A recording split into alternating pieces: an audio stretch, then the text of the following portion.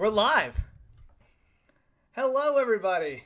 Oh, do we want some snakes? Yeah, we got snakes. We got lots of snakes. How's everybody doing? So, great. All snakes must go. Oh my gosh, here we go. It's a fire sale, as it were. Yeah. Oh, I love courtesy it. of Wendy, guaranteed.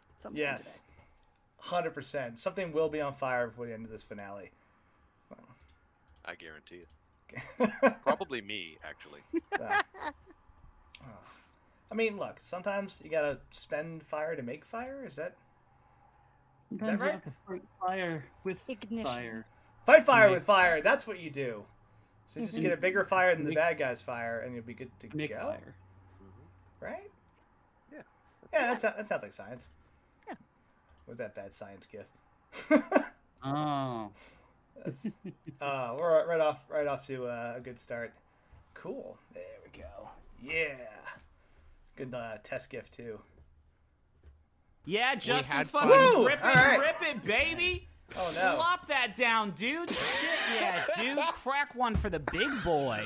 Hell yeah. That's a.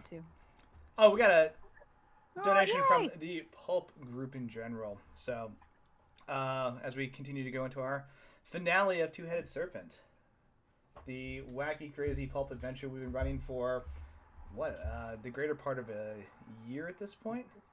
Oh man, yeah. Year and a month, whatever it is. So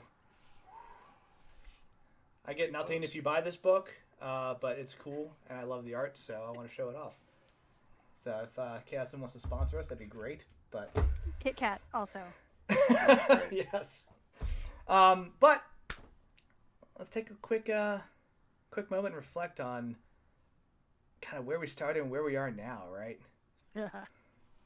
So we have our 4 brave heroes, along with their pilot friend Spencer and their new snake friend Jake. I'm going to close my window. Actually, I can hear the cars. And it's distracting me. Therefore, it's probably a distraction to all of you. Who knows? Maybe you can't hear it. But flying across the Atlantic in a Jetson-style minivan spaceship that you have acquired from Rose Medum, a.k.a. I had this up in my notes. Whoops, I broke it. I broke everything. Oh, man. Ah, jeez. F. Well, let me fix that real quick. Until then, it's just going to be the me show. Starring me. There he goes. I made a choice. It was a bad one. At least I'm on the fly corrections. And nope, we're still not in the boxes. No. We're trying.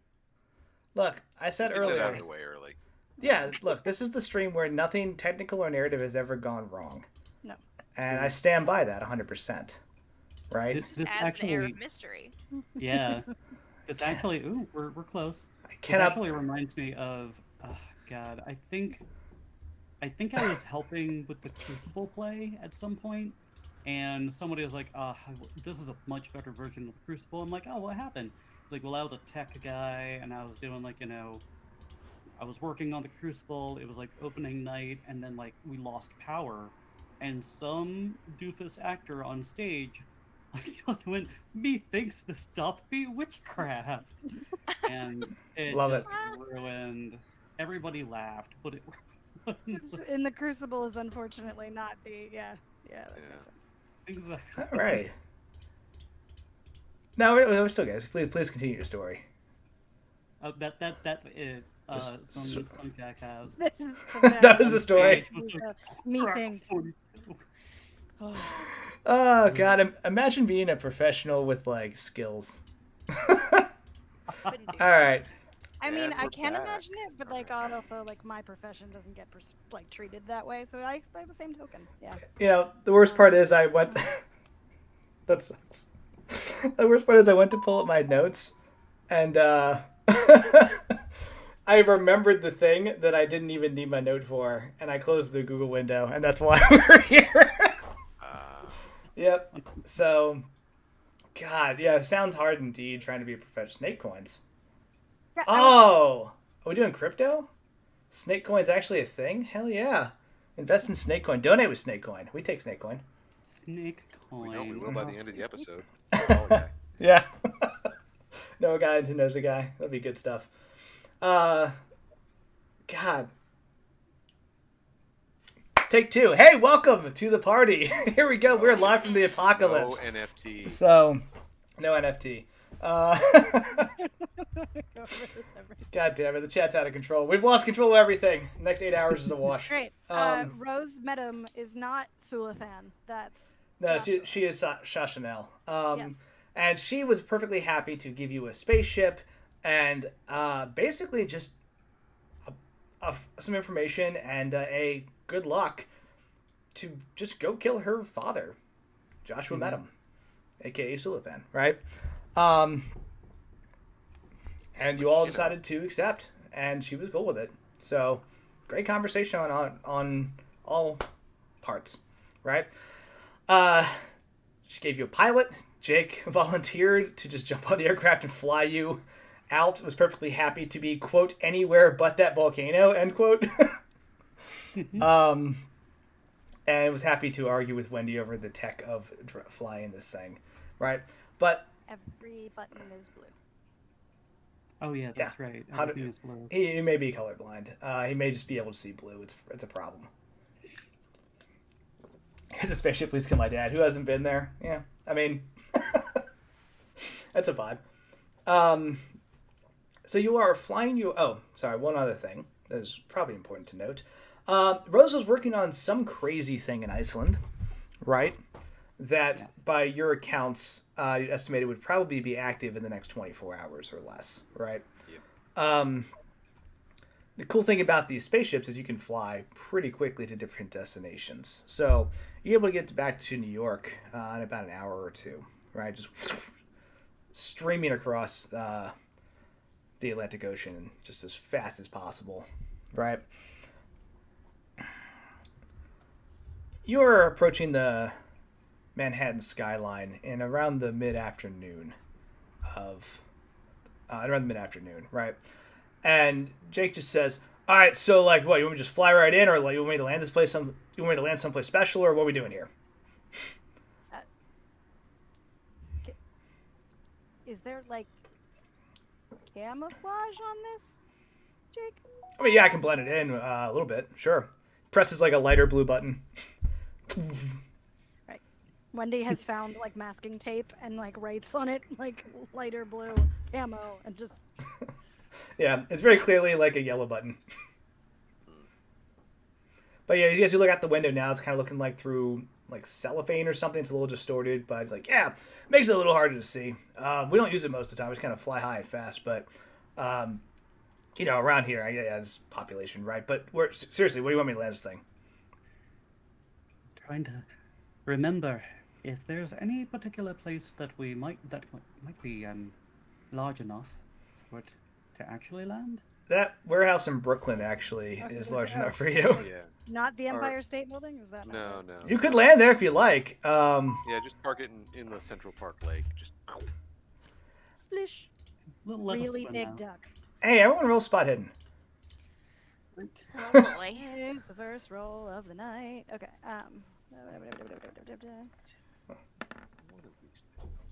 Okay. Oh, no, that's wrong. No.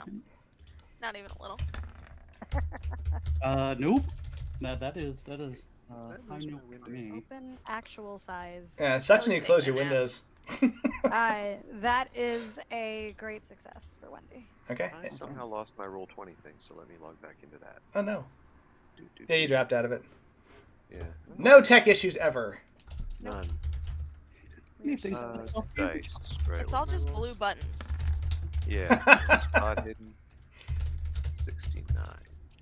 Nice. Oh, yeah. Did you? Nah, yeah, you did. Very nice. We are mature. Nope, that didn't work for me. Cool. All right, so that's Wendy with the only success. I'm tracking. Sounds right. Yeah, you fly over the city skyline, past the Empire State Building. there's a lot going on this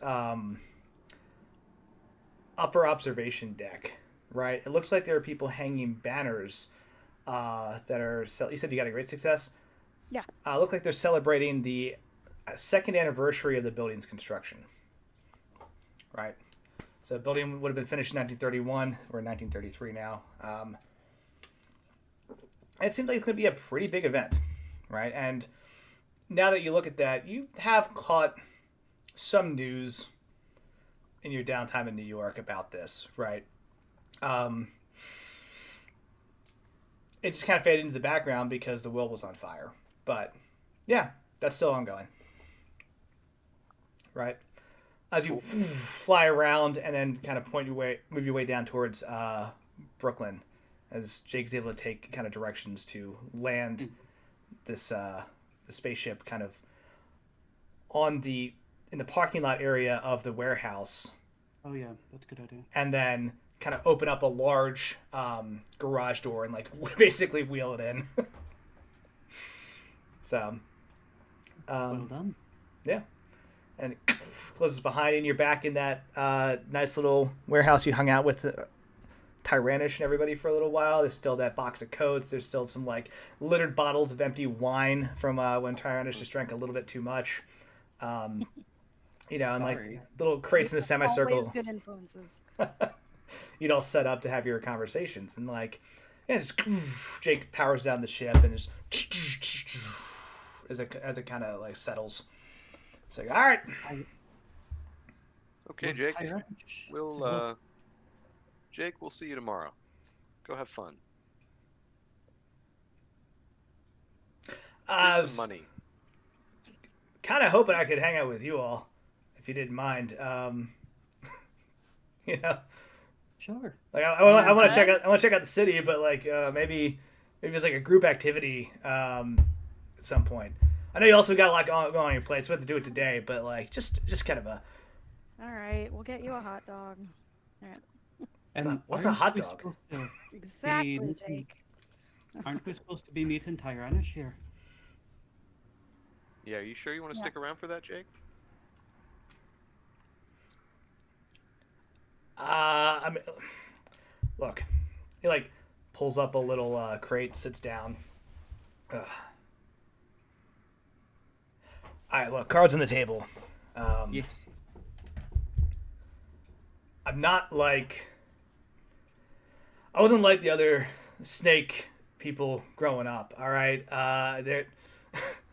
They're all into this whole destroying the world and darkness thing, and like Cecil, you have a flashback to like the We've got the pick-me pit viper here. Literally. That's so good. The clairvoyance spell that you had where the two snake bros are flying that ship and they're like, yeah, darkness! And they're like high-fiving each other, if you recall. You come back and he's like, so like, I never got into the whole like darkness and world destruction thing, and people made fun of me, and it was like a big thing, and I never got it. I never really that wasn't my jam, like I thought there was a lot of cool stuff here, and like, so for a while I've just kind of dealt, but are you trying to defect to humanity? Yeah, basically. I saw you all as a we take ticket you on out. one road trip. Okay. Look, my point is like if Tyrannish is, I don't think she's a bad person. Like based on the description, like she's not trying to blow up the world, and Rose is, and like. You're not wrong about that. Yeah, your options are kind of shitty, aren't they? I'm gonna kind of like sidearm pull him in. Like a side hug and be like, all right, buddy, we'll show you the Eiffel Tower. I will say... Oh, is that here too? Cool.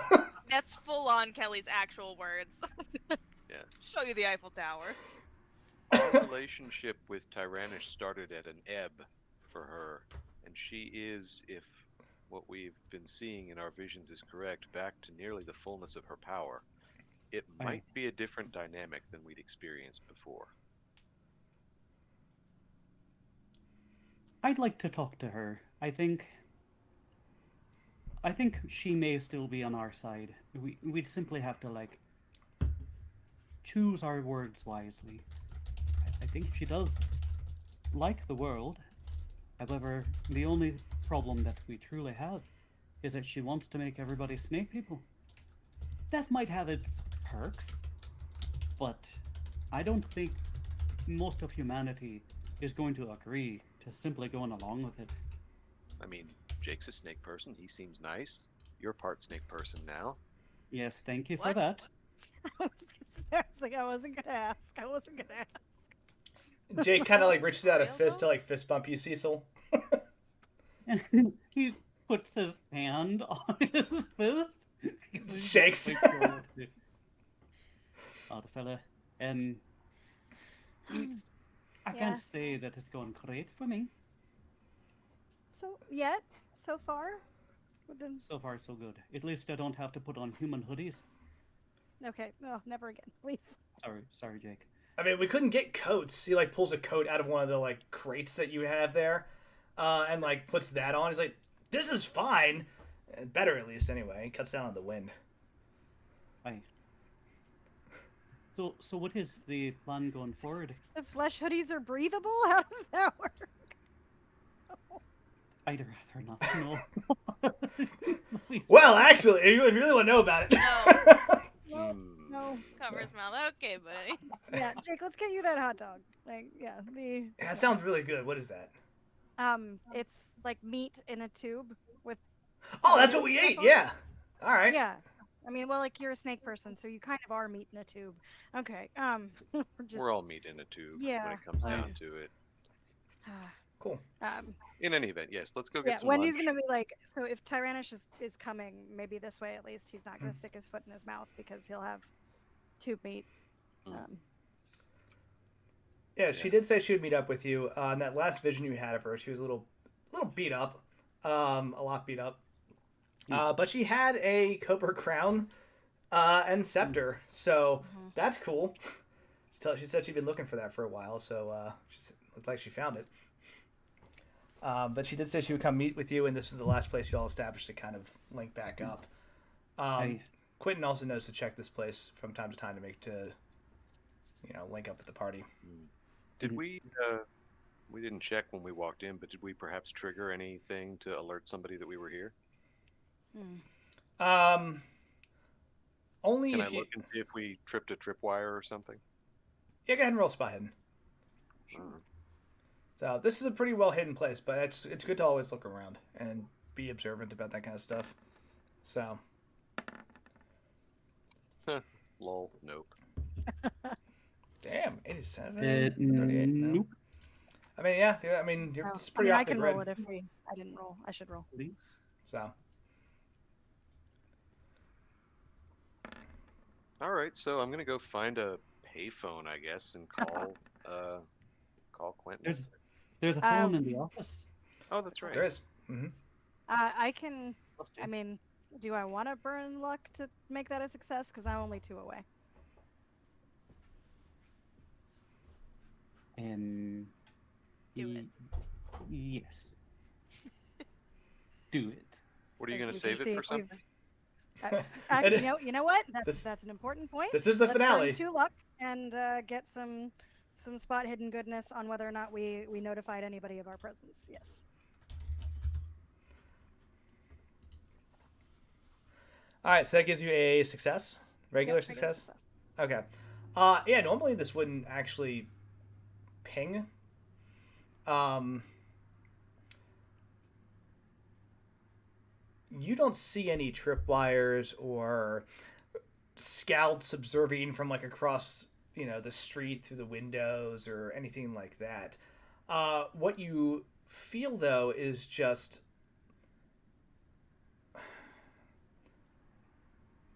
a slight magical sense, right? It's not a surge of energy. It's not anything like malicious or crazy. It's just a little tingle, a little bit of a little spicy air that you feel for a little bit, and then like being, it feels like a niacin flush, like, and then just kind of as quickly as it kind of comes on, it just goes away, and you're like, that was odd, but definitely felt like magic. Yeah. Somebody did notice. I'm not sure who. I didn't get like a flavor on it, but someone who's been paying attention with not regular surveillance now knows something's here. Yeah. That like I don't know, weird little like acidic salty. Does that make sense? Do you sense a presence? No, just like an attention for a little bit, and then it was gone.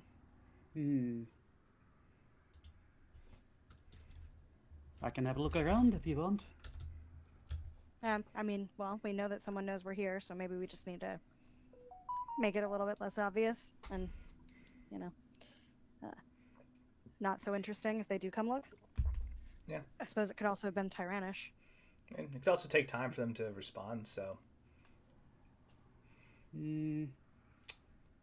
I think Cecil's gonna have like a seat, sit on the most comfortable furniture crate or whatever it might be, and use clairvoyance to see if he notices anything like in the area, like unseen creatures. Cool. Like a magical. Okay. Crap. Yeah. As you're walking around doing that, Oliver, who are you calling? I thought I was going to call Quentin. Okay, cool. Yeah, you go pick up the phone to get a dial tone. You have a number directly to him as part of the coordination because this is one of those like back in New York. We're on a tight timeline. Where you at?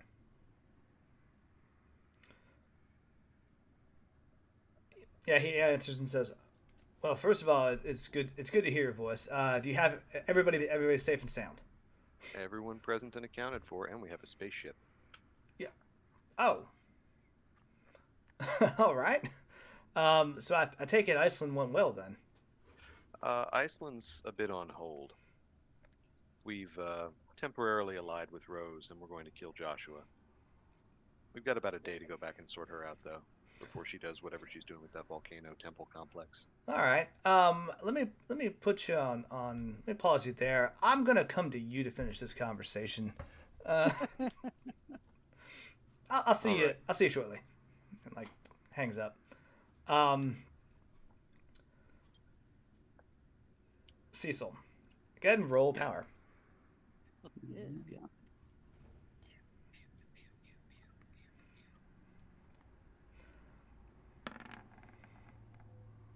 That is a success.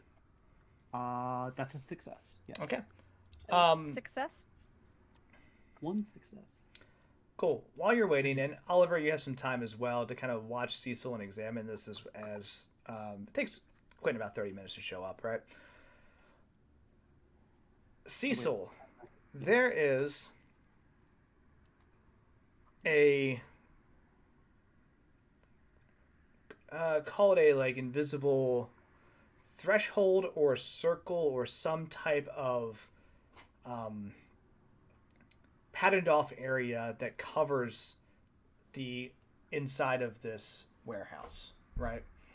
And you can see the occasional like as you cross it, and you can like feel the magic that's kind of been set down here.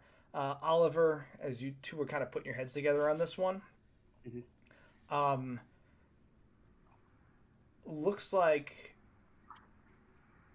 the same type of energy you've seen after portals, right? Any type of portal incident. And it kind of is set down the same way, which leads you to believe this is someplace that someone could basically have a predestination portal jump to. Does it seem like there is like a magical signature on it, like perhaps Tyrannish's? You got a regular success. You're not sure. At regular, I mean, I can just burn luck in order to get a great success. I'd say luck for the more intense stuff. You can make the assumption, right? I mean, I could also push my luck. That's true. Would you want to push your luck? Let's do it. Okay.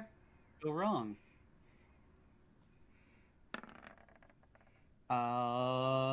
Wait. Yeah, that's a fail. Oh, good. Well, I need you to roll a dexterity check, please. You got it. You got it. I keep on reaching for my regular dice, but that's not what I'm doing here. So I'm gonna click this. Actually, I made it. That is a regular success. Okay, sounds good. You start poking around trying to identify a magical signature, right? And I think you enhance the energy that you're putting into this. Everything all right there, Cecil? I'm trying to get. I'm looking for a signature of some sort. People, especially of Tyrannus's fortitude, like to embellish, and they kind of leave it. It's kind of like a recipe, and like no two recipes are quite alike. So I'm just trying to see if I can suss out the specifics. I think I've got it right here. There seems to be this is like a signature power source that you identify, right, as you're looking at this, like kind of like the what is it, the third rail on the subway of like, oh, this is where all the power's running, right? It's like a ley line. Yeah, it's a little bit brighter than the other ones, and he actually stands up and sort of like eyes closed starts like moving through the space. And then you said you succeeded, right? I succeeded, yes. Okay. Oliver, you see this first. Everyone else sees it about a half second later. There's an arc of red lightning that just like comes almost out of Cecil from your perspective, right? Cecil, it's from the like that power line right in front of you that just arcs and just singes you for 4 points of lightning damage, right? As more of these fly off, you kind of blown backwards a little bit as the circle lights up with like Cecil and I think Oliver close to it, or maybe not quite in it, but it just and then standing there kind of like with smoke coming off of her and looking like a little like it just like sizzling and looking kind of hurt still with like just cuts and bruises and everything is Tyrannish. And it's like so you like fly back, you like hit the wall, you hit the ground, like able to like kind of dust yourself off. And she goes, I apologize. I didn't realize you were in the way of the spell. I didn't think you down would... a sign.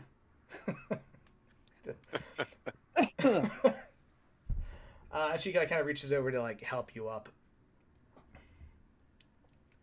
He like dusts himself off, looks pissed, and then like courtly kind of like bows. And then she looks to all of you, kind of gives you a nod as well. She has that five, I think it's 5-pointed serpent crown that she's wearing. Has that scepter in her hands now. Her normal like very fancy like white and blue kind of regalia that goes with her purple skin is like damaged and singed at parts, but she looks better than she did even in that vision you had a couple hours ago. But she still looks like she got worked over. All right, I'm gonna try some Nicole on her and just be like, hey, by the way, this is Jake. He wants to defect. Don't kill him. Oliver, do you still have that medical kit? You mind? Oh yeah, just a second, sure. Yeah, like as she points the scepter towards him to be like, "Who is this? Is Jake?" My name is Jake. Okay. He does not agree with any of the things that well, practically everybody else is doing. He seems like a fan of yours. Is that so? She like points over to the office and she goes, "Go wait over there, Jake." It's like, yep. Sounds good. Then looks at Wendy, he's like, "Let me know about that hot dog." Sounds, and then like goes to the office and closes the door. Just like, where did you get him? A volcano in Iceland. Yeah. He came with the car. Well,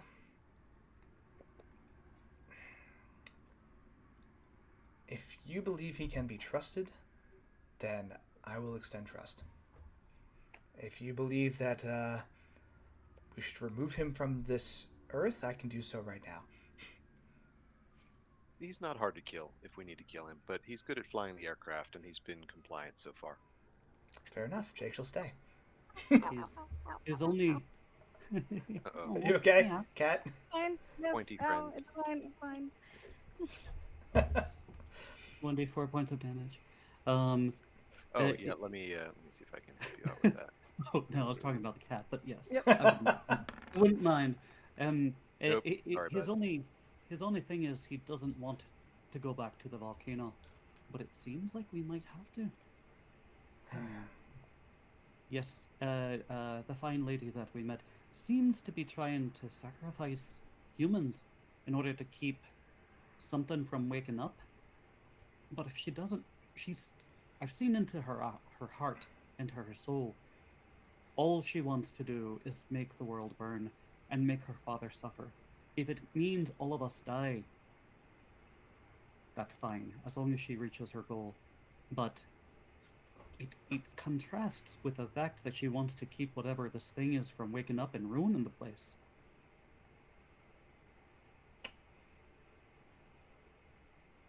Tarish thinks for a second and then says, "It seems that Rose is after the same thing we are. She wants the power of the Citadel, and she'll use it for destructive measures, right? I have had quite some time to study this, and, well, the calculations that it would take and the amount of energy it would take to open a portal even close to the Citadel would be enormous. It's entirely possible she's using whatever she can in Iceland as a power source to create a bridge to Mew. Makes sense. Makes sense. But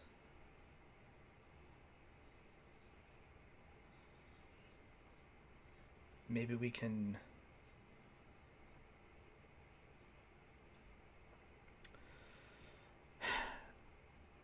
utilize something a little closer.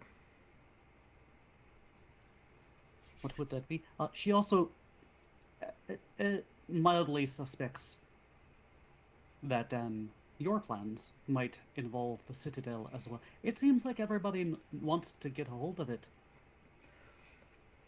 The Citadel is, of course, the cultural center and, well, science center of the Second Snake Person Empire.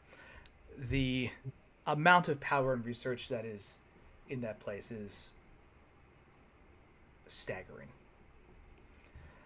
And if the box of stars did lead us to it, but that's no more.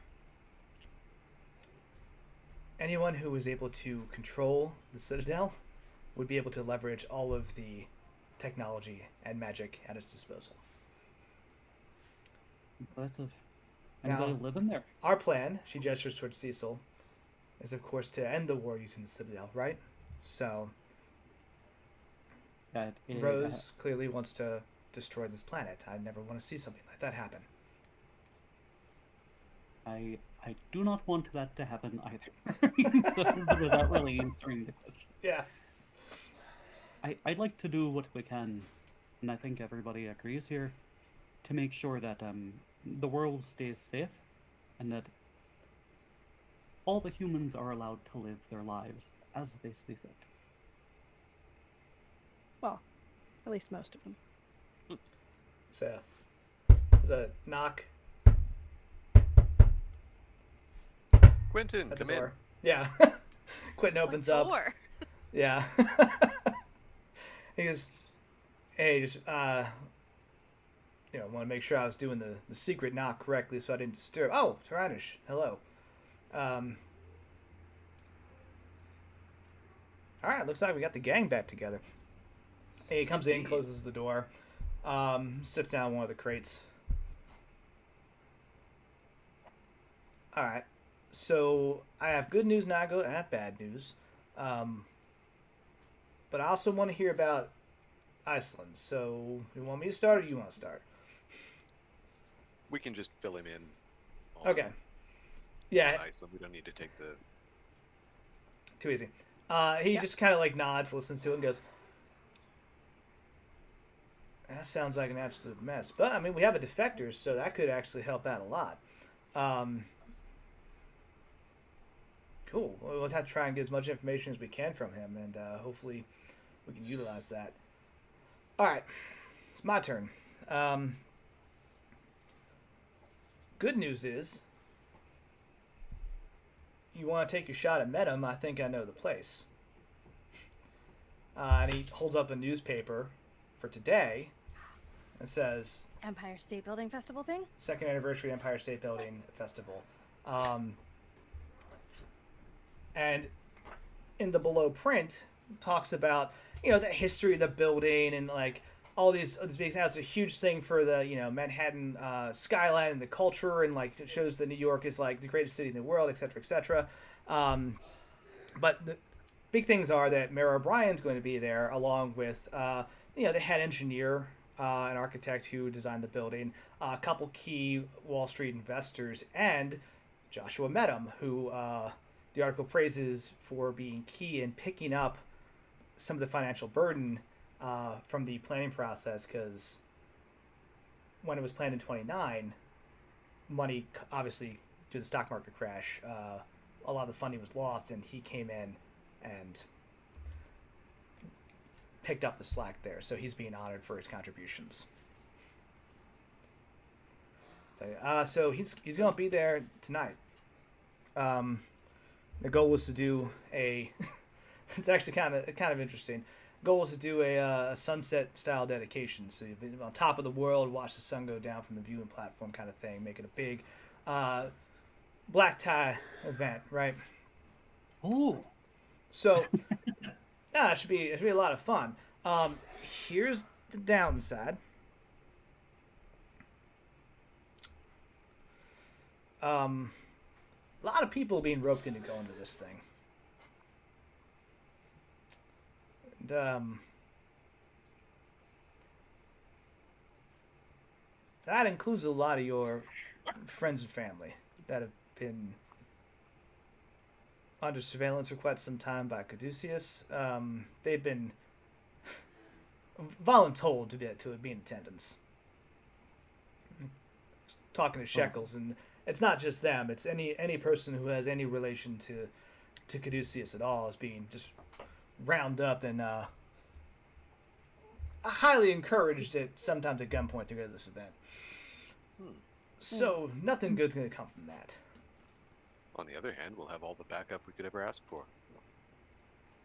I mean, and that's one way to look at it. It also means that Medum has literally all the fuel he needs to do whatever crazy stuff he's going to do. We couldn't just find a way to push him off, I guess. I mean, that's ideal. We just got to get up there and do it. That's the trouble, though. We wouldn't want anything to go awry. And while backup is nice, I don't know if Kelly or your ma and Wendy, your father, your niece and nephew, I don't know if any of them would. They seem more like, in war terms, a liability than anything, and we'd want to be. Their safety would be paramount. We do have to be very careful about how we do this. Medum does want to preserve his image in public, but if he thinks this is the opportunity for him to finally gain one up on his plans, like, he might drop the facade and just choose violence. So anyway, that's what we're dealing with. And he looks at a watch. In a couple hours. Well, we got an exploding volcano, and we have a black tie then to go to. Lovely. Tyrannus just kind of like idly drawing some symbols on the wall, like the warehouse wall, and just says, "It's entirely possible that he's found his own way into Mew. Open a portal at that height, at that time of day.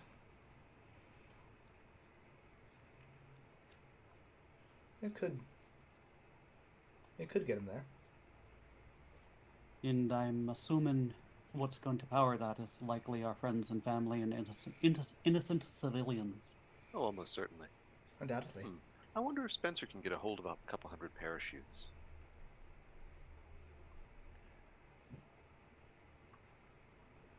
Actually, yeah, Spencer's with you. Yeah, hey, that, I do have, not to mention, I do have a couple old Army friends, right, that I could reach out to, or I guess Army Air Corps, whatever you want to call it. Yeah. What do you say, Spencer? Find us some military surplus on short notice? I think I have a bunch of people who owe me a lot of debt in the Vanguard group, and this seems like the kind of time to call it in. Fine. Spare no expense. I'm wondering if we could reach out to maybe the Open Mind group, and maybe they could hold some kind of ceremony separately.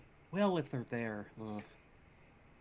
If anybody who's not in attendance would be able to conduct some kind of ritual spell, the more the merrier, in order to try and counteract it. Unless we know exactly what he's doing. Tyrannish, do we have a grasp on the portal theory such that we could redirect it? That might be interesting. Dump him in deep space. Still drawing more stuff on the wall. She just says, We'll find an alternate power source of some type. You can open the portal at the top. She's like got a small sketch of like the Empire State Building, like just for, for height. And theoretically, we could just use that to springboard ourselves right in to Mew and make a run for the Citadel ourselves. We could stop Rose by going through Joshua's portal. And if he happens to fall off the building as a side effect, it's a win-win for everyone. And the only question then is the power source. Obviously, it can't be friends and family, right? But it'd be something substantial. We could put a... Let me see if my research assistants have had any luck tracking down another box of stars. No one's say found a bunch of pink goop underneath the streets, right? Cecil. Aye. Would you be amenable to discussing the other?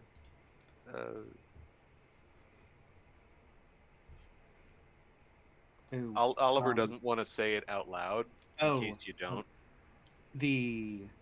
And like holds up a fake lamp, and like. No.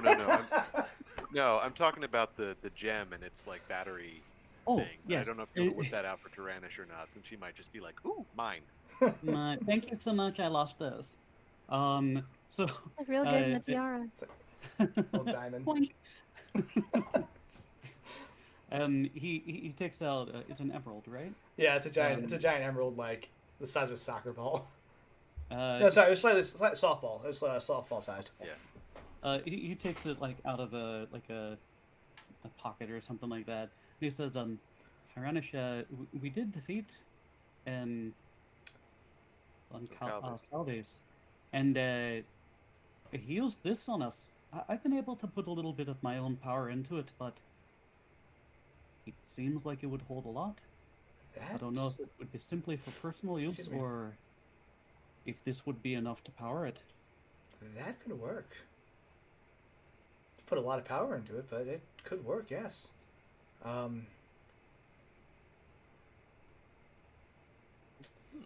mean, do we just start dumping now? I mean, it would be more than the four of us could manage.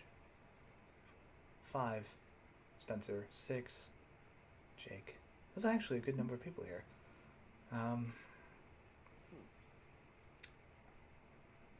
I've already put a little bit in. Let's see where we can go from here. Everyone roll power. And so I think I have like 15 in there or something. I've dumped whatever I had left into it before we long rested. Losing full 20. Oh shit! I don't close the window, but it just like goes away.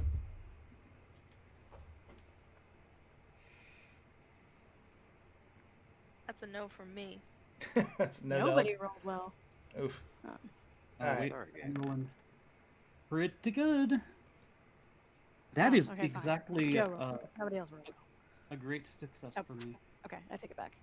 I rolled badly. Ash rolled badly. That is a excellent success for me. Cool. Wow. Like right on the nose. Good roll. Okay, here's what we're gonna do. If you failed, if you want to, you're able to put up to half of your MP into this gem, right? The cost is, I'm gonna ask you to roll con if you decide to put any amount, because it's gonna make you very tired, right? Because it's magic into something you're not.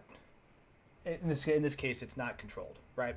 If you succeed, you can put half of your MP in. It doesn't have any cost on fatigue, right? If you succeeded with a higher than basic success, you can put as much MP as you want in. No roll for fatigue. Oh no! People closing windows. No.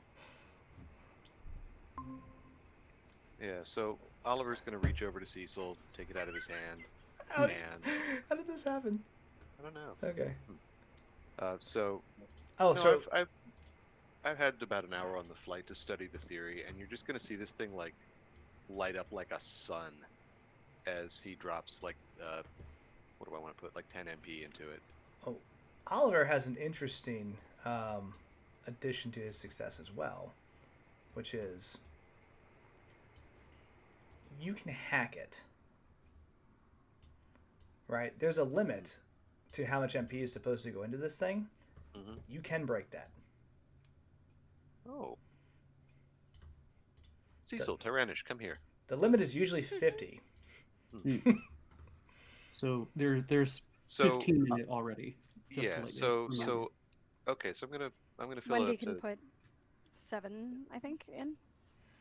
So you're gonna see basically this thing flares like a little green sun for a second, and then you're gonna see basically like little glyphs sort of hovering above it in like kind of a spinning circle, and they're in Nakal, and when Oliver like taps them, they essentially like light up almost like a keyboard, and you see essentially what looks like the source code for this thing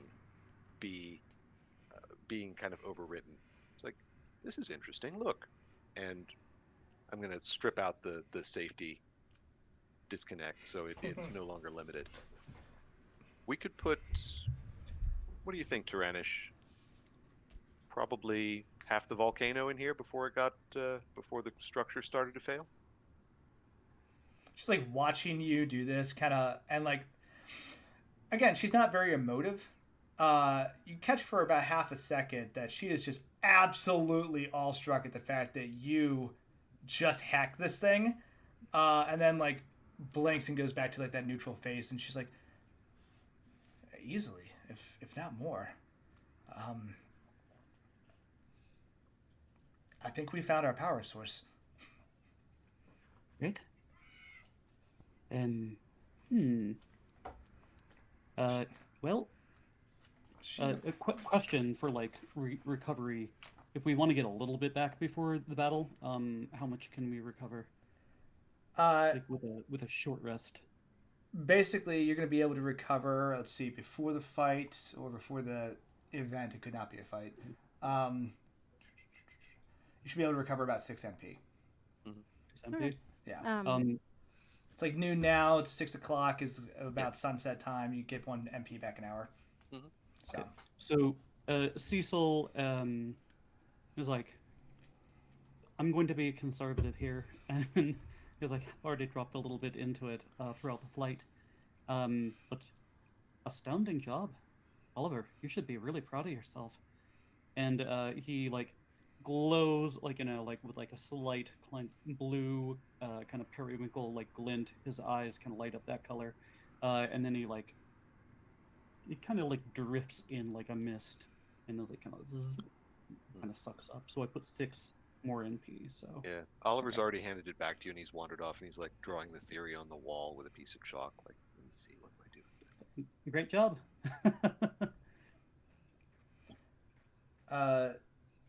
Let's see. How much MP is that total right now? 21 from me. Plus 10. Wendy can be 7. That's fine. Okay.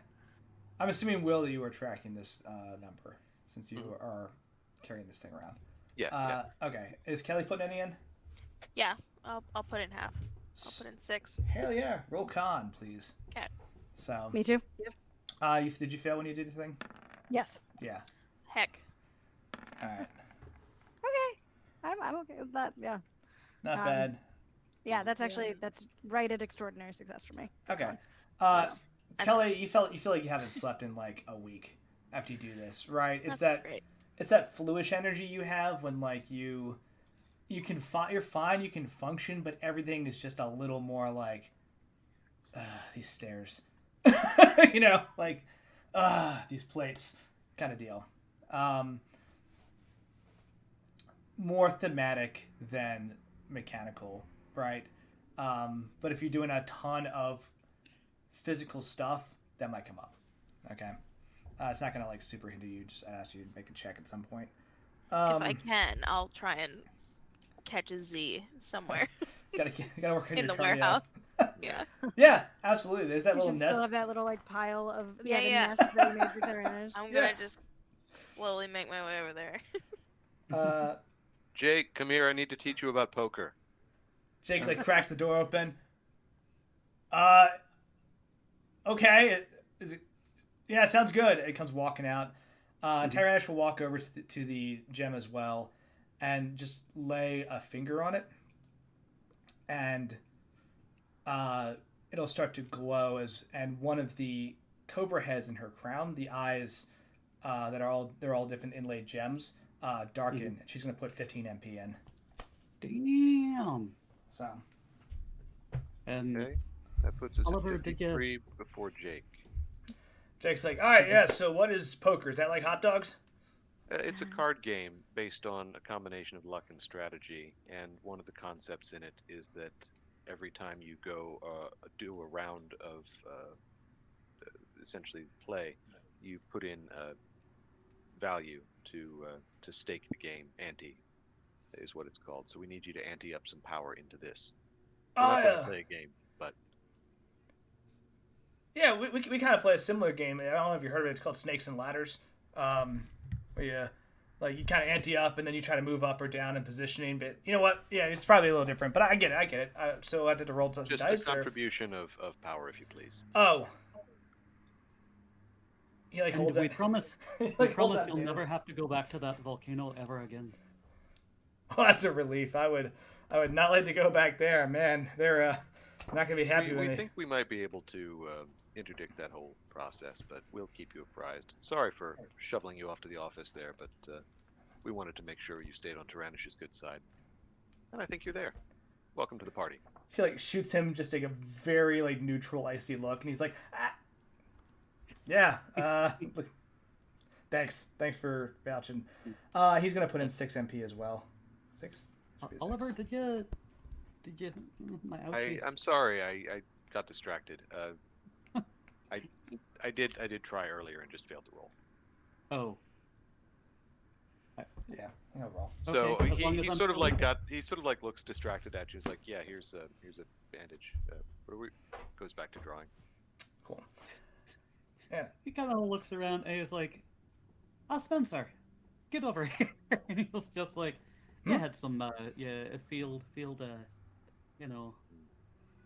saw some action, you put a bandage on a person. Yeah. Spencer's on the phone just like, yeah, it's just gonna be like back in the day. We need as many parachutes as you have.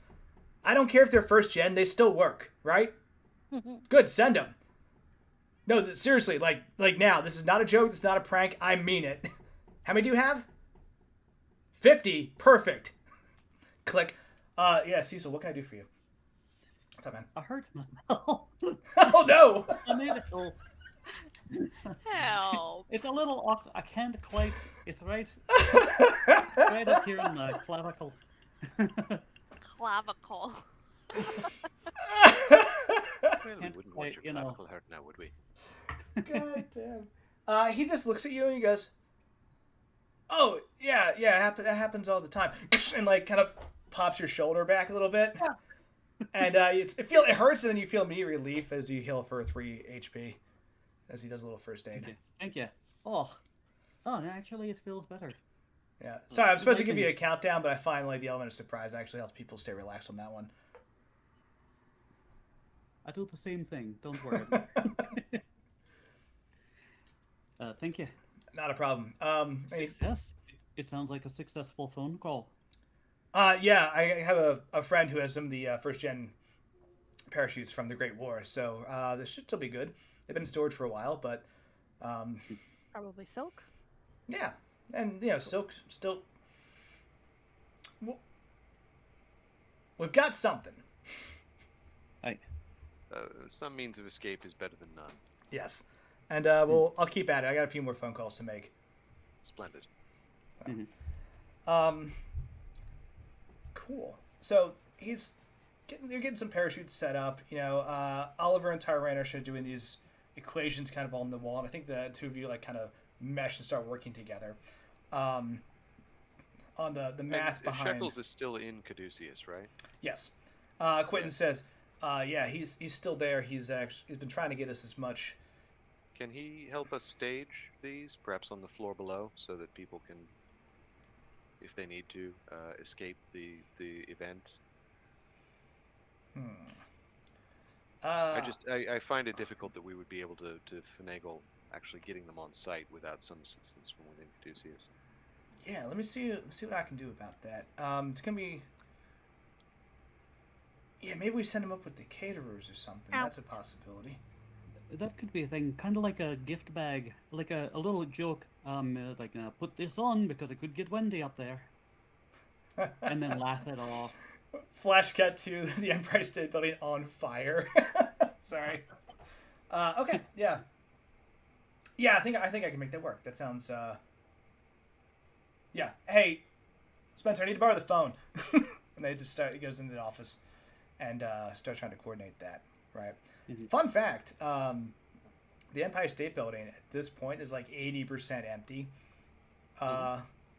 Like they expected this huge industrial boom, and then the Depression hit, and like no one could rent the office space that was in the damn building. So there's like all these events to try to like hype it, like the King Kong movie that we talked about.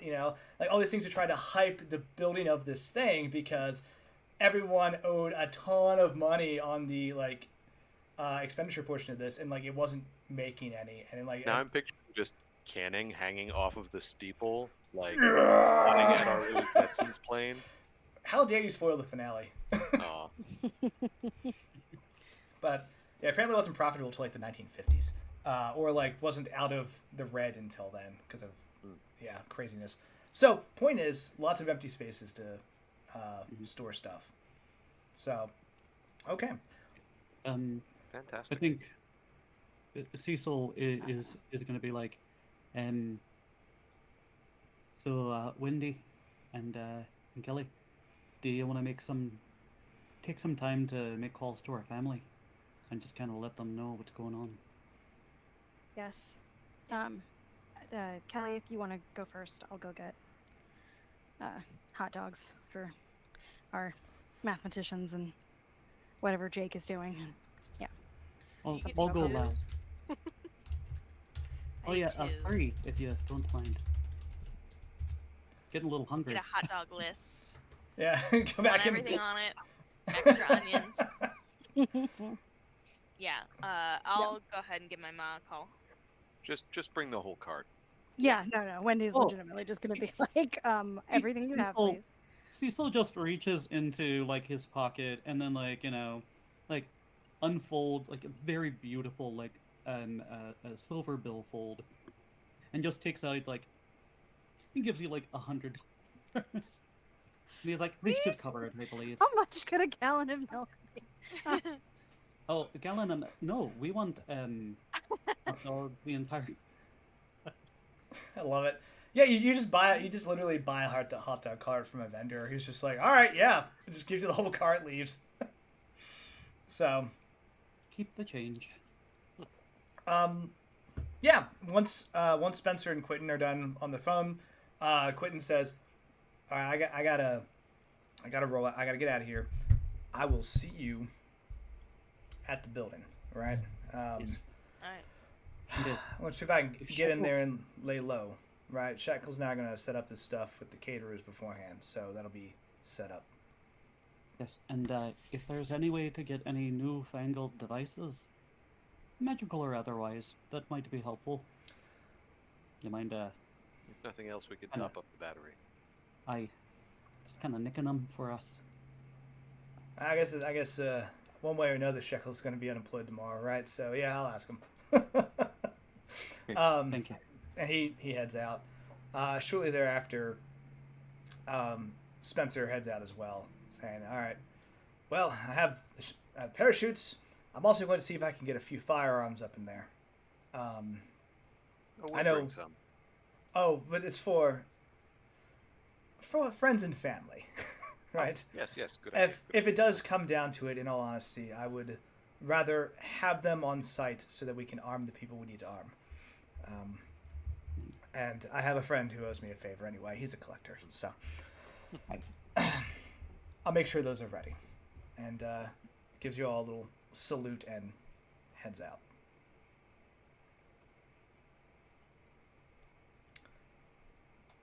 All right. Phone's Oliver open. might take a turn at the phone if he can. Do you want to go, Kelly? No, you can go first. It's going to be a quick call. Yeah. Basically, he's just going to ring his house, get a hold of the kids, and let them know that, yes, they do actually have to go to this stupid event, but it's going to be much more fun than they think. And to please use this key code for the safe under the desk and bring the good stuff. Oh. You're going to tell them to come? No. Excellent. The housekeeper picks up, takes the message, and says, of course, I'll be happy to relay that.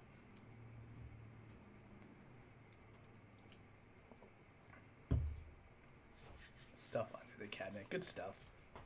All right, who's next? Me. Okay. Yeah, who are you calling? Kelly is going to ring. I'm trying to think. Would this include his gym buddies to be involved in this? Like, would I know who? Based on what Quentin says, and based on like who's been watching your who they have been surveilling for the past couple weeks, you can assume it's just your friends and family, right? So like, Wade is a little too far outside of that. But your ma and the two siblings are definitely not. Which I didn't pull that. Why didn't I pull that up? It's fine. I always forget their names anyways. Carrie and Alex, I believe. Poopy and Buttface. Oh no! I mean, yeah. I made a whole bunch of notes, and then I didn't leave the notebook up for that page. But yeah. Okay. Yeah, I'll just call home. Okay. Was that right? Carrie and Alex nailed it. So,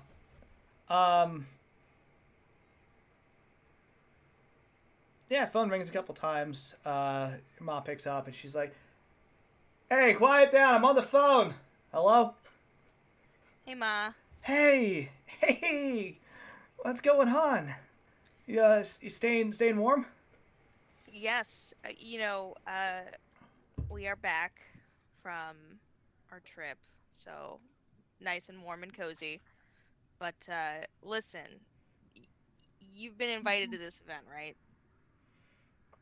Oh yeah, no, the people, they came by with a very very deliberate invitation, and they also made some upgrades to the phone and a couple things around the house, and you can like hear the just hanging message of that. That's listen, that's great. you're welcome to come to this event. Just be careful, okay? This isn't... Are you gonna be there?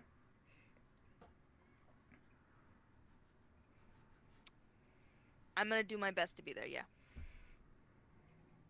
Okay. We'll keep an eye out for you. And, I mean, it'll be neat. It's the Empire State Building, right? Yeah, it'll be fun. You, hold on. Quiet down. You want to talk to Alex? Yeah, I do. He's clamoring for the phone. And you hear, like, the little shuffling and, like, changing hands. It's like, hey, when are you coming back? As soon as I can, all right? I'm doing my best here. You are so unappreciative of all that I do. I'm outnumbered. You left me here with Ma and Carrie, and I can't win a single thing. That's just telling me you gotta fight harder. I'm not allowed to fight Ma. That's not allowed. Fight. So, I get in trouble for that kind of stuff. You know what I mean. Yeah, I know. You're the man of the house. You gotta make sure everyone's safe and everyone's okay. And listen, we'll share a nice hot dog when I come back. Sounds... Partly because we now own one. Sounds good. You hear, like, the speaker get covered for a second. You just hear a muffled, like, yeah, Ma, I'm definitely the man of the house. You're the what? Congratulations, you just became a small business owner. He's like, I gotta go. All right, hey, I love you. Be safe. Yeah, I love you too. Seriously though, like, I'm excited to see you. Carrie is too. Bud. All right. Good. Give her a big hug and a noogie for me. On it. All right, I'll talk to you later. Bye. Hangs up.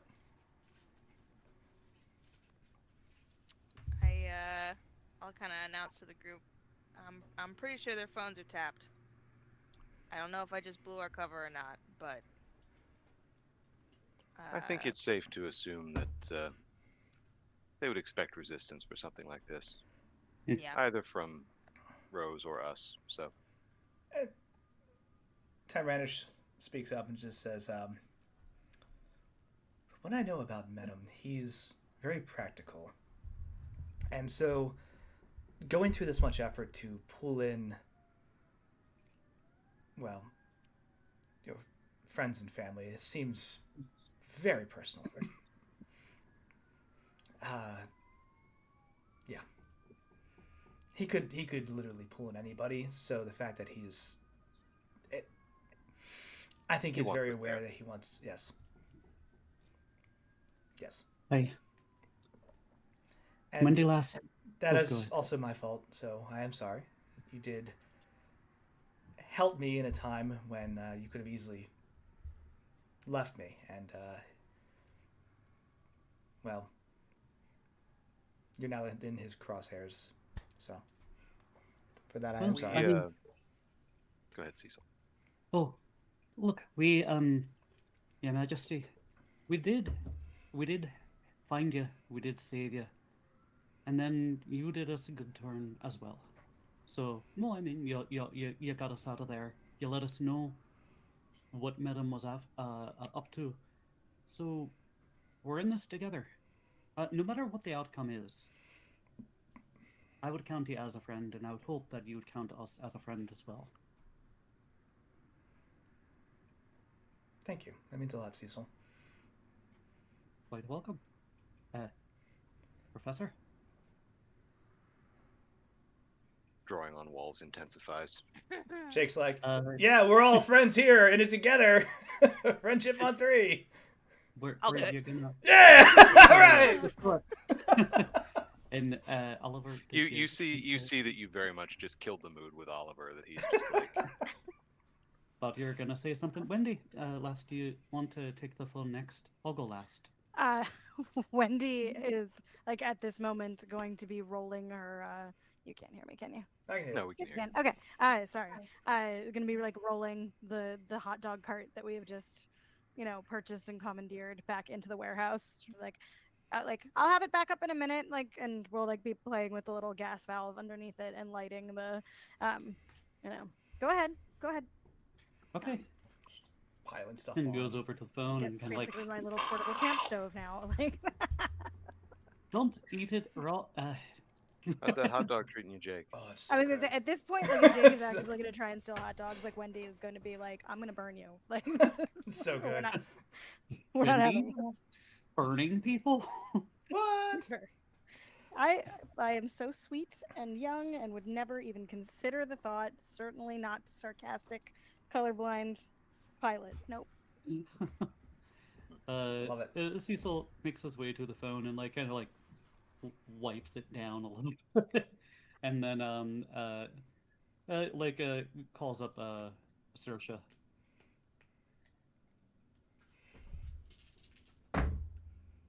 His twin sister. I had to roll some dice. Saoirse answers. She says, "Hello." Hello, my dearest twin. How are you? Oh, good to hear your voice. Doing well. They're like, oh, how are you doing? Kind of at the same time, and then they stop.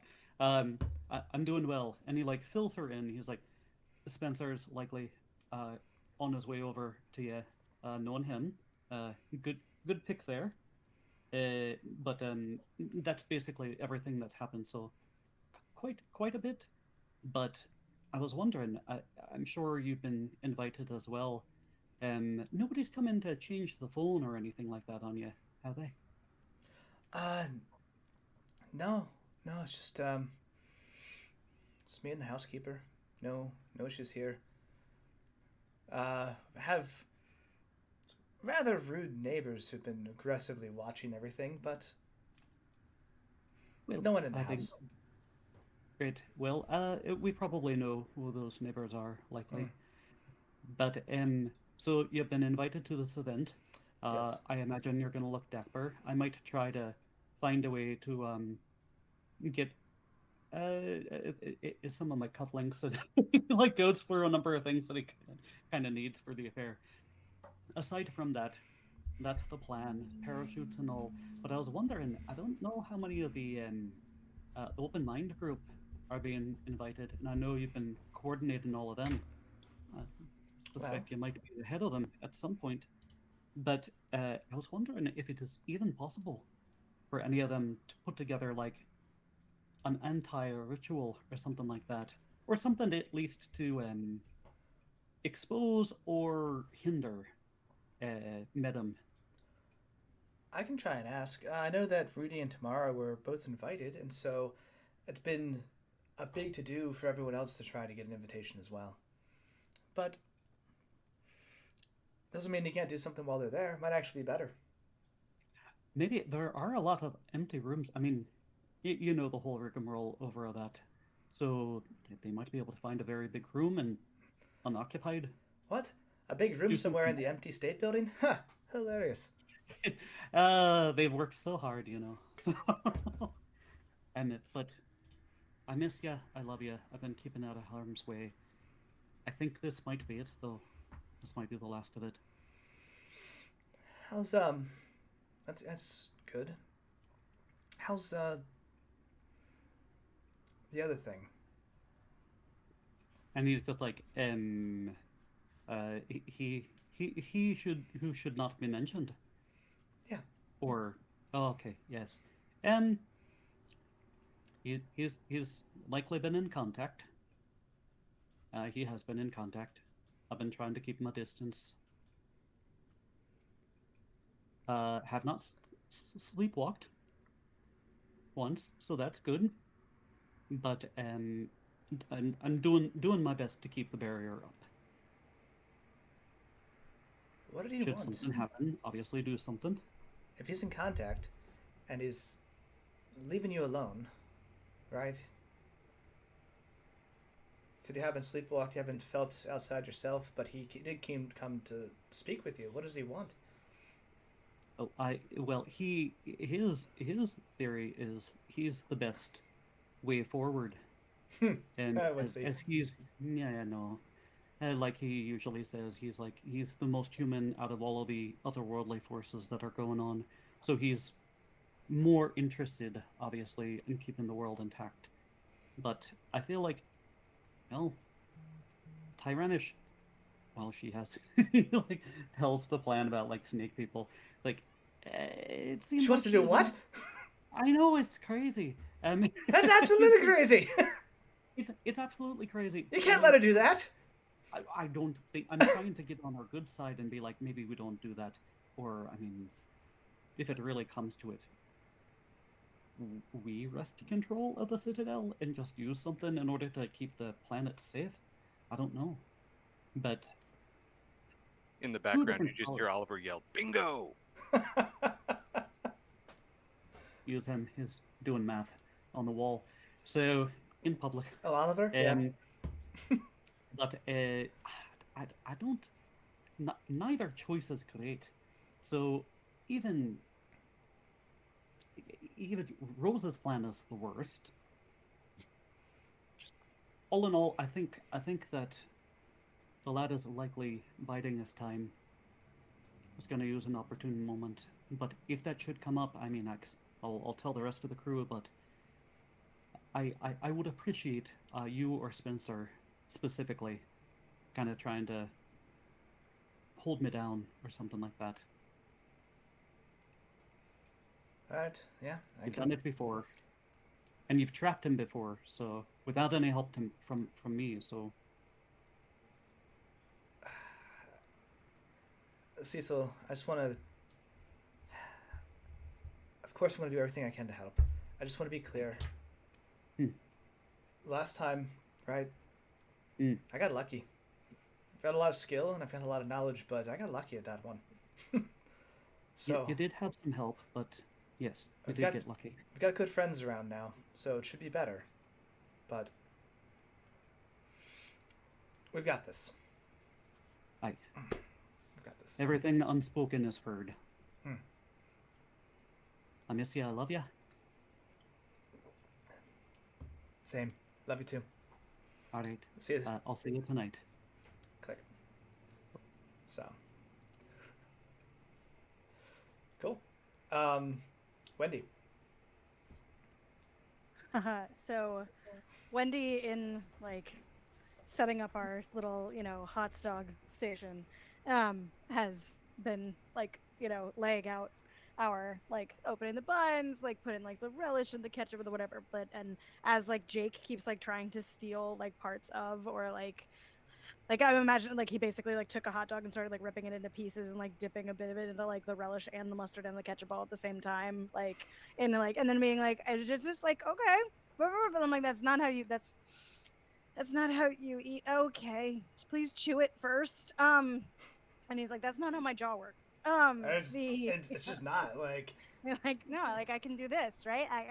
Like look at the relish, like you just slurp it down, or like you.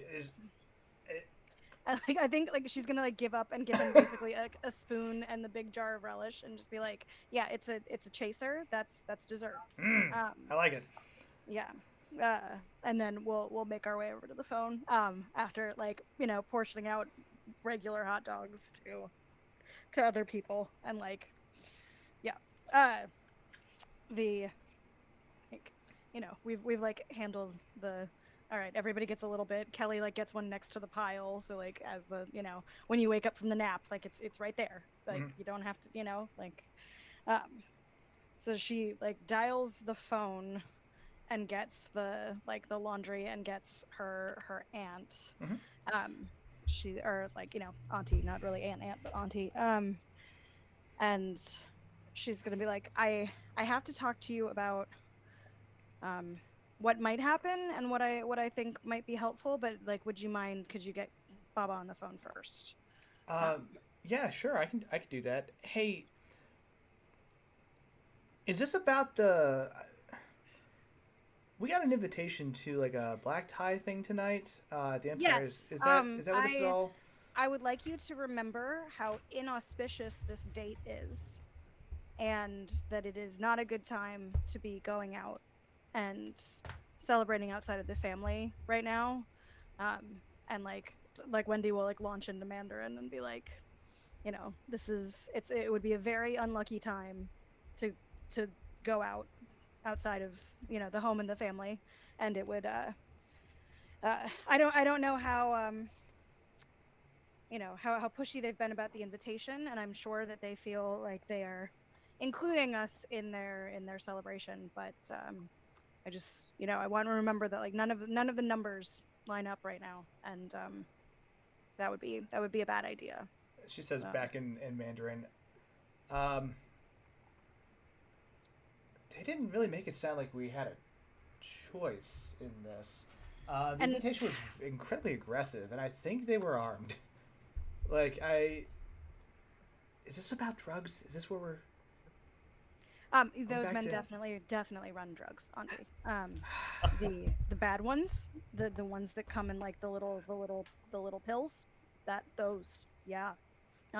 They, like, you know, one of them was talking about needles the other day.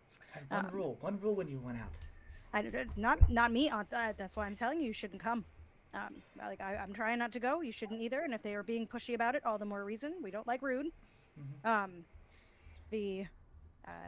But if they try and force you to go, stall as long as is possible. Say that your hip is acting up. Say that Baba can't understand what's going on.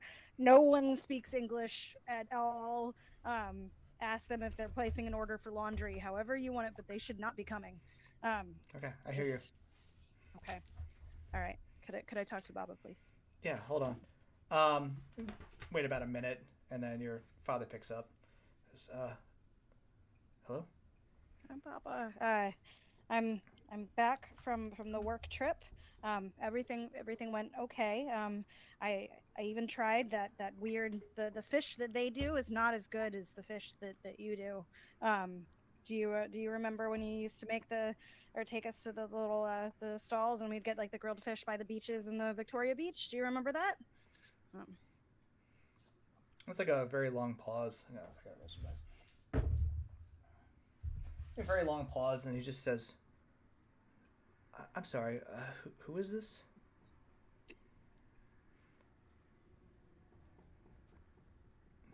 Did you have a dry clean order that you wanted to put in? I think I was doing good business with the woman on the phone. If you wouldn't mind handing me back. Of course. I'm sorry I couldn't be more helpful. You hear the phone exchange hands. He's having a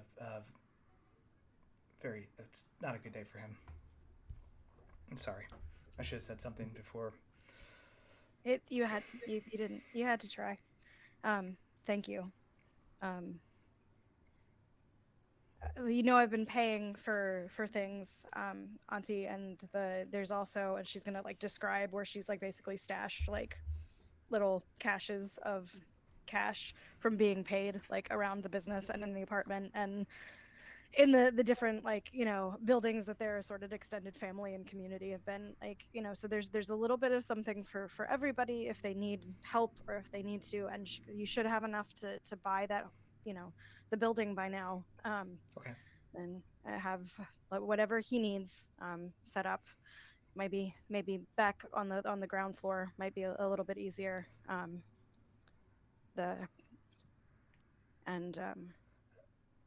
Just when he's a little bit more together, would you remind him that I checked in and that I'm fine, and he doesn't need to worry about me, and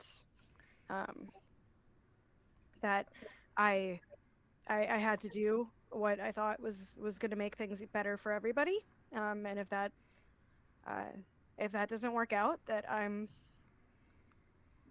you know, his fish is still way better than the stuff that we had in Reykjavik. You hear like a little laugh, and your aunt says, "Wendy, seriously, I mean this from the bottom of my heart. Thank you for everything that you're doing. What do you need from me? Like, I feel like you've done so much at this point for us, and like I feel like I'm not doing what I need to do as..." You're taking care of him. That's all I could have asked. Okay. just when he remembers, just tell him I love him and that I'm doing what I thought I had to do. I'll let him know. You have all of my gratitude, and there's definitely a bottle of something special that the one woman at Caduceus said was what you get for, what she gets her grandma for. So like, she got her like a bottle of like Chanel or something, and it's like just for special occasions, They said it was the good stuff. So, yeah. But it sounds like I have to go. There's a pilot here that doesn't understand the difference between blue and orange, and I just I think he's gonna need some help with that. You look over at the little hot dog cart, and Jake has like found a "I Love New York" cap and is wearing it now, and just trying to eat the hot dogs, grabbing a handful and like. Yeah, aren't you allergic to that? Like that's yeah. So when he's having a better moment, just remind him of that, and that's all we need to do. I'll do that. And like Wendy will like hang up the phone and then just immediately walk out of the warehouse and like sit down in the alley and bawl her eyes out.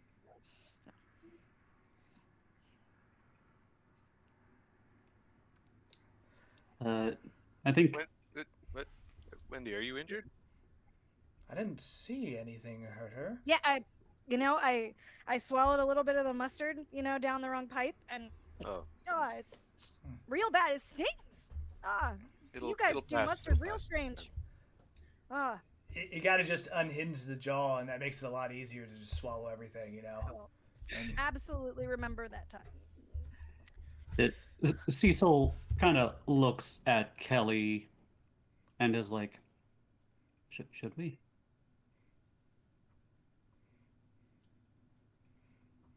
And he puts his arm around him and like goes out after Wendy. Are these seats taken? I can't guarantee that there isn't some form of regurgitated relish somewhere over there. I'm really not sure what Jake is actually consuming and what is just passing in and back out again. It's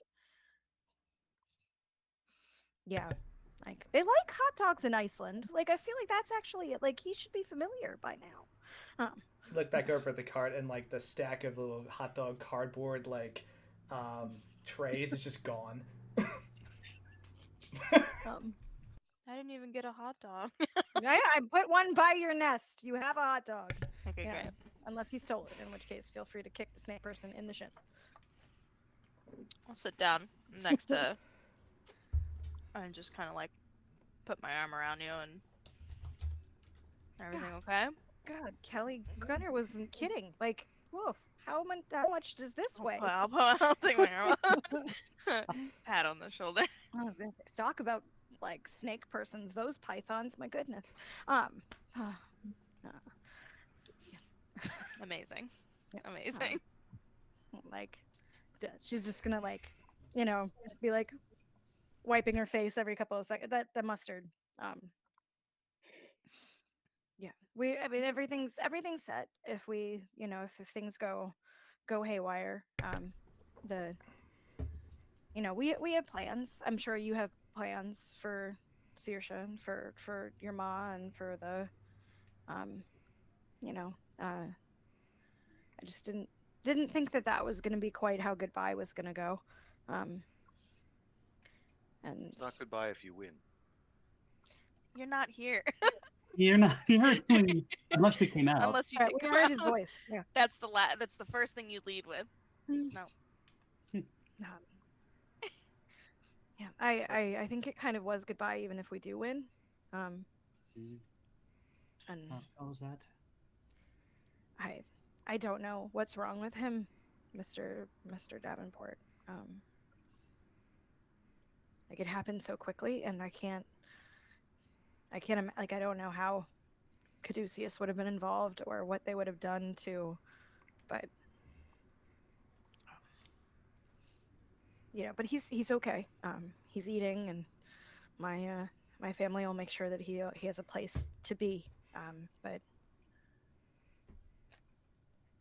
Well, if it's not goodbye, then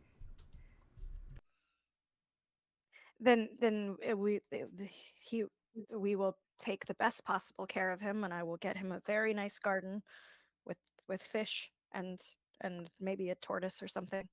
I think you'd like that. Yeah. And I don't. I mean, that's the isn't that what all old men need, right? They need a garden and a place to sit and toddle about, while somebody else makes sure that they eat their breakfast. Yes, I mean that's what they had for my father.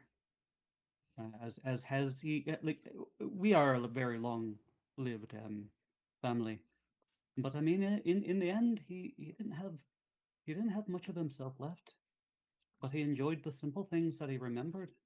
The smell of flowers, working in the dirt. I bet your father and my father probably would have been very good friends. So, but yes, if there is a way when this is all said and done, and I do think this is a good family that we have right here, and I think we will survive. There may be a way. I mean, assuming we're not all snake people by the end of it, God willing. Oh goodness, how Maybe many hot dogs will we need to feed you, Mister? The who knows? But I I Papa is a very gentle man. He will if we retire from this with a little garden patch, I'm sure that he'd be happy to teach you all about growing the good kind of radishes um, and but if and I can make pancakes. it's true, but so long as the worst doesn't come to pass, I don't know if Tyrannish would have any way of helping him, but I know this is the running joke, but I mean, you could always try hypnotism. Just saying, it solves a lot of problems. He laughs. I think that's a I'd good be, idea. I'd be willing. Oliver's gonna have walked out and be like, we are planning on kicking his ass and winning this thing, right? And Yes. I just yes. And like that yeah, like Wendy's gonna remember the vengeful spiky part of the right. Yes. Mhm. Yes. And I will have things to say. I don't know how he did this. Like it wasn't ever this bad. And so fast. But yeah, you saved me one of the kneecaps of Mr. Medham is what I'm saying. Kelly, yeah, you can have the ribs. We'll all get a Maybe hit of give me one of revenge. them. Yeah. Yeah. Yes. Tyrannish. He's torn our lives apart, and he's threatening the world, and that's everybody. Everybody we've ever touched, as far as the ripples that we cast when we touch lives. So I think we have every right to be angry and throw in a couple of kicks to the shin. Tyrannish just kind of poke her head outside. Just says, "For what it's worth, there is technology in the Citadel that can cure almost any ailment." Without making him a snake person. She thinks for a second. Yeah, I was like, and that's the answer. There is. Maybe it's not so bad. He likes There are the color ways blue. to heal a person and still maintain core structural integrity of who they are. That technology does exist. Thank you, Tyrannish. Now, hybridization will also cure most of these ailments. It's Longer, I've never heard of a forgetful snake. That's true. Mm-hmm. When we're done with this, Tyrannish, let's talk about hybridization. I've done it once accidentally. I think I might try it again. But perhaps on purpose. Fascinating. Yeah. Not the time. But the point is, if it's we an get interesting area of research. It could. Well, never mind. For another time. If we get to the Citadel, I can help you find the technology that will help your father. Thank you. Thank you. I'm not. I would be forever grateful for that. Yes. I like your regalia. You finally got it. It took some time. There were a lot of people who did not want me to get back my property, but I have it now. Humans, other snake factions. Combination. You notice the temperature in the room drops slightly as Oliver turns to her and says, "And when we're done with this, we need to discuss what that might mean."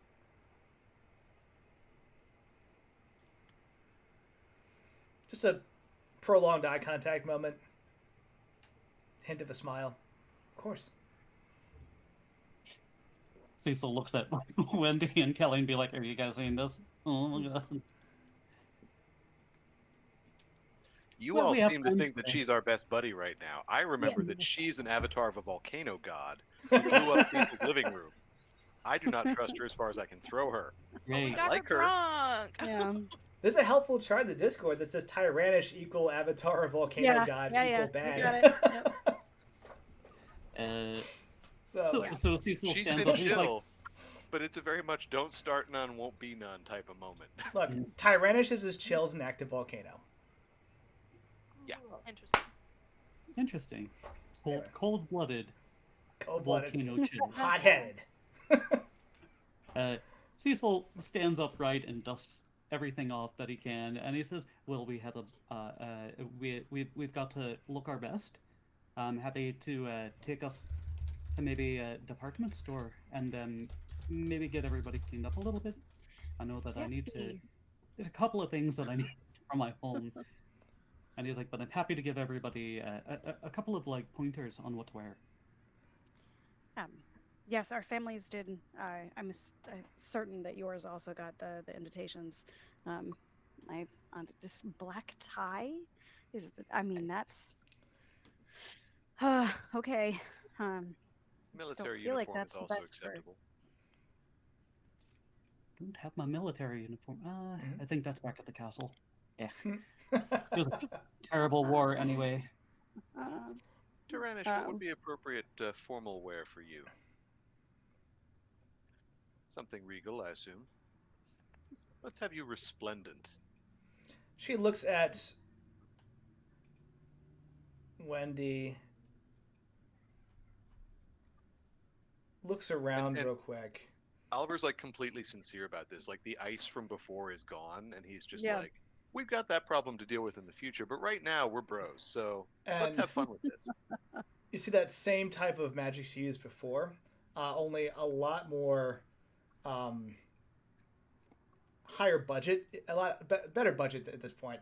She just from head to toe transforms into a just woman with like long like black hair with like a purple like hairpin basically that like keeps like a ponytail together, and there's this elegant like purple, blue, and white dress that's designed for like evening ballroom cocktail hour with a lot of just like crazy insignias that are not quite Nicole, but are about a step removed that look more like nice patterns. Like a prior generation of the language. Yeah. Like Old English or something. Mm-hmm. And she says, "I think this is appropriate based on what I've seen so far." Just you're going to be the mysterious, everyone's going to be asking about you as they pick up their gin martinis. Yes. I do need a name. I don't think Tyrannish is the best thing to throw around. As much as I hate to go by something else, I understand the...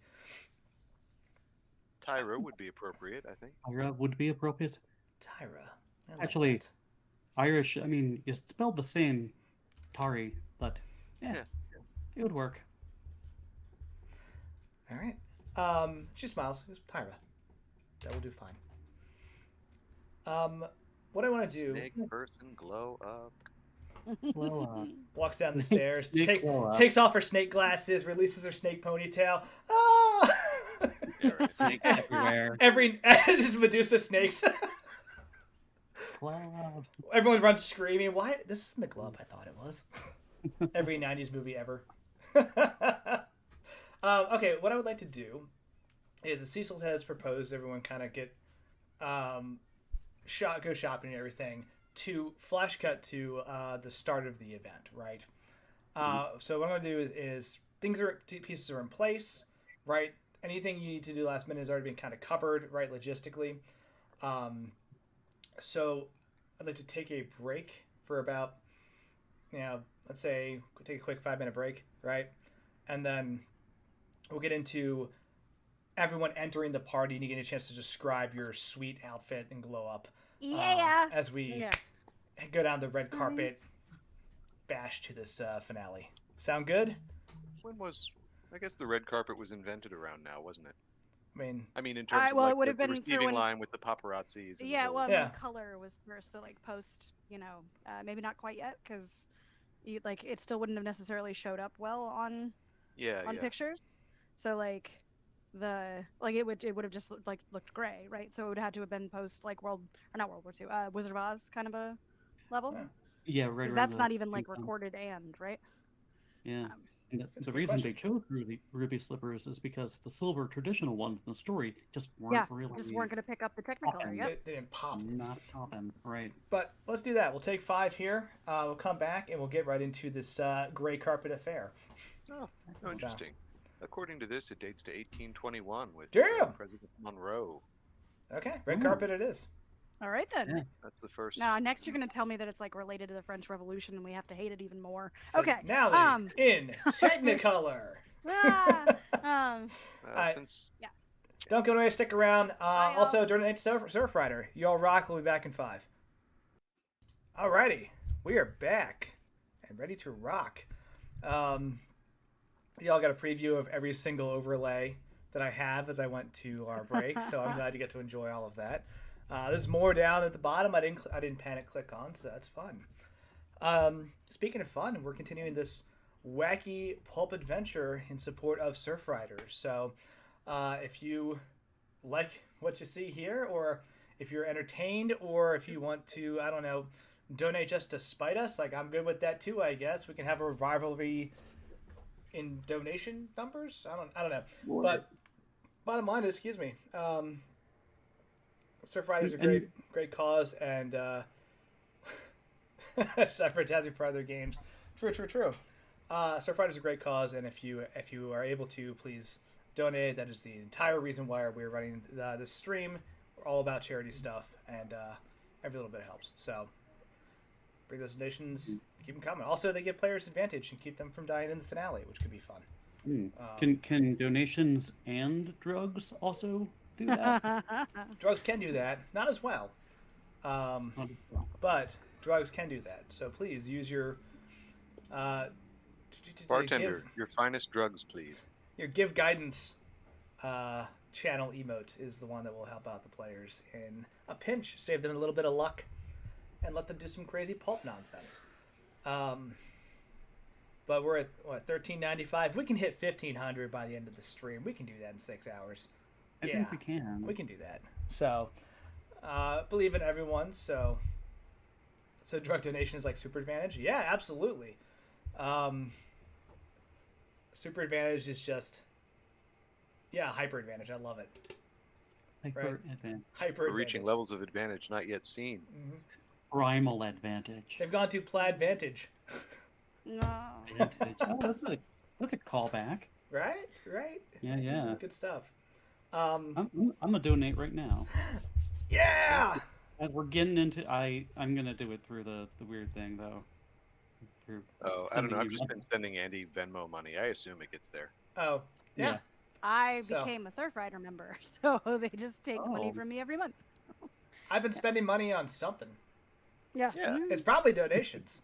So, I've got a list somewhere. I mean, if you're a member, they send you a cool, like, this is the things we're doing. And They do. Every once in a while, there's one that's, like, close enough to me that I might actually be able to, like, physically be there. That is something I would like to do, is actually get out there and do a hands-on thing and take some selfies and be like, look, charity, but also promo. Like, and then have the moral quandary of, like, am I doing this for the right reason or am I doing this for attention? Like, who knows? Who cares? Good things are happening, right? Yeah, it's one of those high-class problems. Right? Yeah. So morality is for the upper class. We'll just... Effective altruism is a psyop. Right. Speaking of the upper class, let's talk about this red carpet affair that we're getting into, right? As we continue our pulp party. We've got nobility from 3 species attending. Yeah, we do. We do. Shit cray, yo. So snake, human, Irish. No. My God. I'm the Irish person, so that's fine. Wow. Pass. I mean, it's error appropriate, but damn, pass. Wow. God. Oh, I'm sorry. That's. I have Irish heritage. It's fine. We roll up to the red carpet. Damn. I'm sorry. God, I was just derailed. Here we go. We roll up to the red carpet, right? And it's a huge event, right? It's massive. You see, just the most elegant and extravagant setup, right? There are spotlights set up to kind of project up into the air at this point. There are people coming up in limousines and very nice cars, right, being dropped off. There's very clearly a, like, what do you call it? It is a red carpet walk, right? As you come down, there are people who are actually, like, taking photos. There are the reporters who are out there. This is a huge thing, and there are very important people, whether they be politicians, whether they be, the venture capitalists we talk about in the 30s, right? And whether it be just a couple movie stars you see out there, people of affluence and fame who have the ability to attend these kind of events that are just coming out in droves because it's huge. Like, it's the 2nd anniversary of the Empire State Building. Like, this is a iconic building that is literally right now the tallest building in the world. Like, it put Manhattan on the map. Like, it's just has exploded and, like, made it an icon. So the question becomes, as you roll up, what does this look like? Right? Feel free to describe your entrance.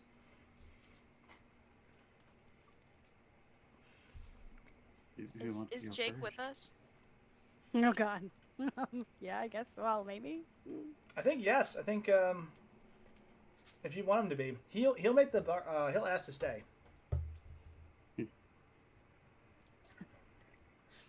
Like, wait, stay with us or stay at the... You need to use a fork. Stay with all of you. Like, little trident, and then, like, not all, just like, and can you chew? Or fake it, right? Like, put it in your mouth and then, like do this a little bit. Like, even if, and then swallow. But, like... I could just. Oh God! Please just don't eat. There's like a whole process. I could just eat the thing and be done with it. Like this. You're adding so. Snake people. This is not going to go well. You're adding so many steps to this. I don't. Look, I'll wear a hat. I'll wear a big coat or something. Like, maybe I'll go around the back and meet you inside. But, like, I don't think we should separate. Yeah. Actually, you know what you could do? I got a ship nearby if you need, like, a pilot. Yes. Yes. That does need to happen. Yes. Have the ship attached, or at least parked nearby, the Zeppelin anchoring station on the top. Yes. Yes. That is what you should do. You go back to Brooklyn and bring the ship? Yeah, I can do that. We may need to get away in a hurry on account of the building exploding. All right, done. They'll be ready to go. Yeah, and then maybe don't eat any of the hors d'oeuvres in public. We'll save you a plate. Good looking out. All right. But yeah, as you all leave, he takes the spaceship and sets up elsewhere, right? So I think he tosses Will like a little keychain looking electronic device with a button on it. It's like, and just press it if things get crazy, and I'll show up. You know, I call the summon car feature. Yeah, I call it a crazy button. You know, for when things are out of control, when you press the button and people come rolling in. Wonderful. Yeah. Anyway, flies off. I love New York. Oliver sort of looks around to the group and goes, "I don't know, maybe he'll come back." I mean, I feel like he'll come back. The question is going to be whether or not like our cover is going to be blown because somebody decided to swallow the entire tray. It's cute that you think we have any cover here. Trap! Don't be negative. This is our time to shine. So, well, you know, I sort of figured if this is going to be my last night on Earth, I might as well. Oh, perish the thought. Yeah. Perish. Well, I mean, it might just be my last night on Earth, right? Like Citadel's on Mew, or something. I feel like this is like the conversation you're all having in the car on the way to the event. Yeah. Like, Yeah. Does Saoirse... Wendy's making faces at every movement that the driver does. You're not driving? Who's driving? Just like dressed up, etc. Yeah. Is Saoirse and Spencer with us? I think they're going to arrive separately. Yeah. Just because you all come from different places. Mm-hmm. I'll go first. Yeah. You pull up to the carpet. You know, door swings open. Who steps out? I will. So, he has a very nice suit on, like in a high kind of winged lapels. He has like a little cravat, tuxedo shirt, because I think that was a thing, like, you know, the little ribbed kind of bit. And he does have, yes. He does have a little like kind of like opal periwinkle kind of like medallion that kind of matches his eyes, and he has like the side part. He's brought down like his beard and mustache a little bit, like the hair kind of twirls over and is like pomaded in place, and he's all smiles as he holds the door open for anybody else who decides to come in. Cecil steps out, you know, greeted by just a loud murmur, like just a roar of noise as people are just like, the photos are going off and people are like waving to get your attention, and people are like, hey, just trying to talk to you, trying to figure out who you are, trying to figure out what this event is, trying to like get your, whatever the case is. There's a lot going on here. You turn back into the vehicle, you know, reach, and who gets out next? Just holding the door open. All right, Kelly. Kelly steps out in probably the only fancy outfit he has, which is his trusty red sweater and his khakis. It's like wide pant khakis. The tie, though. Yeah. Yeah. He's got a white button up underneath with a tie tucked into the sweater.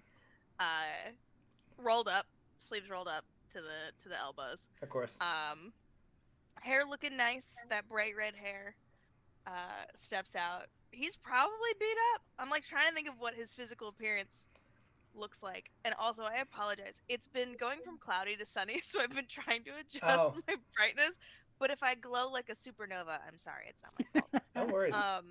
Blow up. So physically, I was gonna say, I was like, is that not such an effect? Okay, I got it.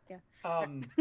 Mechanically speaking, you're all back at full health, but physically, if you want him to have like a bit of a crooked nose and a black eye, like that absolutely tracks based on like all of the insane BS you've been through. Because like I view full health as like full stamina, not necessarily like you've been blown up and like flipped off mountains and punching trolls and all. He's definitely a little more worse for wear, and donated some NP too, so you're probably a little gray around the gills. He's a little tired, but you know, trying to carry himself as if he's 100%, and this is the party at the end of the world. So excellent. Yeah, you get out, same thing, just an overwhelming amount of noise the second you get out of the car. You can hear kind of like in the background, and then just light bulbs flashing and just people yelling. It's a lot going on. Who's next? This is unlike anything he's ever experienced. He'll kind of just like try not to be super awkward and like wave. That's the only thing he knows to do with his hands right now. So great. Yeah. Who's next? I can go if we want to. Get it. Okay. So like, Wendy's help for this obviously came from like the ladies that do the tailoring, etc. for us. So, and in the interest of doing something that like maybe would allow her to move a little bit, she's gonna be in like a satiny, not quite like silk fabric, cheongsam in the like really vibrant green with like embroidery in it, where the like embroidery is gonna like sort of taper off as it goes down. She like had a picture up of one of the like 7 singing stars as she was like doing her stuff, so she's like, all right, we're gonna look like Zhou Yuan today, and we've like used a prodigious amount of hair product in order to make it look like, and heat and blah blah, so like there's some like areas that maybe got a little bit burnt underneath, but we can't say it's fine, as this was happening. So like her hair is like pulled back, like in the 2 like with the little rolls, and then into curls that have been pinned back, and she put like little flower pins on the on the sides, and has like very like form, like almost like leggings underneath because the cheongsam is not like all the way down to the ground, and has like the slits up to the knees bit on the side. And then she's got relatively modern but not crazy like heels on that we're doing a little bit of a like, okay, and step forward on the ball of your foot.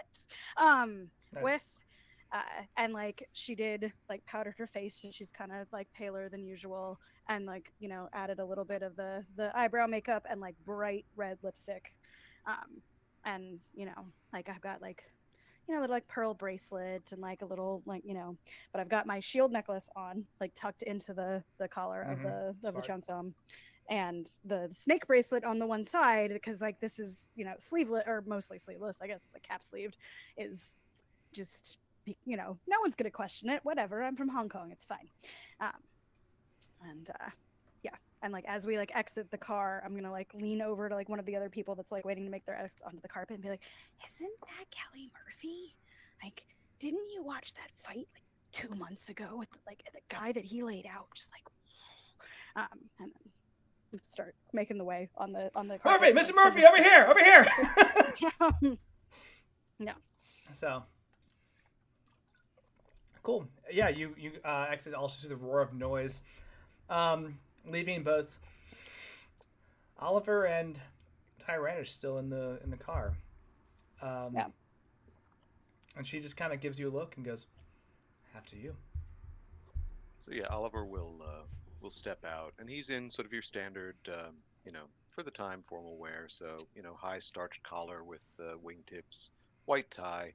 His jacket's cut for it's a tailcoat, so relatively high waist up to the ribs, tapered back, tails, fairly baggy pants. You notice that he's not wearing like patent leather shoes. He's actually got on like really dark black boots that have been polished up, but he's not taking any chances with flat, slick soles on this particular event. And over his shoulder is like a map tube that's again black and got a little leather clasp and like bejeweled and looks nice, but it's kind of incongruous and weird. Cool. And then he's got what also is a little bit strange. It's a very sort of academic thing, but it's like a little gold chain of S's around his neck.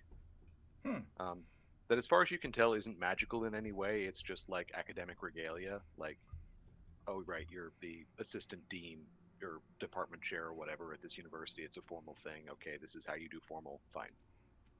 Makes sense. Yeah, you head out down the red carpet to that just roar of noise, right? And then he's gonna turn around and sort of offer a hand to Renish. Yeah. She accepts. New York's hottest couple. Boom. And gets out. Yeah. No one's gonna know who they are, but they look important. Yeah. So, Eldritch couples, so hot right now. So in Eldritch couples. Yep. All the cameras just start flashing. Right. she gets out, same outfit as described as before, right? With one addendum. Instead of there's that hairpin, there's also just a tiara she'd be wearing as well. Kind of taking the place of that crown she was previously wearing in front of all of you. And just still, even in like her human form, stands easily 6 feet tall. Can't adjust that much for the height. And gets up. There's a moment of like, there's a quick pause as she kind of stands up like straight and looks at everyone. Oliver's going to sort of elbow her and be like, smile. Yes, smile, of course. You're doing great. Davenport offers his hand to Wendy. Milady? And she'll like, do the like place my hand on the like. I think I've seen them do this in movies. Like, okay. Mm-hmm. All right. I'm a little bit off balance now, so if I like stumble a little bit, just FYI. Okay. Gotcha. That's the concussion.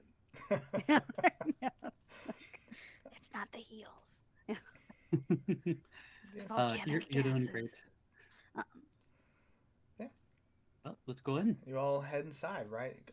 Past the reporters and the paparazzi, through the main doors, and you go straight through the lobby. There are basically ushers kind of guiding you to an elevator where the elevator operator, once you all get in, closes the door, hits the crank, and takes you all the way up to the top floor prior to the observation deck. Right? The elevator dings, opens up. And you can see you're clearly not the only... Your entrance was clearly not the only way people are getting into this party, right? There are staff, there are other people who have been flooding in through a variety of different entrances and taking like maintenance elevators and that kind of stuff. And as you get up here, you realize that this place is sufficiently crowded. The ceremony itself is supposed to start in about an hour. This is like the cocktail and mingling portion before they actually have the dedications. But you look around and you start to see a couple people you recognize, right? See some Caduceus staff members that you're like been friendly with. You see Frank the security guard, and he like looks and like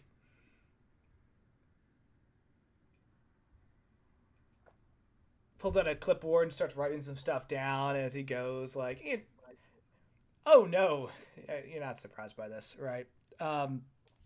As you keep looking around, you start to see a lot of people just in like generic suits. Seem to be like Caduceus security or staff. You start to see your family members trickle in one by one, a lot of them coming through those alternate entrances, right? They're not taking down the red carpet. But, you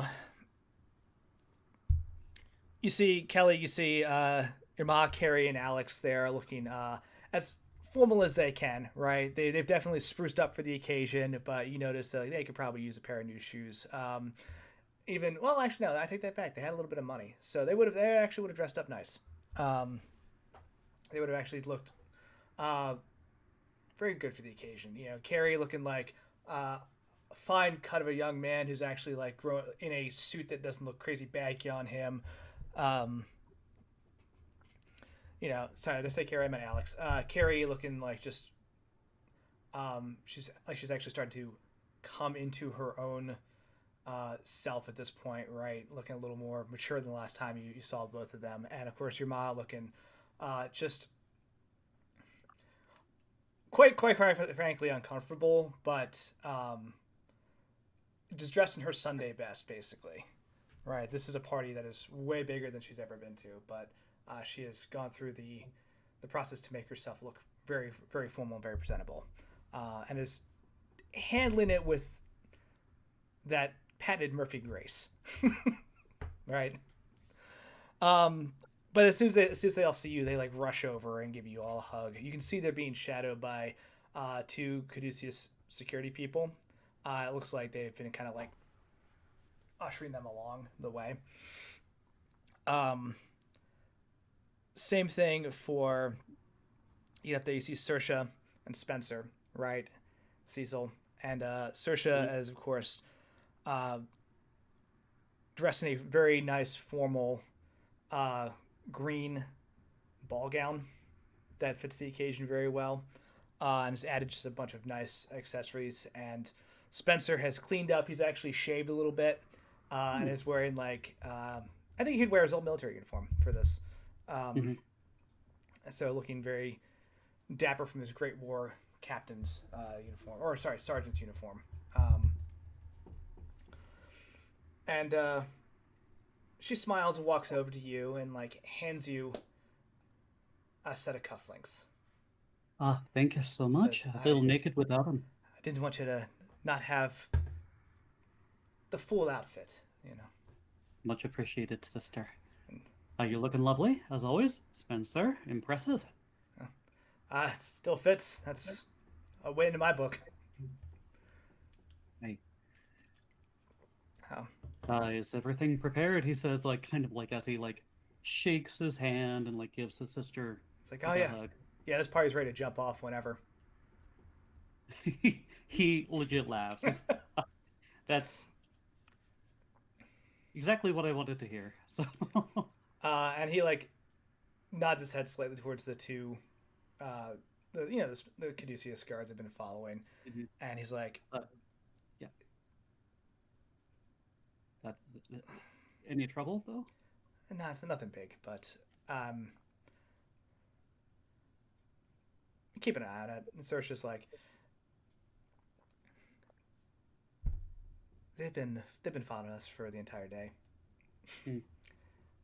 He's like, I don't know if this would help, but he, like, kind of, like, gently pushes past them and, like, goes up to the security guards. He's like, Andy, good to see you. Steven, always a pleasure. And he, like, takes their hands and, like, it's like, my name's Chuck and that's Taylor. What? These are your names now. So it's always a pleasure to see you. I see that you've been following my friends and family around. Just to let you know, we're keeping a close eye on you as well. So don't you go anywhere strange. And you make sure to keep an eye out for us as well, because our eyes are on you. And he, like, claps their hands again. And it's just like, watch your step. And he, like, turns back around and, like, I don't know if that qualifies as, like, an intimidate or yeah, a charm. Absolutely. All right. So, let's see. Toss it. There we go. The charm. That's 39. 39 for charm is yeah, that's a great success. Okay. The two look at each other, and you can hear them kind of talking as you walk away, and they're like, yeah, I don't know why we're being so hard on them. That guy seemed fine. Like, do you understand this assignment? No, I don't get it either. But I mean, gotta pay the bills, right? Yeah, but, like, maybe we can back off for the party. All right, yeah, we'll keep it. We'll take it easy. And he like reaches over, he grabs two, like, big, like, glasses of, like, wine or Chardonnay or something like that, and he just, like, is like, Chuck and Taylor, was it? Mm-hmm. Yeah. he like, and this is for a job well done. You know what? Why don't you enjoy the party? Yeah, Chuck's like, oh, thanks, and drinks, and Taylor's like, you can't drink on the job, man. He's like, it's a party. It's a party. Everyone's gonna drink. It's fine. I won't tell Madam. They both nod and give, like, a little chuckle. Kelly, as you link up with your family, your mom, like, gives you a big old hug, right? Like I said, same for Carrie and Alex, and she, like, looks, kind of, like, looks at you, and she's like, oh, it's kind of holding onto your shoulders, like, it's so good to see you. You gotta, there you go. Yeah. Oh, you look great. Look at you. Hug her really tight, just like, yeah, and the kids too. Like, hug her and then, like, get an arm out, like, get them in there. Yeah. You look beautiful, Ma. I didn't know you had this in you. You look great. They said dress nice, and I figured I dress nice for church. I think that translates. I don't know. You look beautiful. Thanks. And you look great too. I'm gonna mess up Alex's hair. Yeah, I was like, hey, yeah, like, I think we look great too, but all the security people, they just rushed us around back, wouldn't let us anywhere near all the reporters. So I don't know, like, maybe they're just being jerks. Yeah, I it's not for the way you look. It's just that you know me, and I'm sorry that you guys had to deal with that. But she's causing trouble again, huh? yeah, you know me. Wouldn't be the same if you didn't, right? Yeah. So, as you're getting settled in, Oliver, you run into notes. I have notes for a reason. Sarah and Bradley, Zachary, right? Or Zachary, Glenn, and Emily. Did you want them here? They'll absolutely show up if you want them here. I don't care. Okay. Oliver doesn't care either. So, your grad students are out there. They're perfectly happy to make an appearance if you call. But Sarah and Bradley are there, right? Dressed, of course, in nice formal wear as well.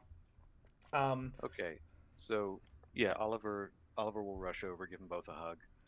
Be like, "All right, I'm so glad to see you. Listen, a lot has transpired, and there's not much time. Here," and he takes off the map tube and he hands it to them. And you have a message in Discord which will tell you all about that. Okay. Bradley looks at you and goes, "I brought the stuff, by the way," and hands you a nice leather suitcase, the good stuff. He sort of looks in there just curiously as to what Bradley thought the good stuff was. A lot of the weird arcane stuff you keep locked up in your safe that he's not supposed to mess with. Oh, that's not stable. So, cool. Oliver will put it down. Okay. Anyway, take the tube, go find somewhere out of the way, and good luck. Absolutely. What I'm going to do to make this interesting is I don't know necessarily. I'm not looking for any more sort of powerful artifacts here. I don't need them. Cool. So that it can just be whatever.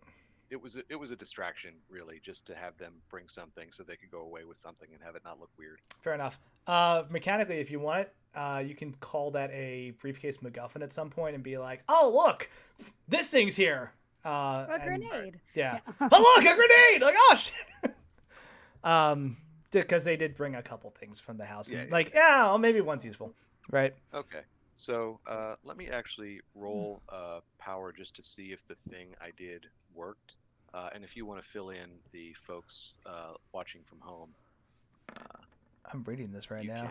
Oh, yeah, that worked. That worked good. 16, hell yeah. So you can use as much or as little of that as you like. Oh, cool. Hell yeah. All right. I'll use that. Sweet. Yeah, they both take it and scurry off, right? You see them look around, and they're bless their hearts. They try desperately to be subtle, and they are more subtle than most people, but you're just watching this, so you get to see the two of them scamper, hover by one of the little food areas real quick, do a quick and then disappear down an emergency stairwell. Nice. Nobody notices. Excellent. Well done. As far as you can tell. Very cool. Wendy, you're also there. Yeah, she's been trying to see if she can spot if they forced anyone that she, loves to be here. Yeah, off to the side is there's a makeshift sitting area that's probably supposed to be office space. Has been turned into a little cocktail lounge for this event. And there's you see your auntie and your father along with a couple other Caduceus people. Auntie looks just miserable as she's sitting there, and they're in honestly, they're not even in like formal clothes. They're just in like their day to day. Yeah. Yeah, and they were just they weren't planning on coming, and now No, it looks like they were just straight up forced to come here. Yep. And she kind of catches your eye as you come in, and like the misery goes away, and she smiles. And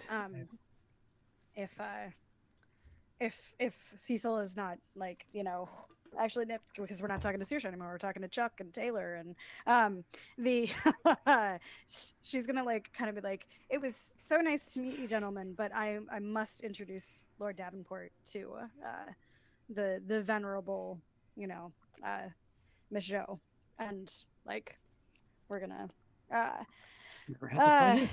like shuffle him towards the seating area. Okay, enjoy the party. You don't have to be nice to the hostages. It doesn't hurt to be nice, man. Yeah.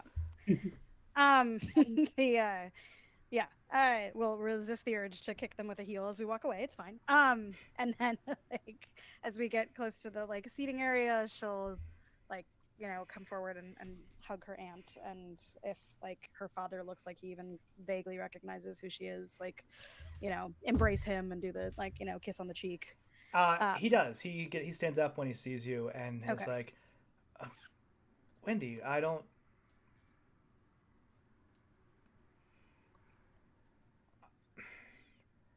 a little lost. Did we come? Is this a bank? In a manner of speaking, I actually think that's probably an adequate description. Is the business? Do we need a loan? Is there something wrong with the business? No, it's it's a very important anniversary, and I think they wanted as many bodies as possible in the room to make the occasion seem more important. Baba, Auntie, this is Lord Cecil Davenport. He is a friend of mine through the Caduceus and the research job that I have been working. Nice to meet you, sir. A nobleman from Ireland, and a good human. But more importantly, if would you go along with me if I just follow my lead, if please? Sure. He kind of sits back down on the couch. No, she's gonna like shuffle him up. And we're gonna, okay. Edge to like the side of like find wherever it is that people who are serving things are like coming in and out of doors, like, you know, like swinging doors where they're like serving and trays are coming in and out of. And like before we're like quite like perfectly on top of that, she's like, Lord Davenport, would you mind like, and she'll like point to Steve or whoever the nonsense we've decided is like, right, just like if you could talk to him about his jacket or something for like just a moment, loudly and facing that way. And then she'll like kind of step behind him, and she's going to like start changing like what her father and auntie are like looking like take off like the scarf that her dad is wearing and put it around her aunt's neck and tie it, and then like, you know, mess up his jacket a little bit, and like just to like make it look not exactly the same. She'll like, if her aunt's hair is up, she's gonna pull it down, like, you know, because as you are doing that, as you were doing that, about halfway through this process of kind of changing their appearance, and you hear someone like clinking a champagne glass. Perfect. Okay. And you hear, you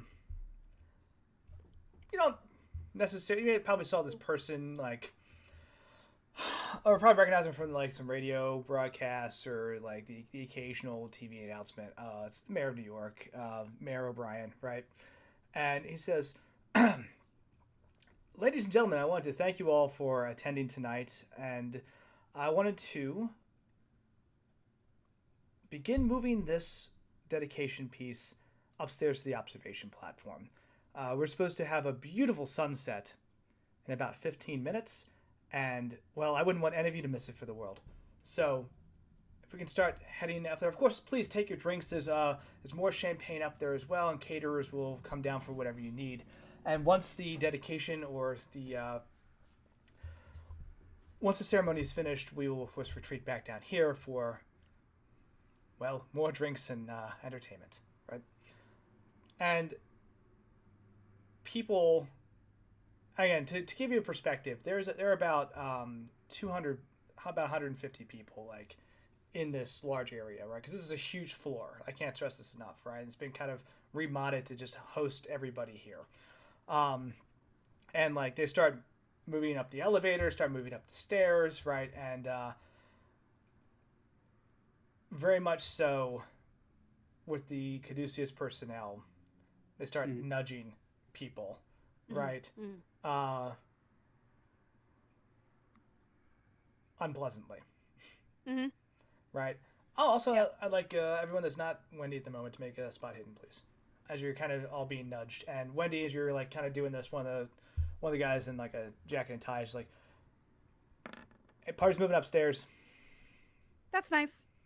It wasn't a question. And my response wasn't either. Okay, let's go. And he, like, starts to push you a little bit. Yeah, if he does that, she's gonna, like, place an arm on his forearm and just, like, dig her nails in for a second. I mean, like, I'm not ready yet. A lady needs to powder her nose before she goes up into the wind. Gives you a very even look. The nails are probably hurting him. He's probably trying to not react. He just says, I'm so unsteady on these heels. And the champagne isn't helping.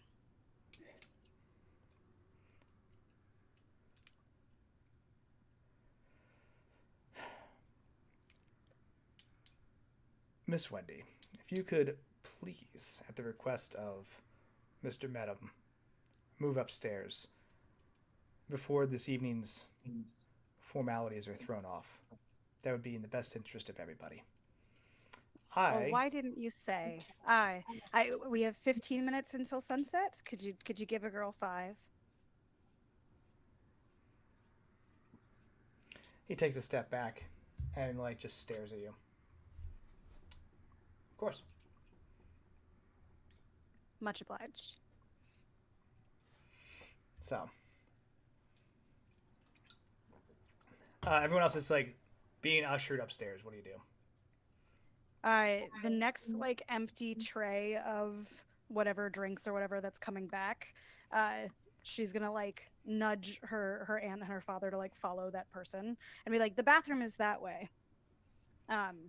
And I'll, like, head to the actual restroom direction and, like, take out, you know, my little drawstring bag, like, a little thing of, like, powder, and just, like, and I'm assuming the guy follows me, so we'll do the, like, oh, I'm sorry, did you need some? He stands outside the restroom. He doesn't go in. Okay, good. Yeah, because, like, it would probably be like that, like a little reception area before you get to the actual, like, toilets, right, where it's just, like, a lighted mirror, and so we'll, like, redo the lipstick sort of, and but something to get his attention on me as opposed to, like, where the trays are going, and hopefully where my aunt and father have figured out that they need to, like, scoot out with the servants. Okay. Very cool. Hopefully. Yeah, when you poke your head back out. That needs to be fast talk. That's fine. No, you're good. When he's less interested in them. When you poke your head back out, they are gone, and he's still there. Okay. And since I left Cecil, I'll, like, put out a hand and be like, would you escort me, please? Of course, my lady. And he, like, looks at the caduceus, like, a security man, and he's like, I insist. Why don't you go before us? Hey, whatever gets you up there faster. And he, like, turns and starts to walk off towards the elevator. Like, Wendy's gonna, like, lift her one hand a little bit and be like, if I smoke the back of this guy, it's probably gonna catch the building on fire, right? Well, I mean, there are a lot of people in here. But it'd be Fire funny. spreads fast. Did he say his name was Steve?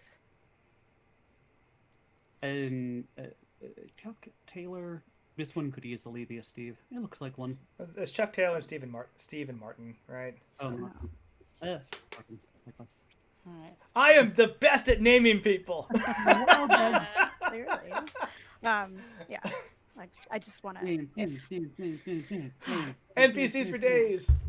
If things keep, like if things go down and he gets a little bit, I just want to say, like, that I would appreciate it if you would let me be the one to make sure that he ends up like fried chicken. Thank you. I will. I could not deny a lady her prerogatives. Do you understand? You have quite a list, miss.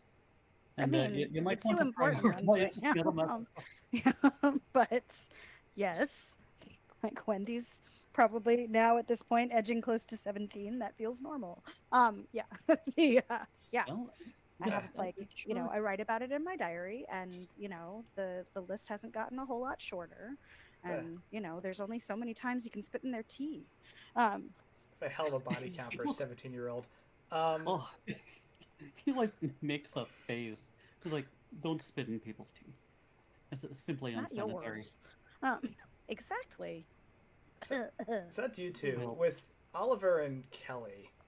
As the same thing as people are being ushered upstairs, right? Obviously, Sarah and Bradley have noped out. They've disappeared. They're probably downstairs doing what you asked them to do, right? That's odd. I wonder where they went. He but said. Oh, wink.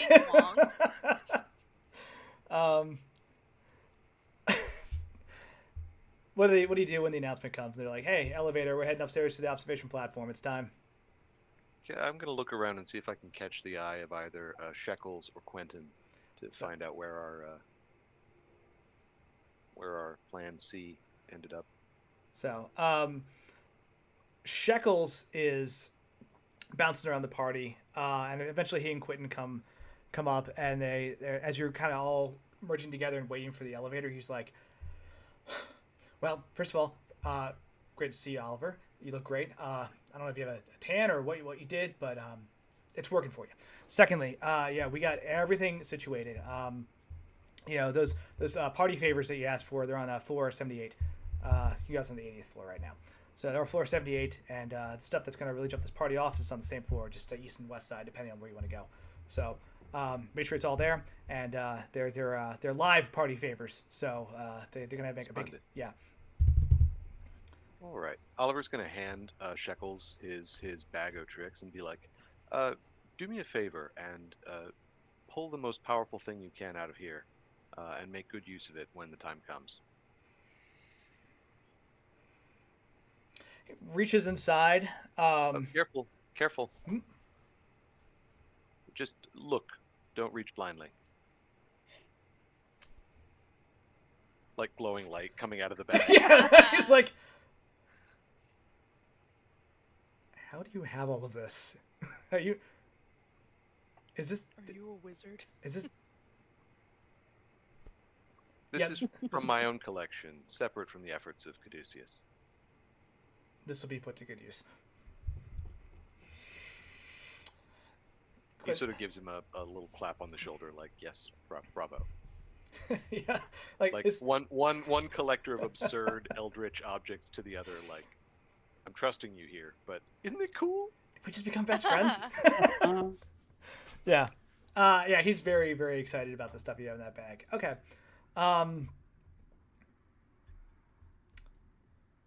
Kelly. All right, let's go upstairs, everybody. How many dudes, how many Caduceus guards are here? As you take, like... Because we're the last ones kind of, like, lingering, right? Yeah, there's, like, 3 of them that are in the back. Plus, there's all the staff and everything. If they are, it's concealed. If they are, they're concealed pretty well. I seem armed. I don't know about you all. They seem... They have arms.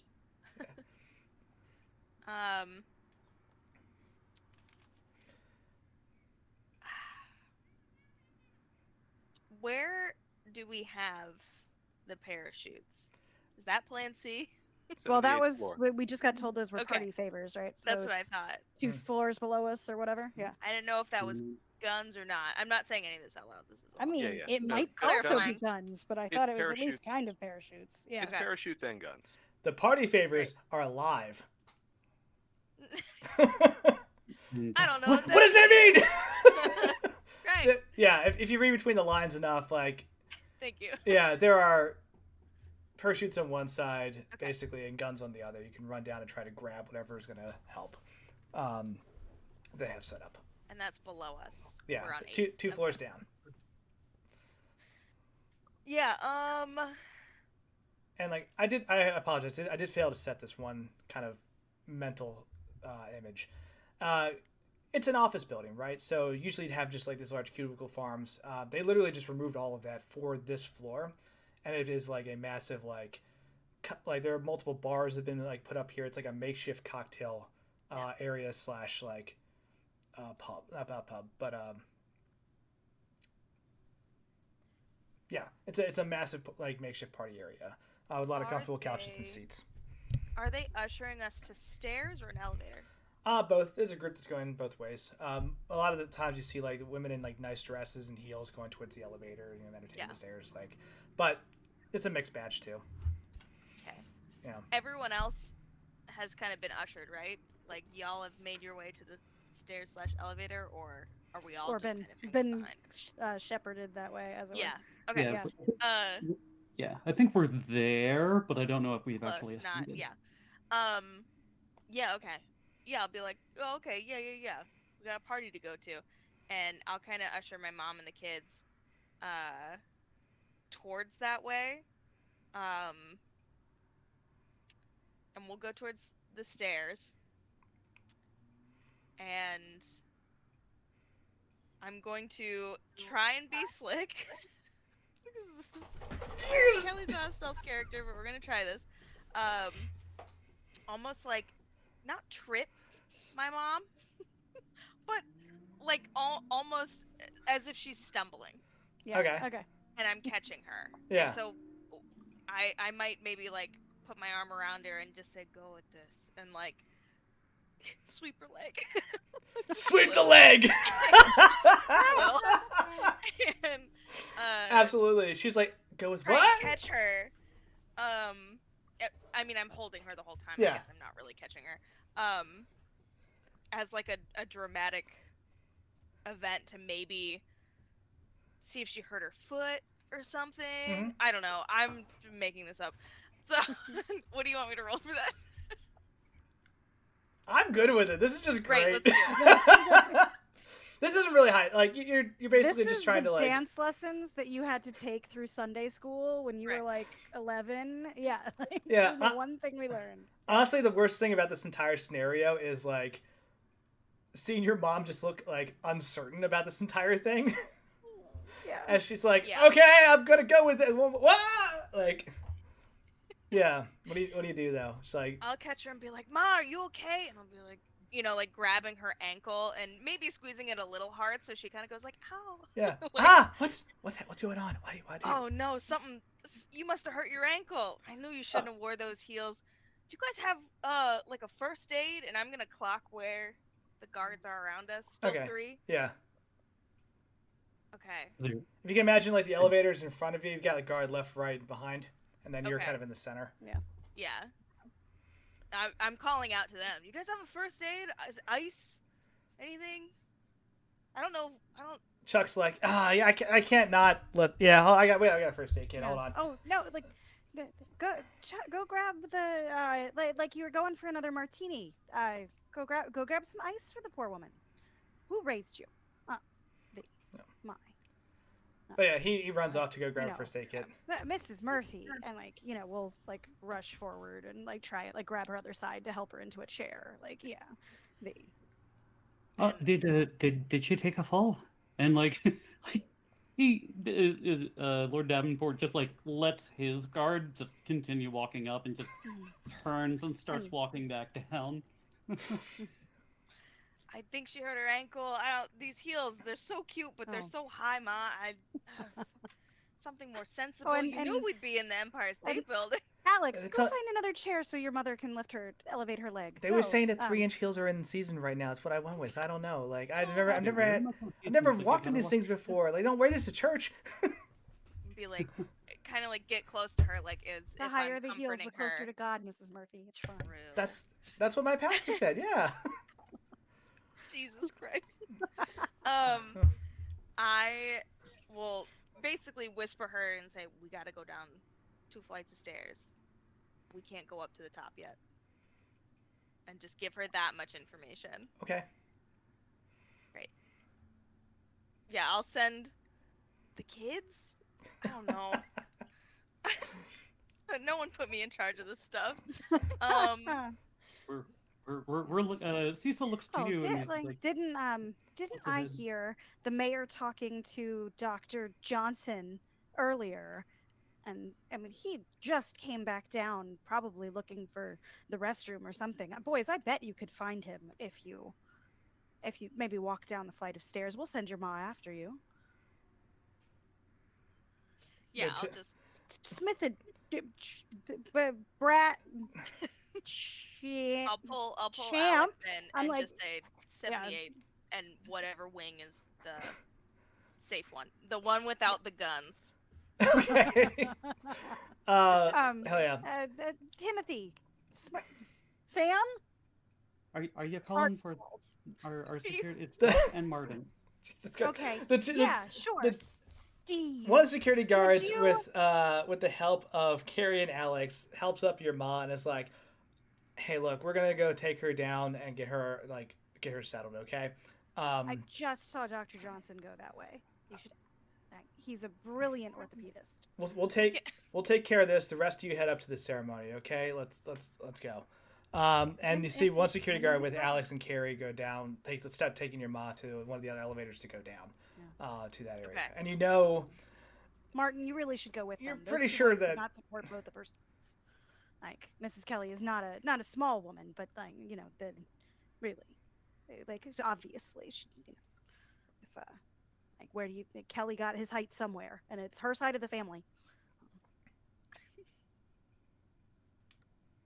Ceremony starts. Think of if it was your mother. Ceremony starts in 3 minutes. Get upstairs, and then he just proceeds to go help them as well.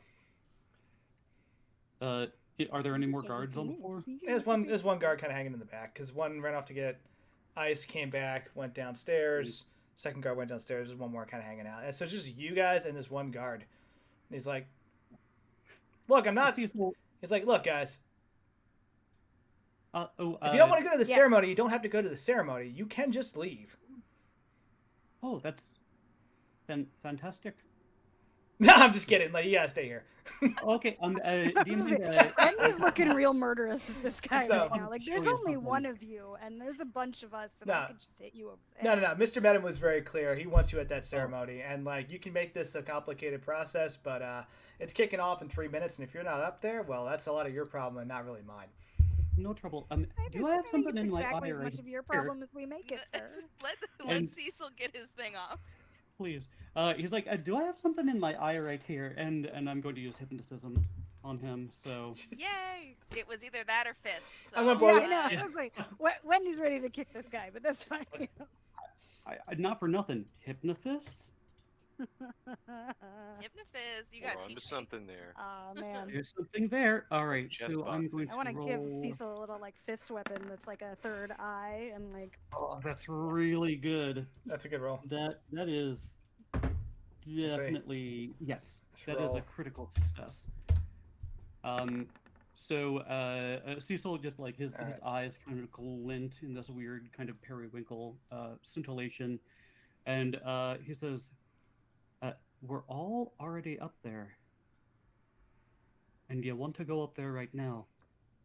And you want to get to as close to Medem as you possibly can, because he needs protecting, even if it kind of interrupts the ceremony. So get up there and make sure he's safe. I gotta get upstairs. There's a lot going on. Don't forget to get right up on stage with him. Heads right for the stairs. He's gone. And he just like kind of shakes his head. He's like, "Are the guns downstairs?" The guns are downstairs. Let's go get the guns. Let's go get the guns. All right, great work.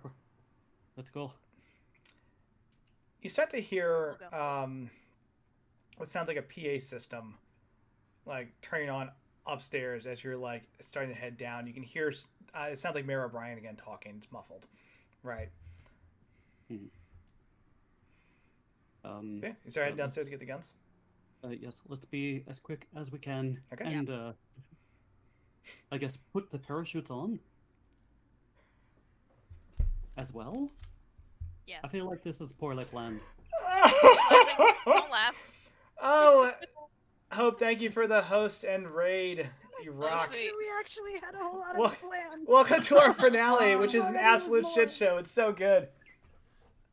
Yeah, as you put on these, like, parachutes are heavy. You put on these parachutes, you just start, like, working your way up these stairs.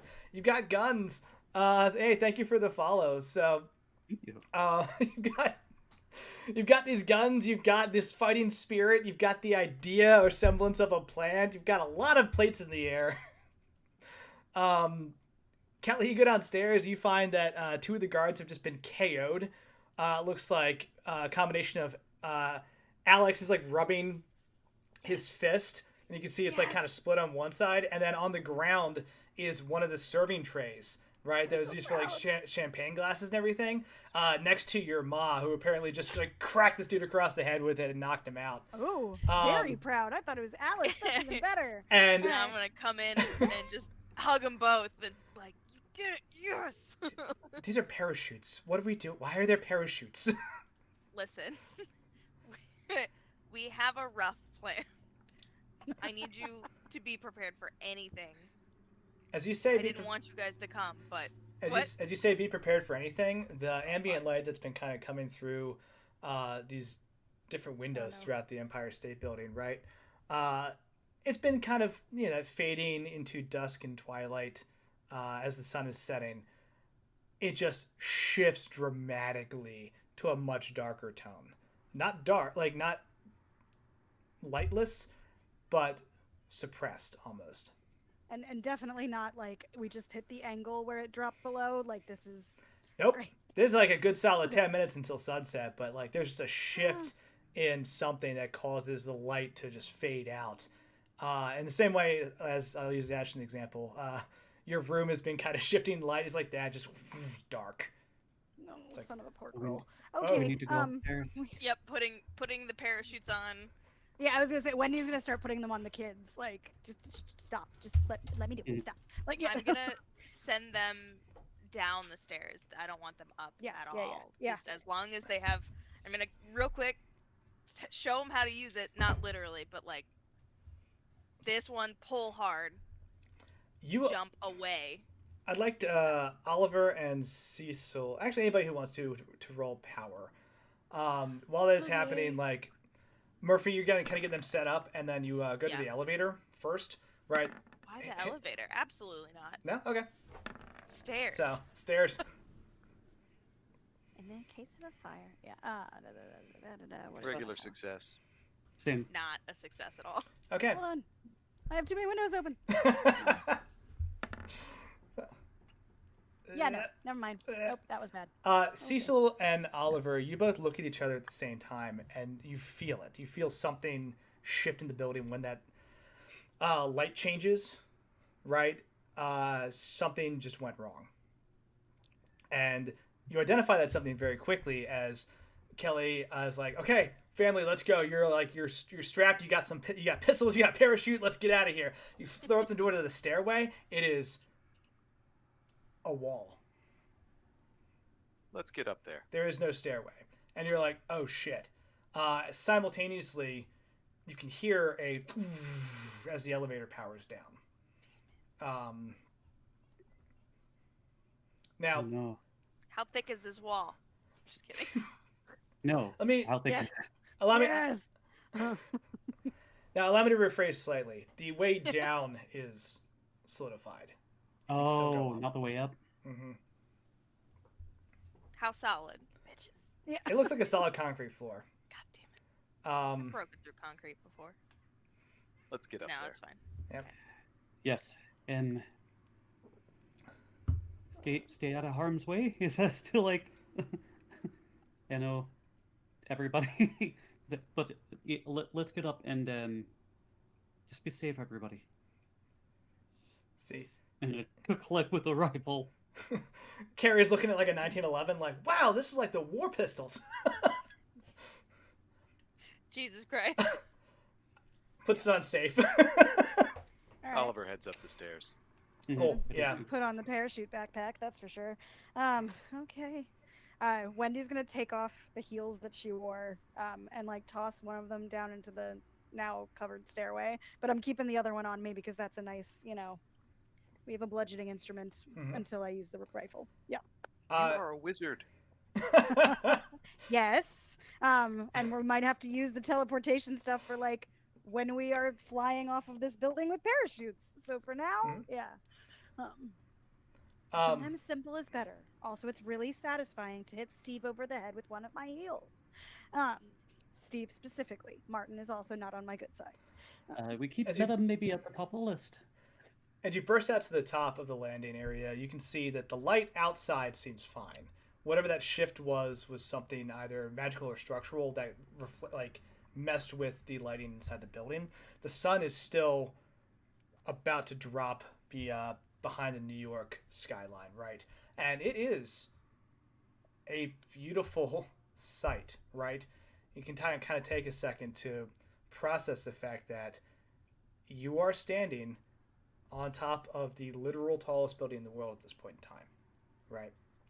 And as you look across, you see like everything, all these other buildings in New York, pale in comparison. The only thing that comes close is the Manhattan Bank, right? Everything else is just... Oh, that's what she meant when she was at the bank. Yeah, okay. So it's just diminutive and small, and you're like, wow. You feel the breeze kind of like go through your hair up here, and it's you realize real loud up here. How high up you really are. Like, oh, lots of wind. But you can see, they're in like his little portable PA system, and he's talking, and he says, at this point in time, I want to turn the mic over to a great man, a great person, and who, without his generous donation to the Empire State Building project, I'll be honest, this building may not have actually come to fruition. It's at such a critical time in our country's history when everything had fallen into depression, and Mr. Joshua Medham here was willing to forego personal fortune to see a project like this through, to make sure that the good people of the city of New York were continue to be employed and able to work towards an amazing goal. And with that, he offers the mic out to, and you see Joshua Medham, right? It wasn't at the cocktail hour. Looming behind him, no. You all know him, you all love him. Cannon in his just absolutely stuffed in like tuxedo, tie, and everything, right? Just the no eyes face, and he just turns and looks at 25 cents if you can make him split his skull open, Cully. He just looks at you, and like he doesn't do it, but you sense the. He just question: Did my hypnotized guy go up and try to just be up all on Medham? On the other side of So on the other side of Medham is Steve, who's just like trying to flank him. And Medham's like, It's his first week. He's really excited about impressing you. Yeah. And he kind of just adjusts the distance slightly, so there's like an arm's length. And Steve just kind of keeps inching closer, and Medham's like, and he starts walking with the microphone, right? And he just goes, the whole like metal cage microphone too, so like holding it up is like holding the sunflower in front of your face. Yep. Yeah. Thank you. Now, when I started this endeavor, and he looks at the four of you in the back, I said that I would change the world. Sorry, out of the corner of my eye, Will, it did not look like that was a microphone for a second. Damn internet. You're on mute. I know, I'm like, Where's the like base of the microphone to make sure I can see?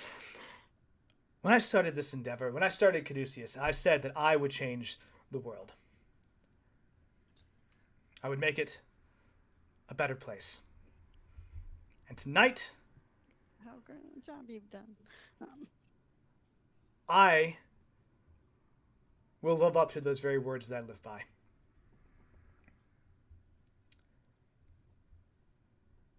And he turns, and you see it with the setting sun is just barely now above the New York skyline. No, fuck. I think we need to act now. Now, is the mayor a snake person? Does anyone know? all of you will get to witness the wonders of my true world. Oh, God. Oh, fun. Sunnydale graduation all over again. Oh, Okay, done.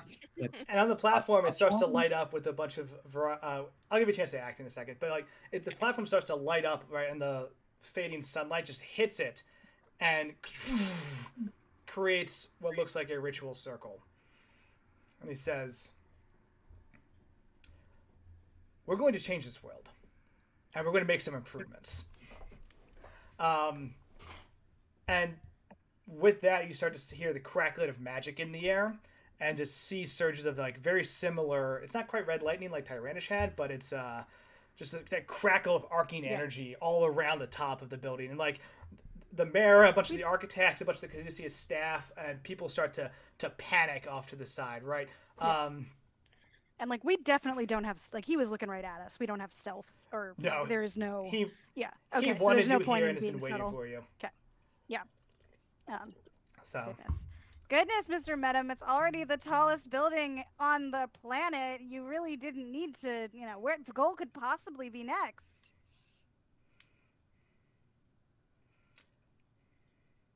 I just who has the? Is it Tyrannish that has the the sapphire? I'm sorry, the emerald. No, Oliver does. No, Oliver's got it. Yeah. Mm-hmm. I was gonna say we weren't gonna. Well, like we probably weren't gonna give that to Tyrannish. Yeah. That's bad. No. To illustrate, you all look around real quick. Tyrannish is on one side of this platform. It looks like for Oliver and Cecil, you can kind of see she's been just slowly generating power and waiting for something. Okay. You can see on the other side of the platform, you have Spencer and Saoirse, right, who both have just grabbed pistols. Like Spencer just pulls two out from his belt. Saoirse pulls those nice ivory-handled revolvers that she has with her out. Quentin holds up a little spherical device and like pushes a button and it starts beeping. And Shekels, he does something. He presses a button on his tuxedo and like starts getting a little taller. Taller? Mm-hmm. Like he literally starts to get a little bigger. What do you do? Time to go loud. Yeah. Scatter? Yeah. Or yeah. Well, Oliver, do you want to handle that, or do you want to trade something for it? Oliver is going to start chanting in Arabic, and you're going to see two little Kunia daggers hover up in front of him, point toward two of the security guards, and zip off with a little sonic boom. Okay. Very cool. Go ahead and roll power, please. Ooh, uh-oh. Let's see if we can beat that. Oh, buddy. All right, well, there goes an MP. F. Damn. Yeah, the two daggers float up, and then they fly into like two random people. One like hits the head architect, like in the shoulder. Okay. Who like panics and just hits the ground, and then the other one hits just like some person in a nice dress, and she like clutches her her kind of like stomach and just starts yelling like amongst all of this other nonsense.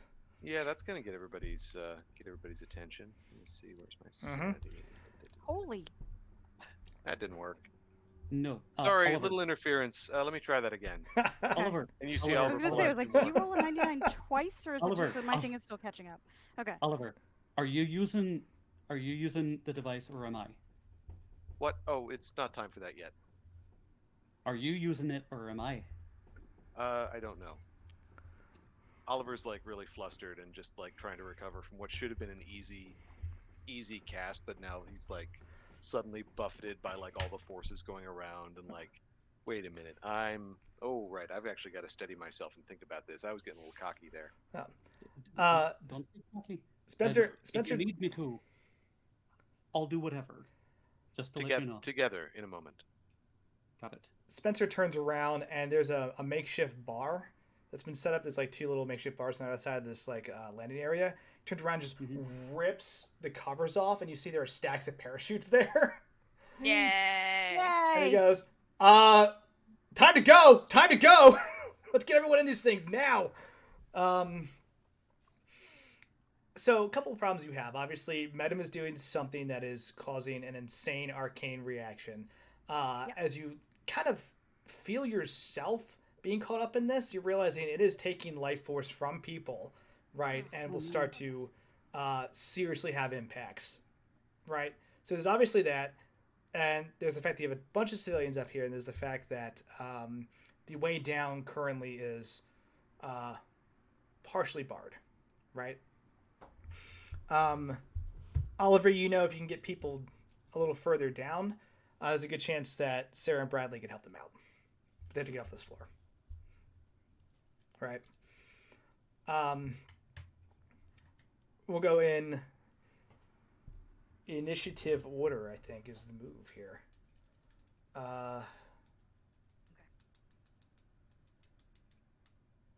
Medem just looks at you, Wendy, and goes,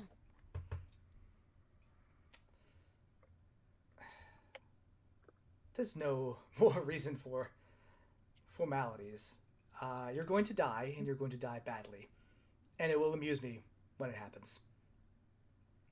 Roll power, please.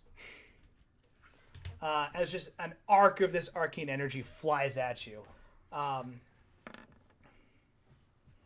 Okay. I'm going to use some luck. Okay. And I'm also going to use the, what's it called? If I can, my shield necklace. Yeah, because that'll be a success if I burn 2 luck. So let's do that. Success will reduce the damage by half. Okay. Yeah. All right. So. And my shield necklace. Okay. Not at the moment. Not at the moment. Yeah. Okay. All right. Just checking. Yeah. Oh, sorry. Yeah. You can use your shield necklace on your turn. So. Yeah. Because I've got to. Okay. Yeah. I have to choose. And yeah. You are. This is, yes. Got it. Blasted off your feet by part of this like arcane surge that just is directed towards you. You just like, fly back. You hit like one of the like reception. The landing gates, the landing area safety gates. There we go. Words are hard. You just smash up against that chain link and then like kind of stumble into the ground as you get hit for 9 damage. Oh, okay. All right. And he just straightens his bow tie and just brushes his jacket and pushes the security guard back again. And it's like, I will kill you. And the guard just like stands. As long as the feeling is mutual. And then he goes, Cannon, please. And you just see Cannon leap off the platform. No. Into the scrum. And he is unfortunately next because he's also very fast. Okay. Oliver, I need you to make a strength check as Cannon just across the arena and literally just goes to grab you around the waist. I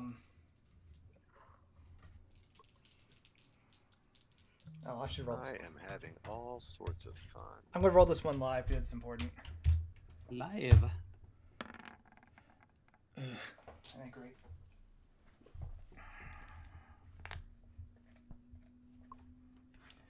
Okay. So he rolls in, grabs you, and remember, like, Canyon is fucking massive, right? He's incredibly strong and not exactly friendly. So I got him right where I want him. You're trapped in here with me. Let me pull the. God, is that a critical success? No. Okay. But he chooses not to do damage. He picks you up, kind of squeezes you a bit, thinks for about what he's doing for a second. Looks like he's about to set you down, and then he just yeets you up and over his head. And you kind of fly up over the chain link safety fence and start heading down the other side. Right? As he is attempting side of the building? Yeah, as he's attempting to just throw you over the side of the fucking safety fence and just off the building. That's not okay. Do me a favor, throw dexterity.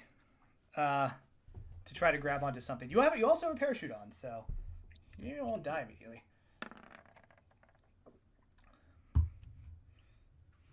Nope, that doesn't do anything for me. Okay, so yeah, you see, and we'll kind of hang time you, right? So you go up over the safety fence, you bounce on it once, you try to scramble to grab it, and you kind of bounce off that, and you just start, like, as everyone else is looking, it's slow motion frozen, like him falling past the other side of the fence, like, shit! Wendy, you're up. Yeah, okay. Well, so that hurt, like, a lot. Like a lot. But I had on the parachute backpack bit, so, like, you know, concussive force, but, you know, maybe the, like, not as much of the scraping, etc., as it could have been if it had just been, like, my back. But not real happy about this. Oliver just went over. That is not good. I think in the war between Wendy's desire to destroy everything and take care of the people that she cares about, I would probably err on the side of taken care of. So can we try and levitate the professor back onto the rooftop? You can. Throw power. Okay.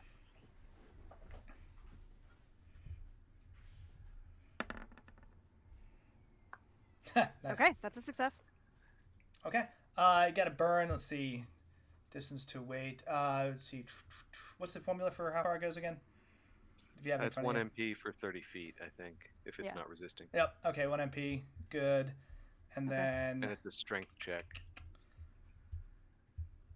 Cool. We'll call this a base strength of... Because you're not fighting back, so we'll just call it 40 as you're falling. Right? Because you're fighting, like, just literal gravity. Yeah, my base strength is 45, so that's fine. Cool. So go ahead and roll... That's for resistance.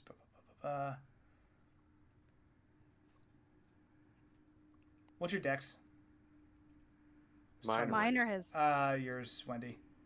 85? Okay, roll dex, please. Because I know Oliver is just like 25 or something crazy. Yes, Oliver's is low. Yes, I know. I'm not worried. I've got 4 different ways to stop falling off. Yeah, so that's an extraordinary... I just got a 4. Cool. So, nice. Yes. So yeah, you go up and over, and you're coming down this chain link fence, and then you are pulled into it. So you're not falling. You're just like against the fence, and you're able to grab on to the side. Checks pockets. You kind of look down and like see the vertigo of just how far you are, like the wind whipping around. You're like, shit. Huh. Yeah. But you're not falling. Cool. Yes. Can I put up the shield necklace or no? Yeah, go ahead. How much MP do you want to put into it? This is a good question.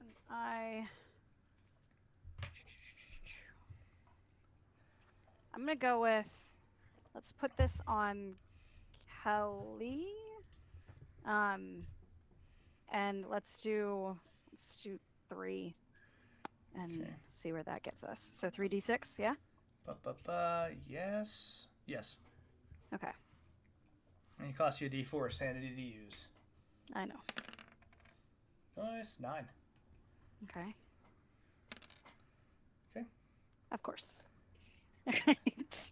So what do I do with this? Kelly, you have 9 temp HP basically. Yeah, you have a shield of 9 temporary hit points in front of you. So there's like a vaguely like greenish tinged, little like corona of this like oval in front of you. Sweet. Yep. Cool. And speaking of Kelly, I'm sorry, Cecil, you're up next.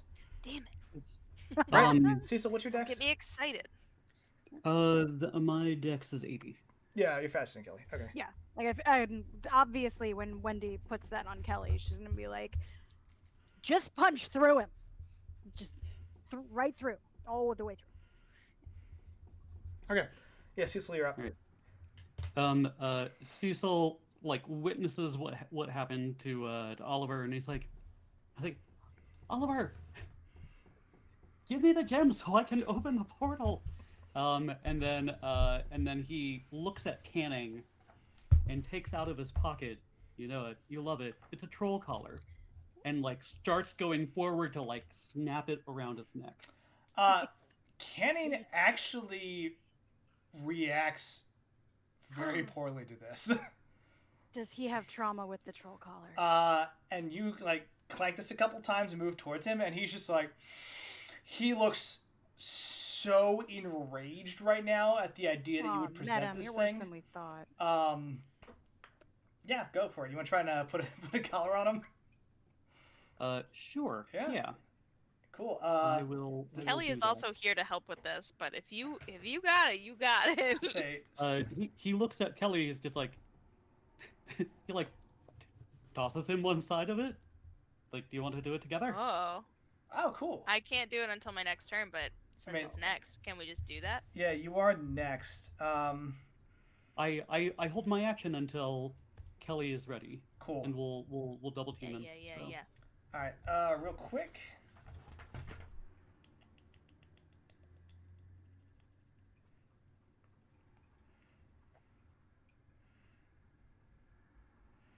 Checking some things that I would. Yep. Okay. I'm gonna roll power. Crazy ass NPCs doing crazy shit.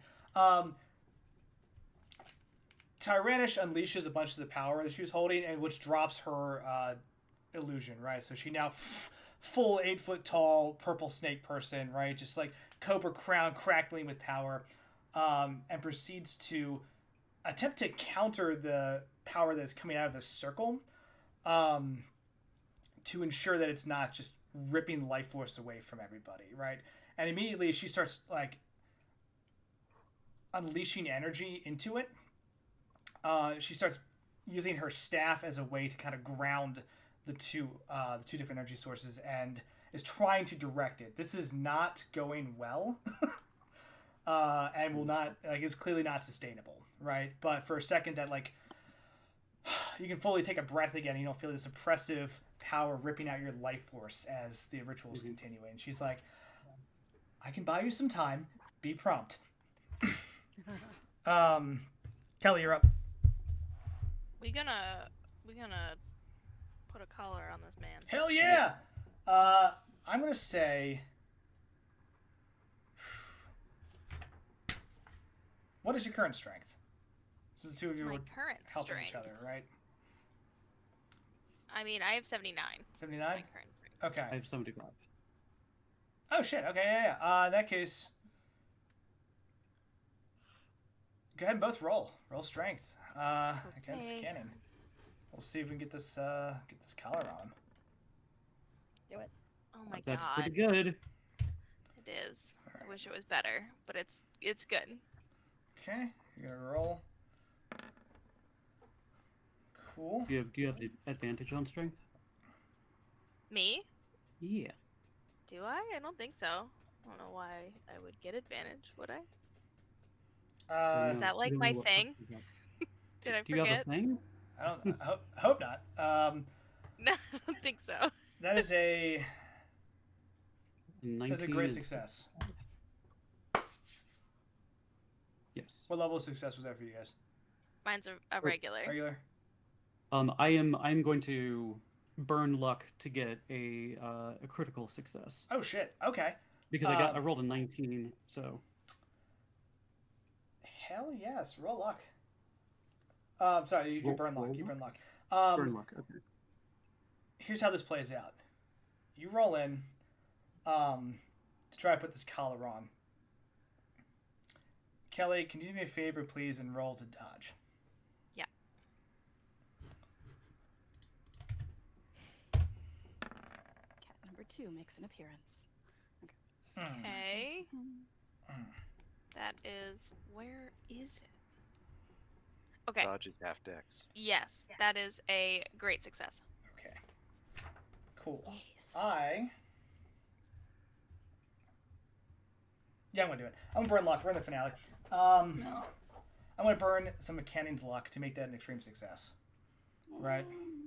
Okay. So as he comes in, you duck under the first punch, and he catches you with just the standard, like, cross uppercut combo.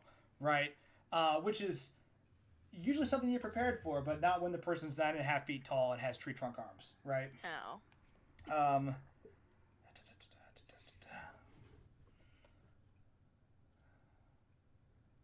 Bloop. God damn. It's just for 21, but it's subtracted off of the shield bracelet. So, What? fuck. Punching for 21 damage? Yeah. How come I can't punch that hard? You're not a monstrous half troll, half snake murder hybrid. Yeah, I guess so. And you would have taken 12 total after the shield bracelet. Like, I think he connects with the shield and then he just keeps going. Yeah, I'm also going to burn luck to take another 5 off of that. What would the total be? Okay, in that case, it'd be down to 6. Okay. As he just uppercuts you backwards and you hit the wall next to Wendy. Okay.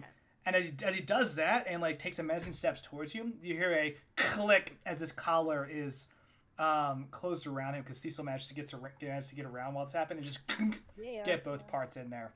Sick. And he looks absolutely furious because of that. So, good combo. That's right. For the does he- oppression does of he your have a- people, you should rebel. Yeah. Does he have an immediate like? Is he like lasered or electrocuted or something? Not immediately, I don't believe. Let me double check.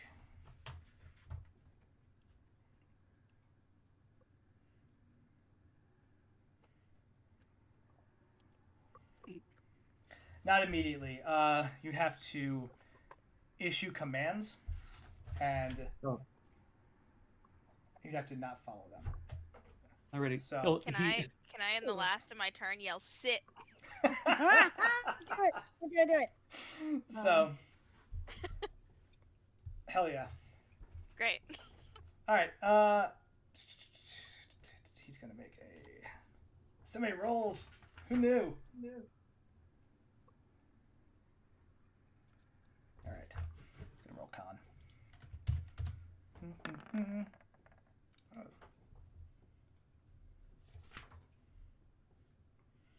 Okay.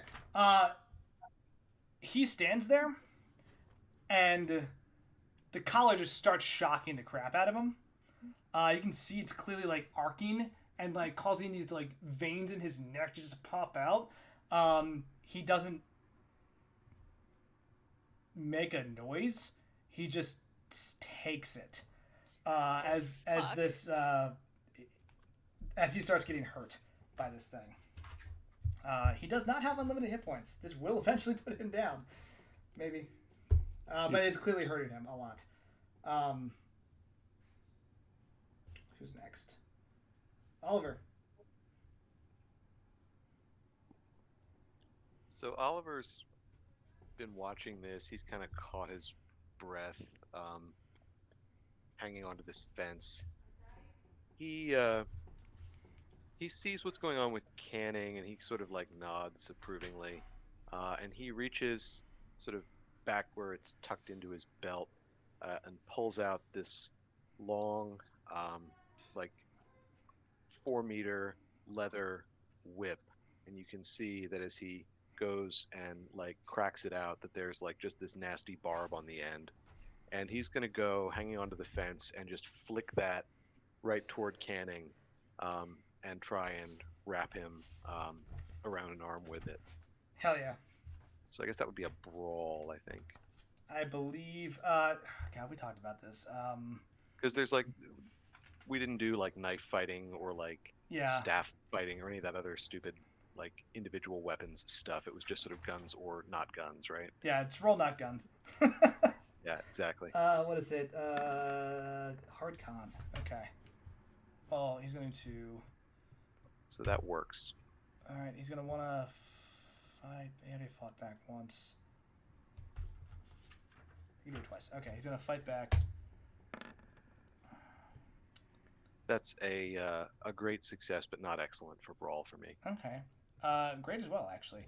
So, he's fighting back. He has to exceed yours, and I'm not going to burn that much luck. So... So I could burn 5 luck to take it to an excellent. No, you're good. Like I'm good. Okay. You are winning the contest at the moment. Con against him. I thought meets beats for that, but... Meets beats in dodge. For fighting back, you'd have to succeed. Or exceed, rather. Cool. Roll damage. Alrighty. He also, also tanks this, but looks like he is in an absurd amount of pain. Yeah.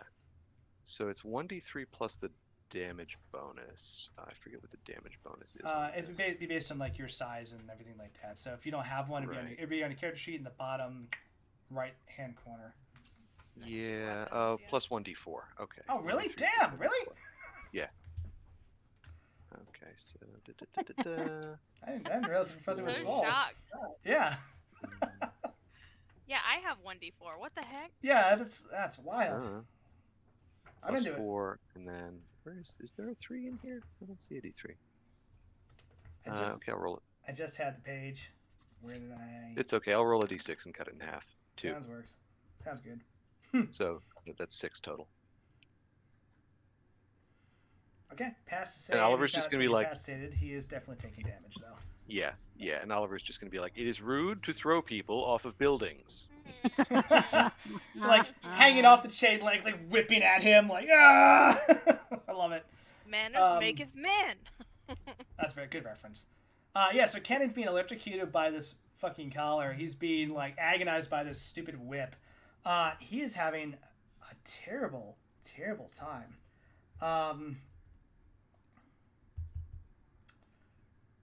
I need. Good. I'm gonna give him a con roll for action. Okay. I need Cecil to roll dodge, please. Who's not here? He's gone. Just looking. He's He dodged so well, he's not even on camera. Oh, did I dodge? You need to roll dodge. I do. Yeah. From whom? Who do you think? the big boy in front of us. Oh, okay. I should actually throw the thing. Is that dex based? That's a dodge. That is a dodge.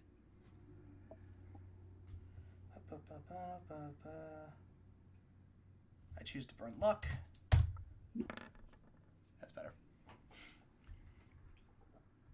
What level of success is that? For me? Yeah. A regular success. Okay. Yes, a regular success. Cool. I burned some of Medam's luck. He reaches into his coat pocket, pulls out something that looks like a long, sharp needle, and the entire time he's barely moved. He's directed this energy at Wendy, and he's just been standing there, kind of leaning on his cane, watching all of this as people are scattering. Like he looks at Tyranish and that gives him a moment of pause, but he just throws this needle at you, Cecil. That connects because I burnt luck. Missed the first time. Can I burn luck? Would you like it? Yeah, He I think so. currently hits on a great success, so if you want to burn luck down to a great success, you're welcome to. Oh, under a great? Down to a great. I'm sorry, under a great or meet? To meet a great. Meet a great. Yeah.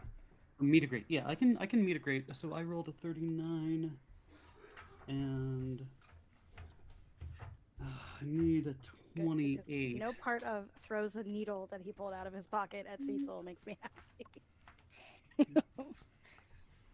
Yeah, so I'll burn 11. Sure. Well, let's do it. Do it. Okay. Or I guess I could push Finale. my luck. Yeah. No, yes, I'll but then burn it. catastrophic consequences. Check. Because finale. Yeah. Okay. So I'm now at a great success. Okay. I'm at a 28. It hits you.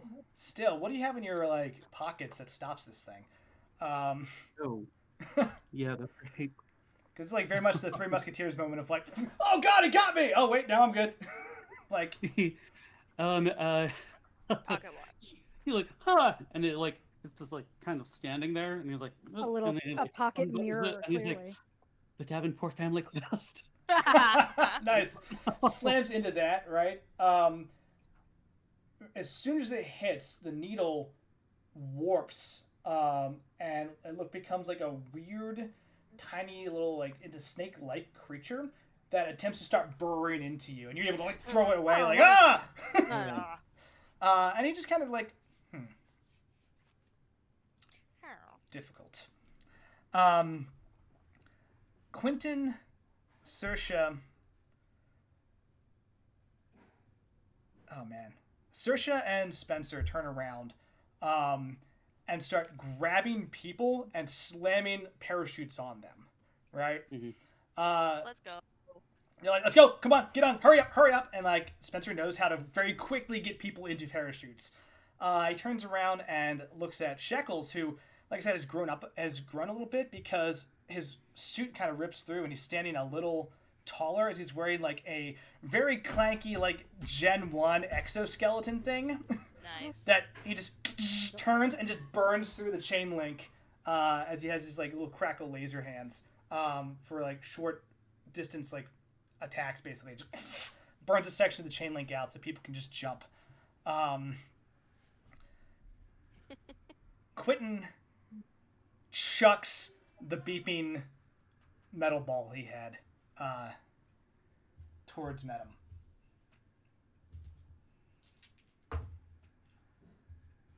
Oh no.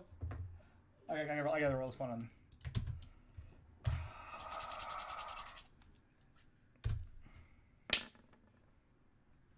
Oh no. Okay.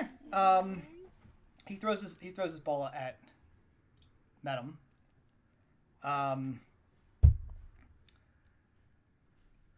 Medum, without looking, catches it.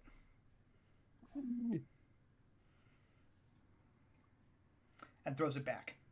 No. And it explodes. No! No! And you see Quentin just kind of blasted backwards and into the wall. Fuck. Andy. Just kidding. He's got cool abilities. So, as Quentin is blasted backwards for 10. And just like, it looks shocked and surprised at that one. All right. Top of the order. Damn, a lot of people going. So as this happens, Medum just looks impatient, right? And he's like,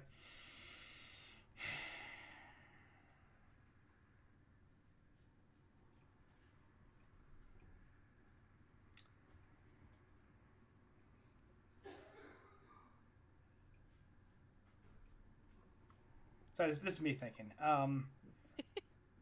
Buffering time, if you will. You'll never get away with it, you son of a bitch. How dare you, evil bad guy, blah, blah, blah, you know. My evil plans. Monologue. Quentin, no. Monologue. He does say, like, well, that is what you deserve for turning your back on greatness, Quentin.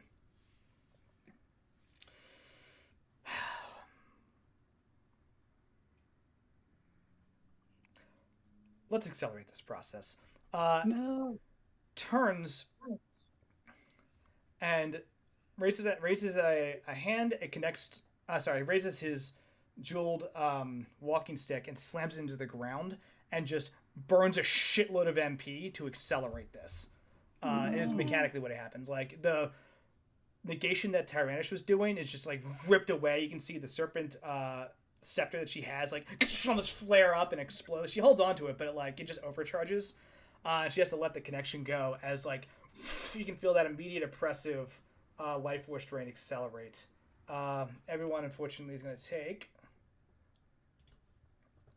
4 points of damage as like life force is being ripped out of people into this circle.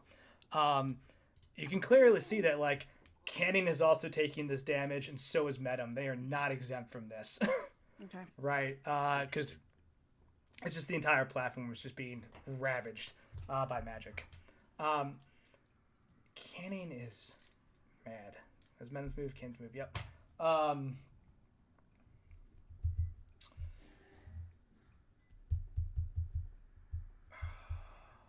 Con for him to make a move because he is. Yep.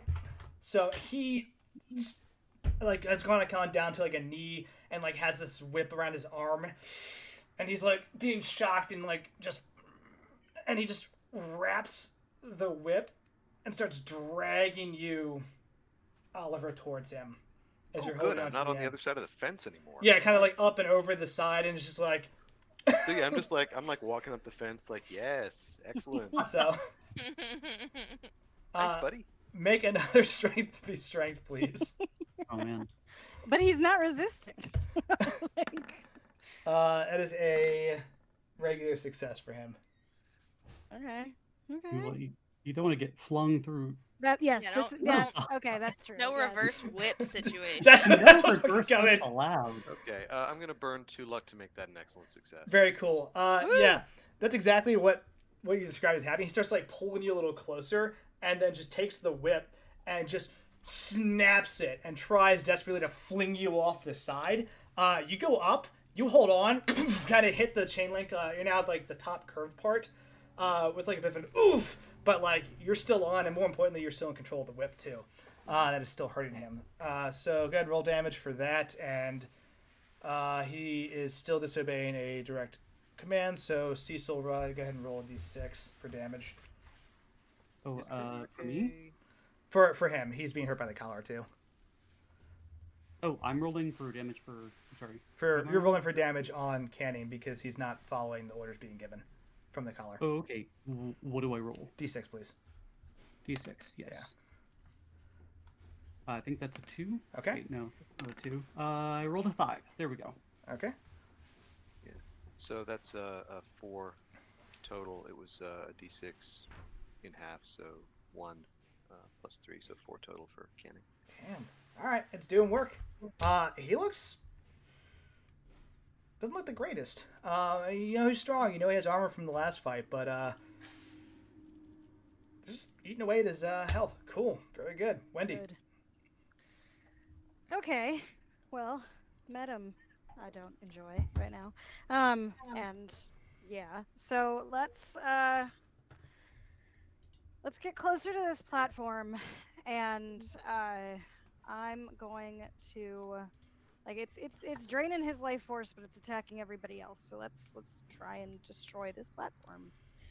Surprising exactly no one because it's been entirely too long since she's done this. Wendy's gonna set the damn thing on fire. Fireball! Just to be clear, the entire observation platform is this circle. Like that's why it's affecting everybody. It's not a platform on top of it. It's I was imagining like a raised. So sorry, what? That's different. Yeah, if you can imagine at the top of the Empire State Building, there's like basically a 4-sided observation platform. Yeah. There's the top where basically they set up a little makeshift. I heard platform, I thought like theater platform, like we've got like a Gotcha. A deck up on 4x4s or whatever that he was standing on to talk to people. Basically, yes, but that was just so he could stand up above the crowd to kind of address everyone on 3 sides. Yeah. But the platform itself, what I've been referring to, is like the actual observation platform. That is just wrecking people. That's why it's so good that people are jumping off and getting like to safety. Gotcha. Okay. So it's not like. Okay. Now you can set the platform on fire. I just want to be very clear about what you're doing. And I'm not ruling that out. I'm just saying that maybe not right now. That's why I was like. That's why Medam's just like, now I'll take the damage too. There's no way I can not, with the way I set this up. Okay. All right. And like the ritual circle is like drawn onto the ground with marker, chalk, paint, whatever. Something indelible. It looks like it's built in. Oh, piece of crap. Of course it is. All right, fine. Let's just. Okay. Yeah, no. Let's just shoot him with the rifle then. Yeah. Like I have my fucking. I have my parachute on. Let's get to a like good vantage point of Medam. Like not terribly close to him, but we're just gonna shoot him with a rifle. Okay, get it. Okay. How much luck do I have left for him? Okay. Rifle is 2d6 plus 2. Okay, cool.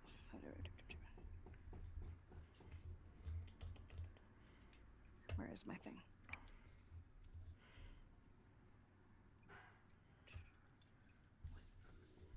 Right, okay. Okay. I needed my number. Oh, no, that's good. That's good. Okay, sorry. I thought it was a 92. It's 29. That's different. Okay, that's a regular success. Good roll. Yeah, my skill's not great, but like I have slowly gained it over time. Okay. So 2d6. Yeah. Okay. So you fire. What's the damage?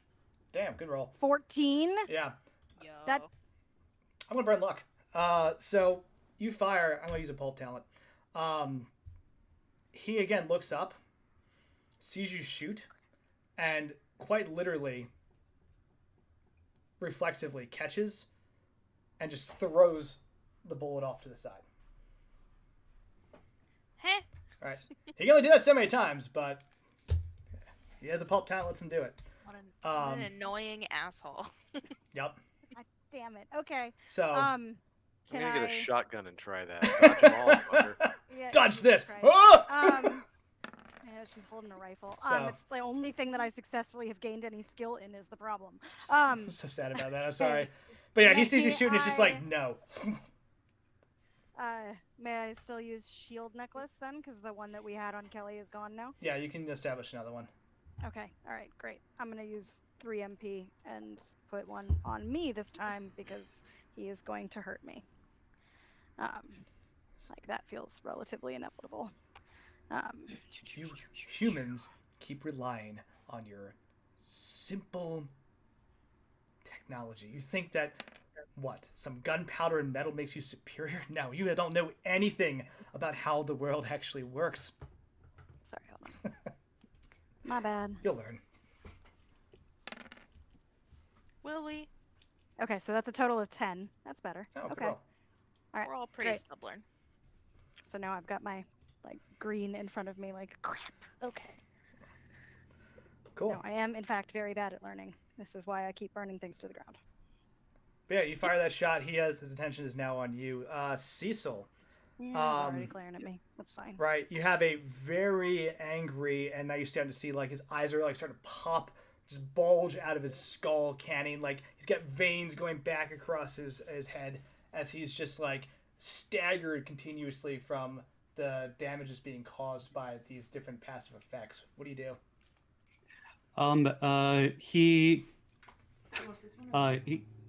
He like looks at Canning and he says, "Attack Medam," and then he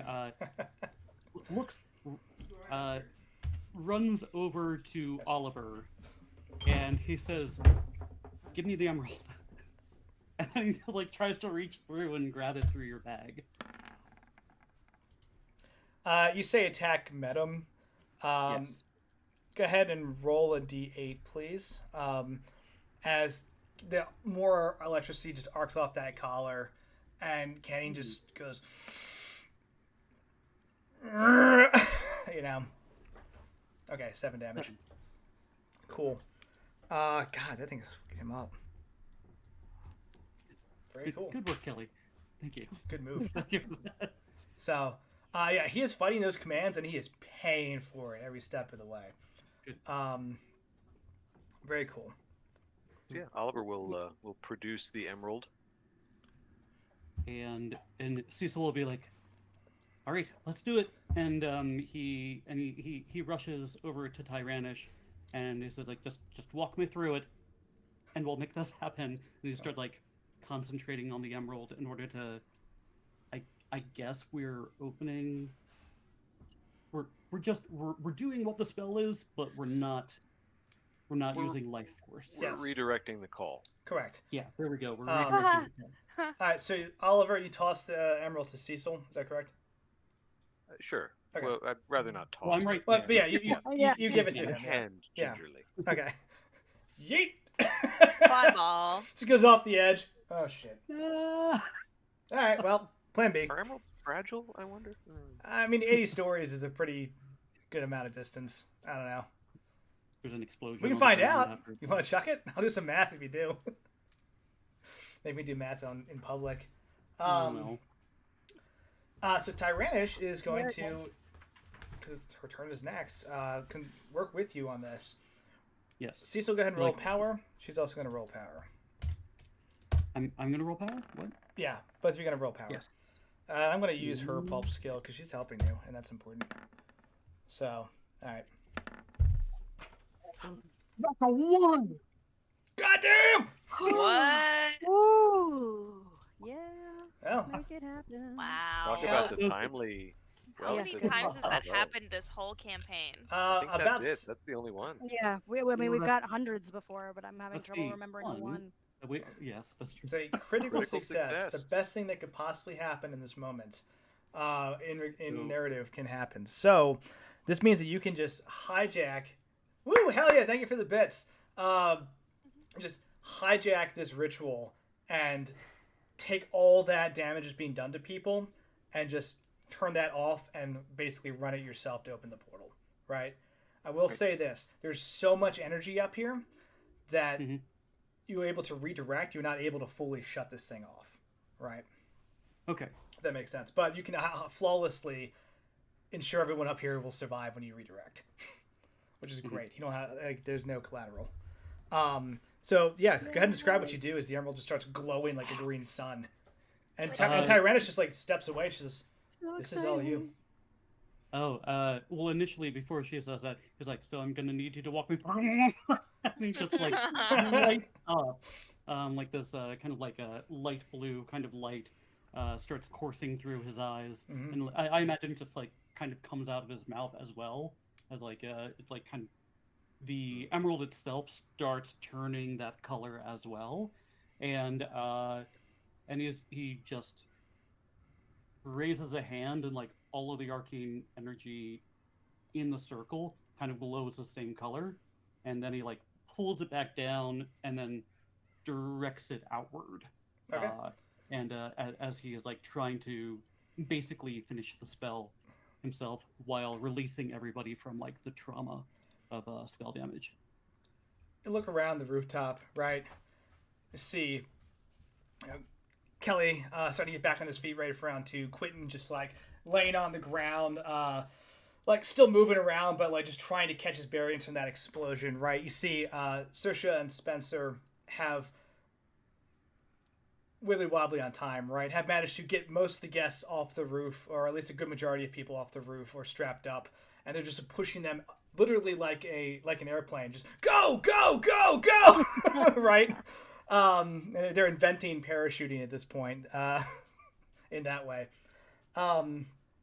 Tyrannish has taken like a step back and is just watching you with intense focus and curiosity as you light up like this green sun and channel this power. Oliver, you are still just locked in this battle with Canning, who is just like doing everything he can to just murder you and Cecil with every impediment you've thrown on him, right? And when that light comes out of your eyes, Cecil, Medem just turns and goes, holy shit. And there is an explosion of green power that just washes out everyone's vision, right? And there's like swirling effect. People are picked up off the ground and thrown together into like a vortex of just disorientation and confusion and insanity, right? And as all of this happens, like one by one, you see the energy fade out until the last person we see is Cecil, right? Being thrown through this vortex. And Cecil, you hear a voice in your head going, good job. We did it. No. And everything fades to black there. Oh. And what we can do is take a break here. As you've been thrown through a portal to somewhere. Right? I don't know, just absolutely bonkers good roll. Which means I'm going to put you in a good place. Because there are terrible places you can end up in. You had a good roll, so you'll start somewhere nice. Sorry, it's Spider Lava Town for you. Yeah. Maybe. As everyone kind of braces for what's going to come next. I think we're going to take a slightly longer break right now just so people can grab food, right? But don't go anywhere. How does 20 minutes to back to just chatting sound? Is that good? Okay. Yeah. Feasible. And then if people still need more time, we can just chat and 2-0. But we'll get that so people can get food, get reset, and then we'll get into the back half of this. If you're watching at home, we do occasionally do just some good thought experiments. Witty banter. Gabbing, as it were. Witchy banter. If you need if you're in a situation and you need a mix of beard oils, yes, it's true. We could come up with another one. Yes, this is a wonderful hidden talent of Joe. No, maybe not hidden. This is the talent of Joe's, and if you have not been availing yourself of the wisdom, you got to come back and tune in. I missed the beard oil recommendation. I got to get on that train. Right. I have some ideas. I have some thoughts. I'm not going to hide them or keep them like a troll. They belong to the world. So, come back in 20 minutes. Also, for thrilling adventures. Yes. Big hand to Andy for this entire campaign. What? Yay! I just work here. Yay! Thank you. I appreciate it. That's not true. So, none of us are being paid. Y'all putting in the work. I'm just trying to make it into something functional. So, no, this is good. This is good. I love this campaign, and I love all your crazy ideas, and I cannot wait to see how the rest of this finale plays out. If you're hanging out, like I said, don't go anywhere. If you haven't followed the channel yet, please do that. Check us out on Twitter, Discord. All the links are going to pop up in the chat, right?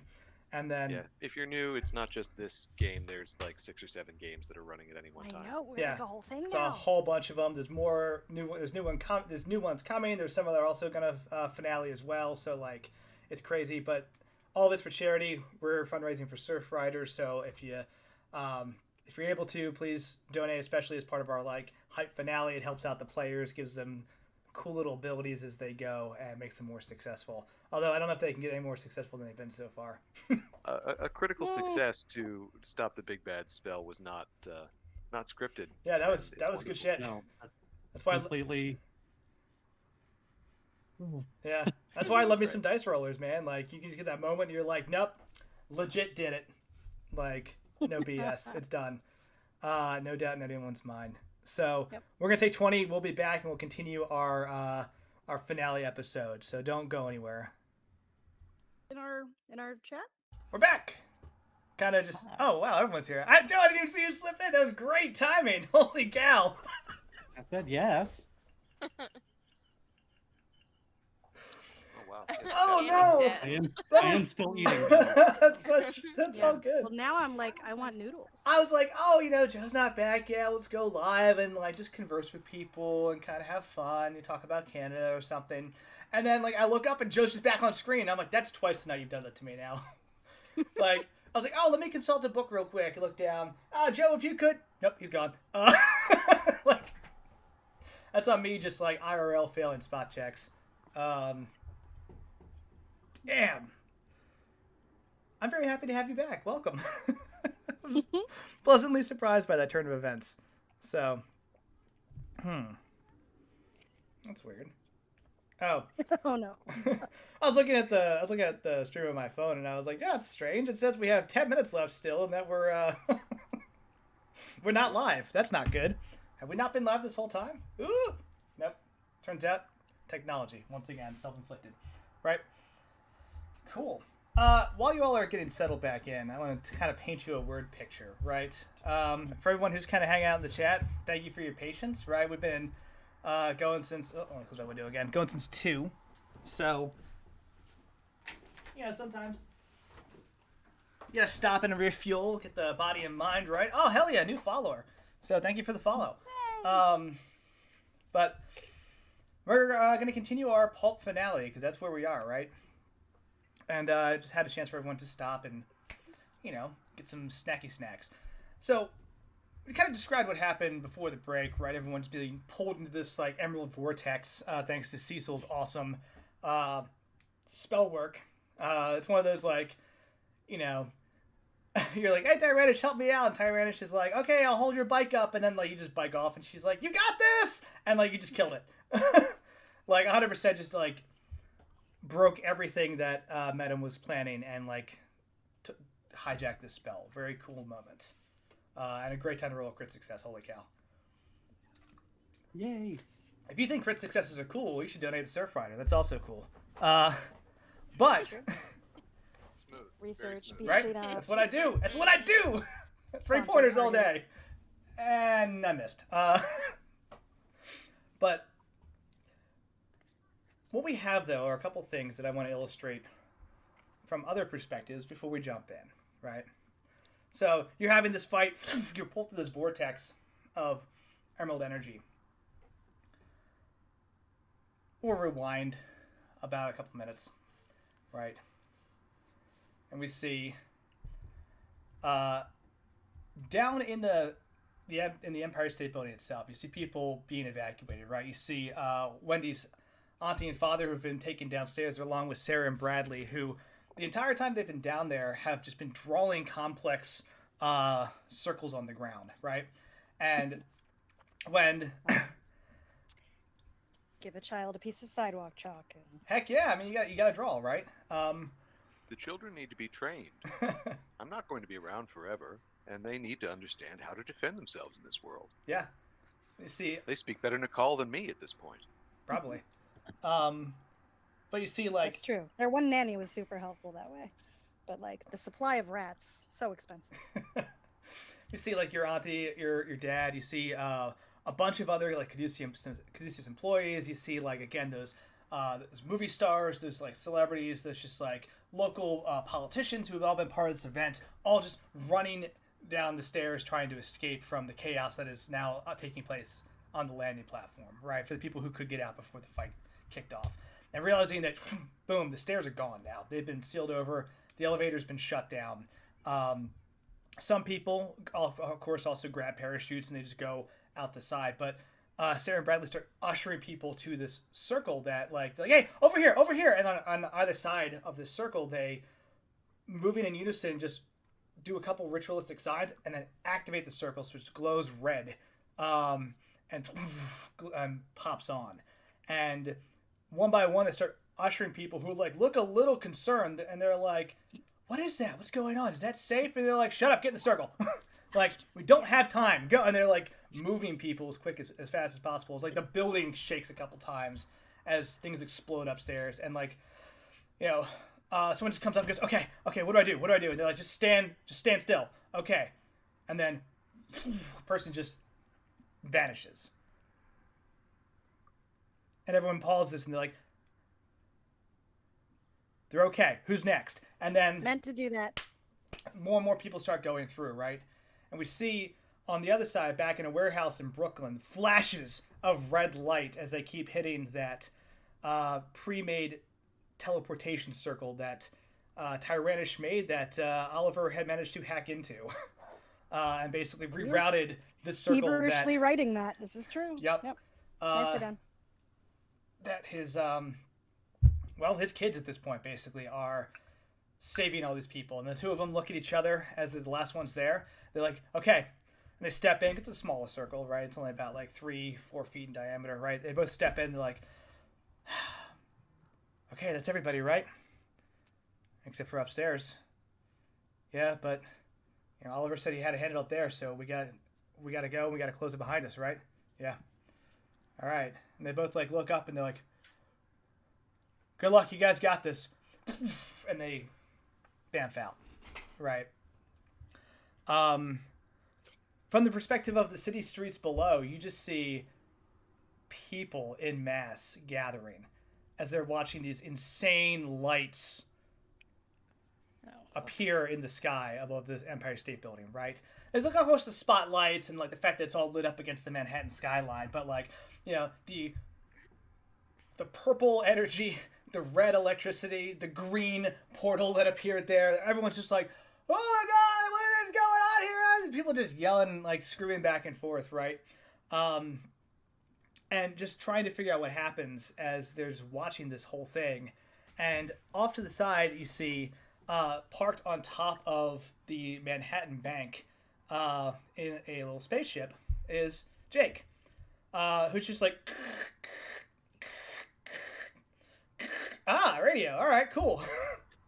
And it's just listening to like some, local New York jazz station as he's just like, got the little keychain with the panic button kind of dangling from the rearview mirror. And he's just kind of like, "I hope those guys are doing all right." Whoa! Right? And like throws the spaceship into reverse and flies up as this giant emerald portal opens up. And he's like, "Oh shit," and starts flying towards it. Right? How have they not panicked yet? I have a panic button right here. I don't understand. The whole purpose of a panic button is to press it when it's time to panic. Ah! Put spaceship in overdrive. Right.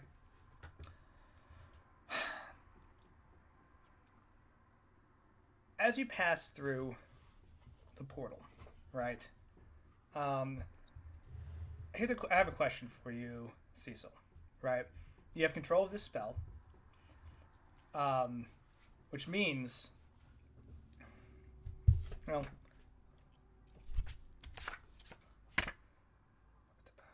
yeah, good. Okay. What does it look like when you go to land, right? You're trying to focus this energy. You're trying to move all these people at once, and you see a destination ahead. You're not sure exactly what it is. It feels like the safest place you could possibly move this ritual to. And it's coming up. So what does it look like as people like land and materialize in this area? I would say that the green of the energy has faded, and it is moved on to this kind of like bluish opalescent, like a periwinkle color.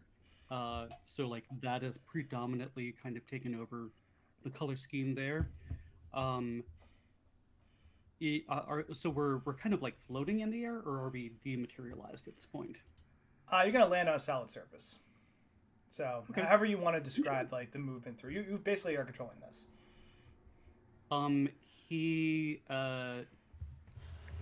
These like kind of a light bluish swirls kind of like surround like Oliver, Kelly, Wendy, himself.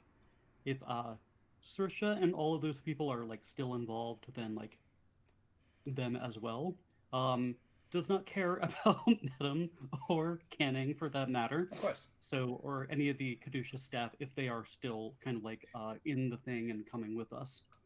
So like the swirling energies allow us to kind of like lightly kind of like touch down to whatever solid surface we're going to. Anybody, and Tyrannish, of course. Anybody else who is not part of the crew just like twists and turns and lands on whatever, like head, neck, face. It just happens to present themselves. So hell yeah. You all land. You see a couple bolts of light that are traveling with you, right? That break off. You count 4, right? And this swirling vortex, and then they just move off into their direction, right? And as you hit the rest of you land on just this red rocked, like, this red desert rock surface. And the terrain around you is just like cracked and fragmented, and kind of undulating, right? Or sort of kind of flat, rather, with like random spikes of rocks coming up at various points. You can see rather close to you, right, is a large mountain. You see the smoke coming out from a volcano. All right. At the top of this mountain, though, is probably the weirdest thing here, maybe. Is a giant silver-looking square, tall building that has been placed over the top of this volcanic mountain, or this volcanic crater, where literally the four sides are just dug in to the mountain itself, and at the top is a gleaming golden dome, just reflecting in the weird red light that is in this place. It's not sunny here. There's kind of roiling clouds that cover the sky, but there's just this shade of strange red that kind of tints your vision a bit. And it is hot. It is about, by your estimate, 110 degrees, right? Yikes. And you land and just start sweating immediately. And there's the four of you, Quentin lands, staggers, and kind of like falls over onto his ass, basically. It still is like holding his side. You can see like there's dots of shrapnel still in like his leg and his stomach from where he was hit. Saoirse and Spencer land about a half second later. They're both still wearing parachutes. They're like,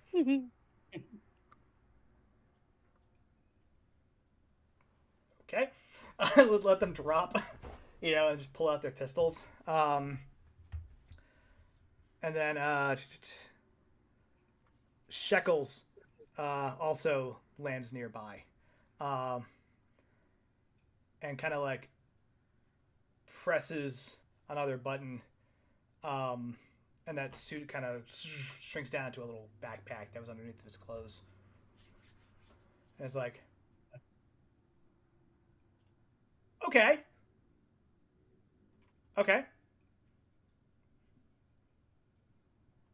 Where's Canning? Where's Madam?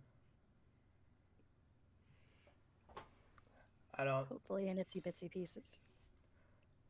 One could only hope. Think back to those those motes of light that shot off from you guys. Is Tyranish here? Oh, sorry. Yes, Tyranish is also here as well. Lands with just grace poise. Yeah. While Cecil, you've outdone yourself for the after party. Thank you very much. Didn't think I was capable of it, but Oliver gives him a little like. He like bows back, and then he like claps hands with you and just make sure like is everybody safe? Everybody all right? Where are we? I don't know. The safest place I could see to land, given where we were going anyway. This is the safest place around the Citadel. So yeah, that says something, doesn't it? Tyranish says, "This is the plane of Mew." Repeat yourself. This is Mew. Planet. Plane. You could call it another planet. Sure, it's similar. Yeah, enough. just fucking grip it and rip it, Hell baby. yeah! Guest check out. Thank you for your donation. Dude. Yeah, dude, crack one for the big boy. Much appreciated. Yay! If you would like to give advantage or extra luck to a player, let me know. Just throw it up in the chat. Otherwise, much appreciated. You rock, and yeah, thanks. It says it would be just like another planet too. This is not. This is the home of the Serpent People originally. Oh. So. Give it to the keeper? Hell yeah, you can! Really? Okay. Yeah, betrayed by the chat. We all dying. It's your fault. Okay. So, you're Give on the people what they want. Yeah, it's a Call of Cthulhu finale. Someone's gonna die. Yeah. So, it could be the chat. Who knows? That's What? No, that's it's like question marks. That's like, a threat. what did he say? No. Yeah, I'll take it. Cool. But yeah, It was just a question. They haven't declared yet. It's just a I'm question. Right? taking the initiative and declaring it. Executive decision. Yeah. That's fine. Oh, okay. Thank you. So. You had a good run. Good Bye, run. guys. So did. But no. So Tyrannus just looks around and says, "This is where we've spent so much time, so many years, so many centuries, trying to get back here, and it's the Citadel is just within reach now.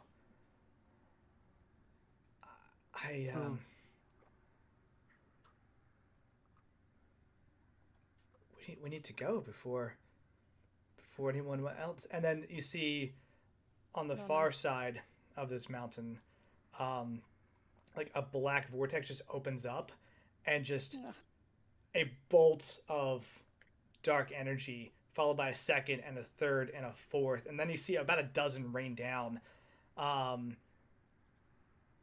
then that vortex closes, and Tyrannus just goes, "Well, we best move quickly." Well, like a family wait a reunion. second. How were they able to get free? I thought I was under. Who else could be with them? I guess other security guards. I don't think that's met him. No, that's Oh, you Rose. don't see. Oh no. Oh yes. How is she able to? Oh, the volcano likely. Time. Time's probably different here. We only had a day. Oof. Yeah.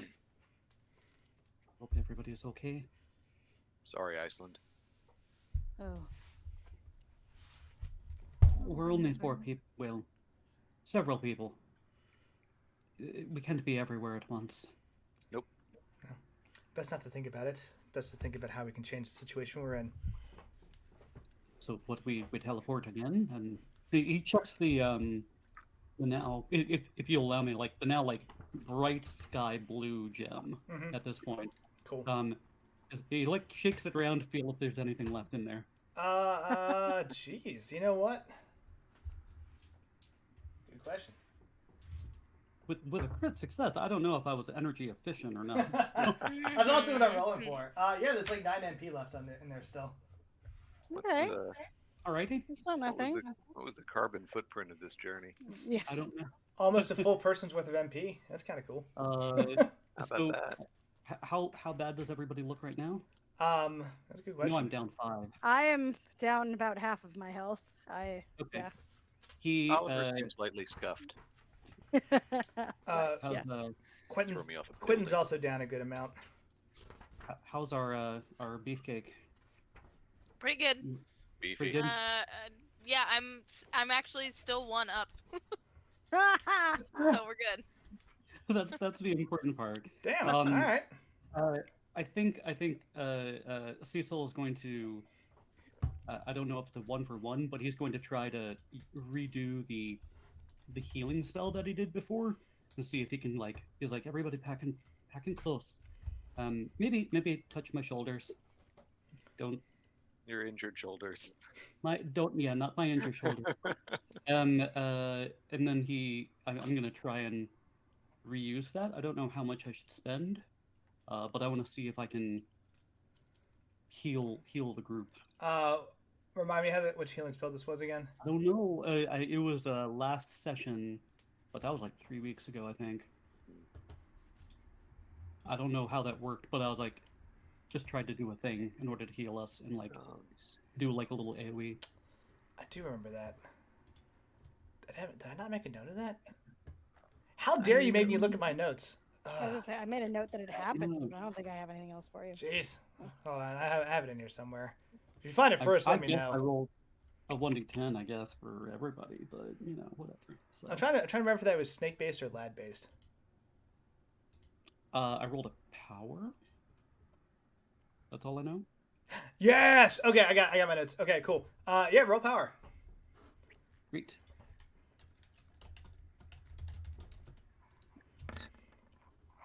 That's pretty good for power. That is easily a great success. Sounds good. Woo!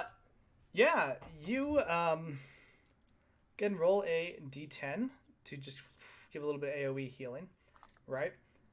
Got it. Plus anything? If you want to, I won't push my luck. If you want to burn MP, you can add a +1 for every MP you burn. I will burn. So I'll do this, and then I'll burn 2 MP from the crystal. So that's 2d10. Okay. I'll just roll a d100. That's 2 of them, right? That I don't know why that's a 9 and an 8. Oh, I'm sorry. I meant d10 plus 1, 2, 3, 4, whichever MP you burn. Never mind. I'll re-roll that. Yeah. I mean, take the 8. I'll take the 8 and 8 plus 1. There we go. Okay. Yes. Cool. You gotta reach down and cast, dig deep and cast this spell, right? Mm-hmm. And you just have a moment where you're about to push out this power, and there's that pause moment again, right? Mm-hmm. And you blink, and the red rock is gone, and the weird heat is gone, and you're just like back in a cool, cool Irish church. A little drafty, dark. And there's that singular burning lantern again, sitting up on the altar. This time burning green. A little green flame. And yeah, that same voice is like a second little fire ignites, looking like a pair of green eyes. Says,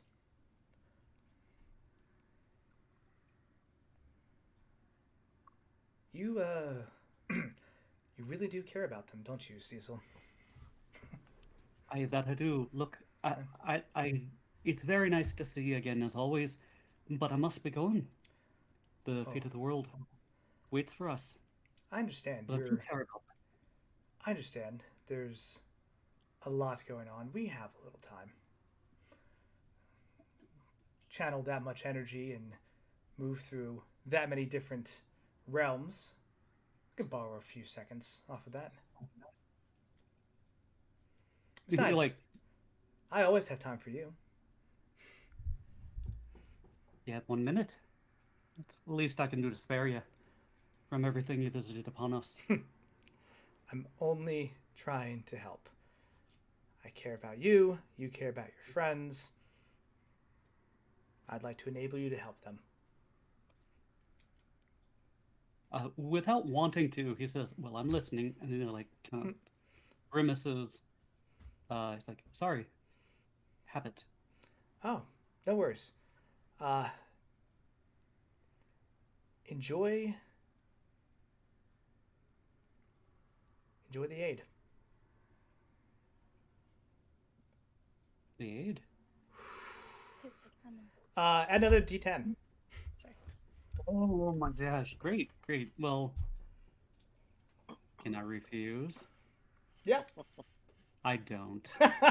You're more than welcome to. I'm sorry. That was I was supposed to re-roll another thing. So let me just rolling everything. That's another 2. That's okay. Fine. Very cool. As he adds more additional power to your healing. As he said, he promised he would help you. You guys see like the blue crystal like light up. His eyes light up. It just kind of like it's like a gentle kind of like mist, like washes over everybody.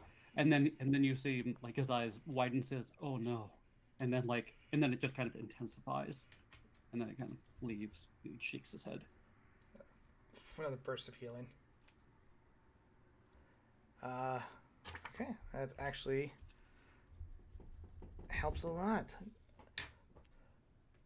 Quentin gets up. Much appreciated. The shrapnel in my body was not great, so thank you. It seemed like you didn't like it so much. Not a fan, no. But terrible news. Great news. It looks like everybody's doing a little bit better. Good. Worse news. How I got hijacked by the. How do you decide who gets what, or like, as somebody who was thrown into a wall? Yes. Terrible news. I was hijacked, or at least briefly invited, elsewhere by the lad. So keep an eye out on me. Saoirse's like, in kind of a whisper, do you think he's got more reach here? He's like, you opened a portal and you went through it, and his realm's not Earth, and we're not on Earth, I guess. I don't. Oliver, I think you know a little. I mean, folklore aside. And he looks to Tyranish like, and also you. I mean, do you think it's possible? I think the lad is someone who is willing to take advantage of a situation that is profitable to him at a short moment. And if I were you, I would sever all possible connection with him. And I can help you do that. Well, that's very kind of you. I wouldn't want someone taking advantage of your talents, Cecil. Just me. Just me. He looks really thankful. He's like, oh, thank you so much. Mm-hmm. That's very kind of you. So you just you're like cutting a fishing line, right? It's a little more complicated than that, but she points at the Citadel. All the wondrous technology is in there, and we can easily solve this problem. And he just thinks in his head, he's like, snake people, snake people, snake people. It's probably snake people. The answer is probably snake people. Why is it always snakes? And he says, is it going to turn you more into a snake person? Who knows? No, all answers point to yes. So, he Magic 8-Ball says. Magic snake ball. Thank you so much. I think I will keep an eye on it. Y'all keep an eye on me. If it grows stronger, then maybe I'll take you up on it. Of course. He looks at everybody else like very unsure. But I guess Oliver just kind of shrugs, like, you could do that. I don't know. Do you want to be a snake person? Why would you give up power? Who wouldn't want to be a snake person? Well, this is for Oliver. Is nice. Just like thriving in this climate. She's so happy. He looks kind of downtrodden in his scuffed tuxedo. Lead on. Yeah. Holy shit! What's up, Lost Caravan? Jake's got a little bit of a like. Thank you for the raid and the host. Hot dogs here. Oh, hi. Hi. God, it's been a day. People just raiding in from left and right. I love it. Thank you. Welcome. Welcome to our finale. So, getting crazy out in here.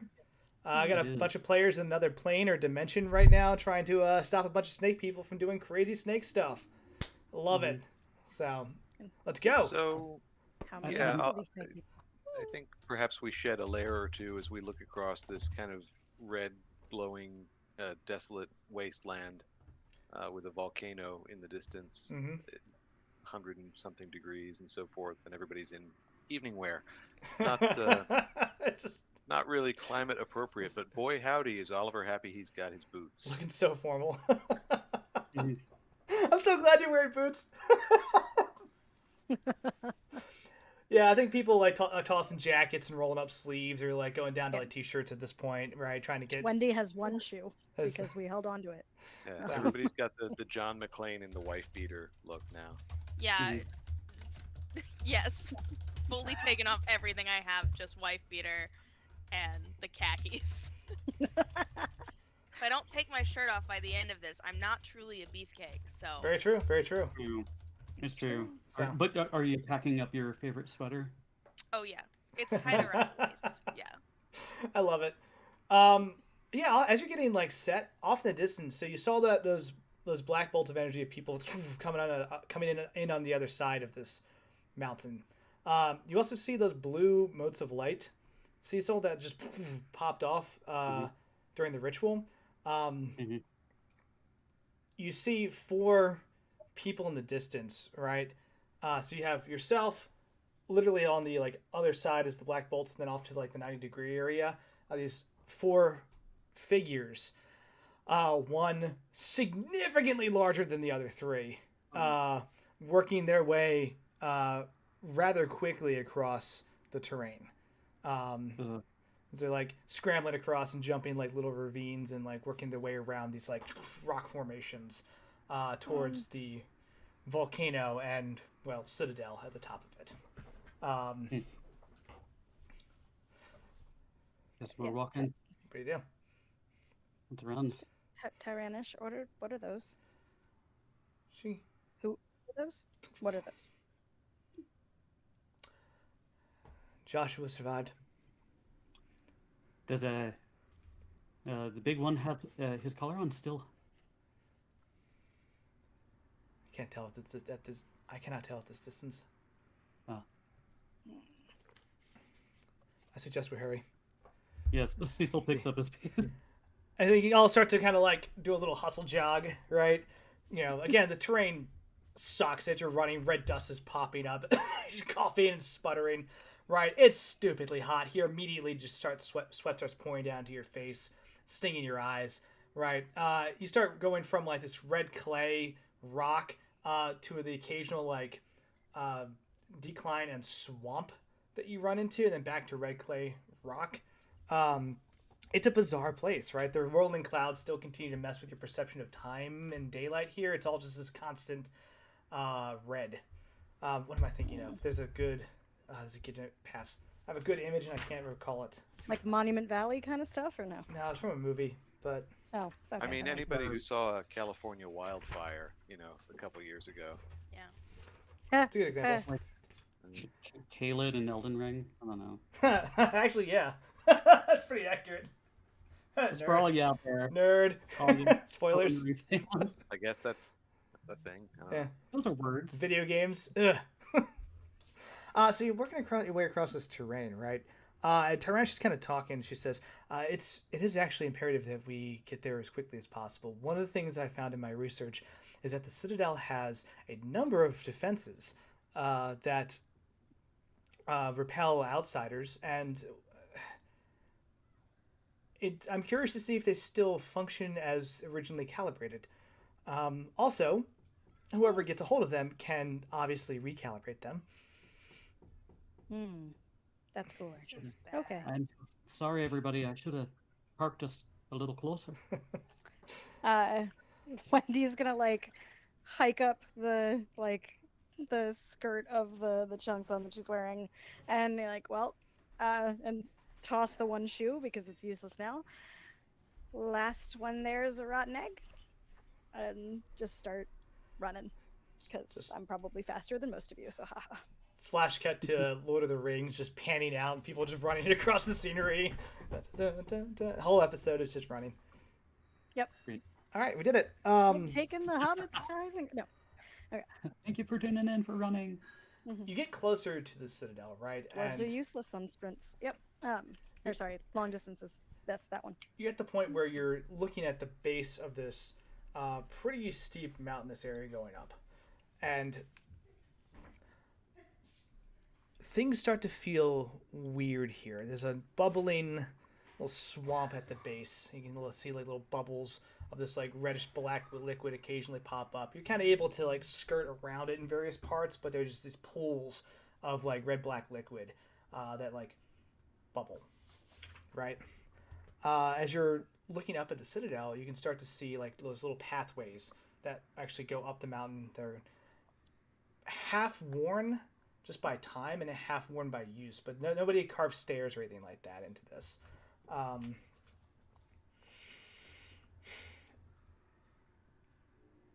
Yeah, Oliver's gonna fumble in his pockets for a second and pull out his little snake key fob thing and just be like, beep beep. As you see the stealth cloak on the spaceship that Jake is flying around drop, as he kind of spirals down to Did you make us do home this in to where you are, and he's like,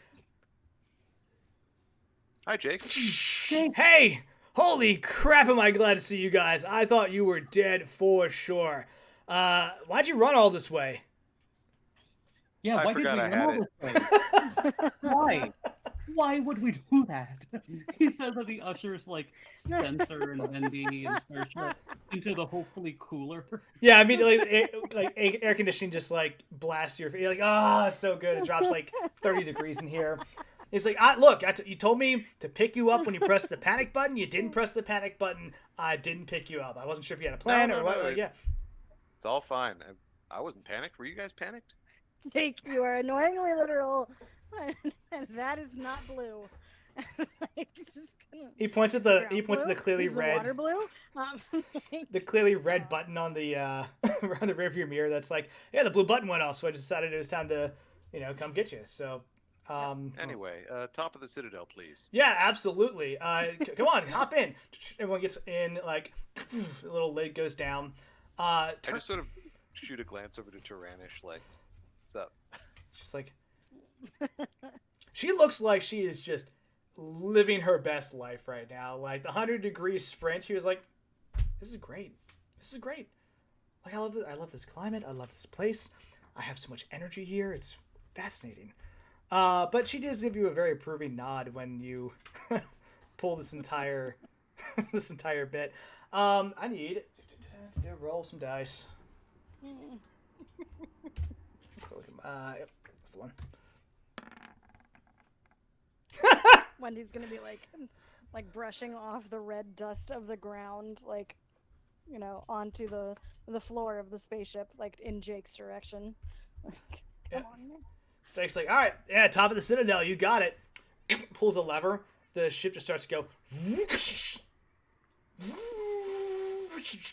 starts getting like pulled back in. Everyone like lurches real quick. The weird anti-gravity like stops you from crashing into anything, but you just come out of your seats for a second and then like sit back down. As he's like, hang tight, Jake. Don't drain anything. Tyranish, can we do something about the defenses? Brakes off. Hold on. Puts in the overdrive. He's like, what the hell is that? Pushes a button, and you can see sunlight trying to fight its way into my room. It's bullshit. A back panel opens. A back panel screen opens, and you can see just like an insane tendril has grabbed the back of this thing from the bubbling reddish black liquid, and is like pulling the ship down in. He's just like, I kept saying these things should have guns. I kept saying it. I kept saying it over and over. We should put guns on the transport. This thing doesn't have a gun? No! It's a transport! Can you open a window? He like gets his like rifle ready. Yeah. Yeah, I was gonna say like Wendy's gonna like swing the rifle back over. Like, are we kidding? Windows. This is a highly calibrated pod. Boop, presses a button and it just kind of phases. So shoot out. You can just shoot through it. So yeah, go ahead and roll. Bang bang bang bang. All right. Let's see if bang bang. Are we all? Yeah, please roll to attack. Oh, I got yeah, that'll do it. 22 is a success. I mean, it's a regular success. My skill in rifle is tiny. Sorry. The bang bang bang was just bang bang. Oh, I rolled pretty well too. Oh my god. Wow, you guys are incredible. We're just using them up before the big battle. Yeah. Yeah, dang. All right. Yeah, you start firing back into this thing, right? It is very interested in trying to eat you or whatever the heck is going on here, but like starts pulling you back in. Immediately, you unleash a volley of fire into it. The tendril just goes back into this puddle of ooze. Jake's like, okay, and takes off. How do you say friend in the call? Yeah. All right, so Tyrannus says, there is one other complication, and we'll see how well we can deal with that.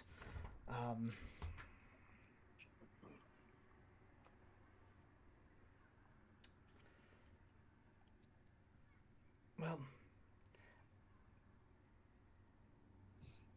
I mean, let me just describe this better, actually. So you fly up into the air, and immediately you see like this weird detached like things just start to detach from the sides of the citadel and just start tracking the ship. And Jake's like, all right, I can put you on the roof, but I'm only gonna have like one pass at this thing because that looks like a lot of firepower, and you can see like more and more of them starting to track the ship as it moves. It starts beeping. He's like, I got one. How do you want to do this? Tyrannus, tell us the closest entrance that might beat Medin and everybody. I suggest we get through the top. You heard the lady. Like the, okay. Cool. Like the ball, like the sphere. That's an entrance. Vic says, I want everyone here. He presses a button and like little more panels appear around the ship. And he says, there's a lot going on here. Help me out. So what I need y'all to do is roll either dodge or spot hidden as you are flying through this to help him change direction as you're getting in. Yeah. So you take. We get to help fly the spaceship. Okay. Yeah, like a little terminal comes down. You can like put on a headset and just. Yes. Okay. I have been on this ride in Disneyland. It's awesome. Okay. So dodge is.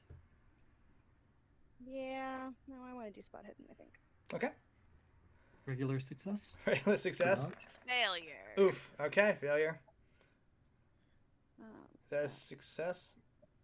Where's my? No. Failure. Oliver succeed. How important would it be to get a spot hidden here? There's gonna be some damage that comes to the ship. Alright, maybe not then. Tyrannus passes. Should I pull mine down to great success? Ooh, do it. Okay. Yeah, I hate burning luck, but here we go. It's the finale. So It's time to do it. what did I roll? Gotta look at that. That was 28. Okay, that's not bad. Great success. Yay! Very nice, very nice. Yeah, so the bombardment of lasers that come off of this place is absolutely absurd, right? It just lights up the red sky with like a combination of blue and white energy just shooting, and like one person probably couldn't dodge all this stuff, but the fact that everyone's kind of working together to fly in and drop you all at the top, it works. There's a couple times where like boom boom guidance for the team. Oh hell yeah. I'll just use that guidance to negate the damage. That's even better. Because they're going to take some damage, and they're going to take any. Good redemption. Hell yes. A couple times the ship just gets blasted. And since everyone's working together, you're able to kind of like move around which parts are actually taking damage from the shields. And he just lands at the top real quick. Left, by Jake, the dome. Left, Jake, left. Our left. Which okay, gotcha. Spins around in a circle a couple times. Lands. Thing pops off. I assume you had this conversation beforehand, but who's going? Right. I assume all four of you are going. Do you want to bring any of the other four that are... all right, Tyrannus is going to go with you. Do you want to bring any of the others with you? I say to Saoirse and Spencer, I'm like, I don't want you risking your lives, but I'd love to have you, but I'd rather you be safe. Oh. We can come back for you later when we come out alive. I'll flash to right before we did all this, and they'll say, "Look, it's good to have a rescue squad on standby. Like, I'm not mad about it." Searcher's like, yeah, we'll pull your ass out if something gets stupid. I guess that's... So. And Quentin just looks at Oliver and goes,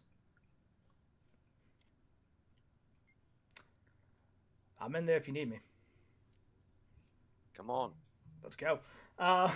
Cool. So you land. Shekel? I think Shekels...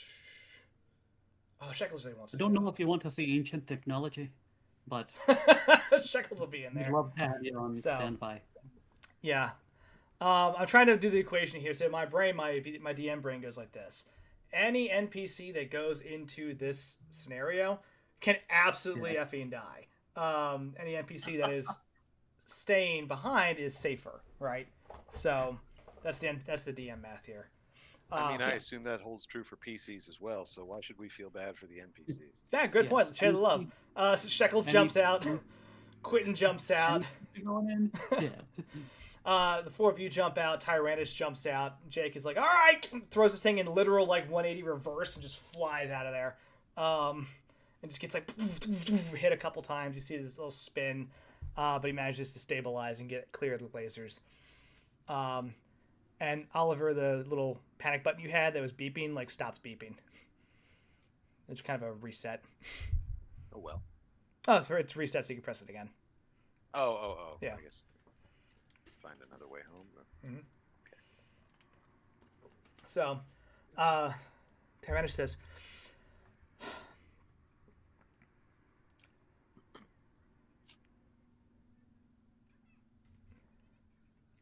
the Citadel isn't quite in sync with the rest of the reality around it. It's a complicated place. I say this warning you going in. From the studies we've seen, things could get weird, but they all think it will also help us maneuver. It doesn't necessarily work on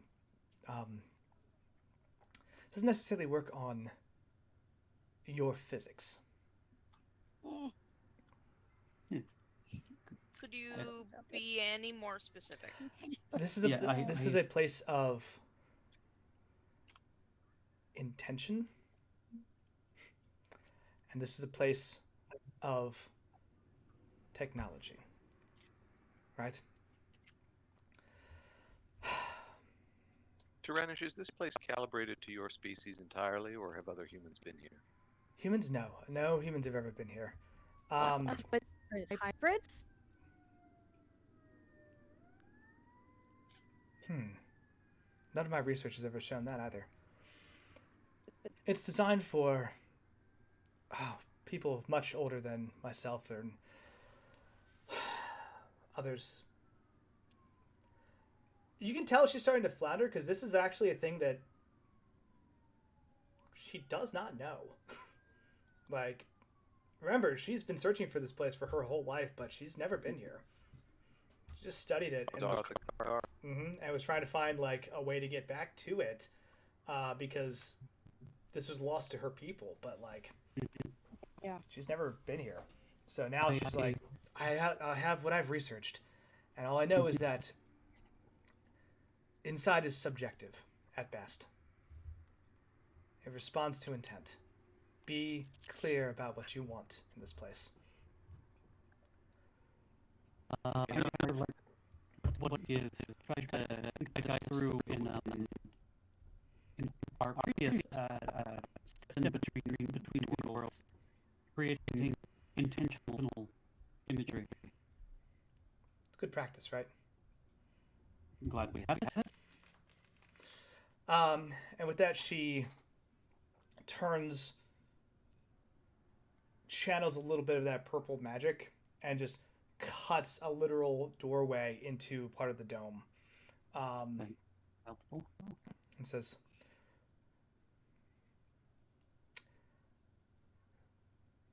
let's go. All right, wander on in. Mm-hmm. Yeah, like Wendy's gonna be like, oh crap. Before, like right before walking in, of like, what is my intention gonna what's the safest way to, there's a trick here.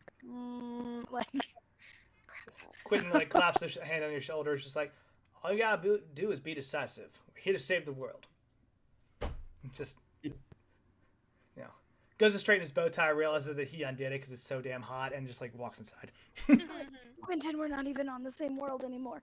Okay. Wendy, if the world's too much, then just save one.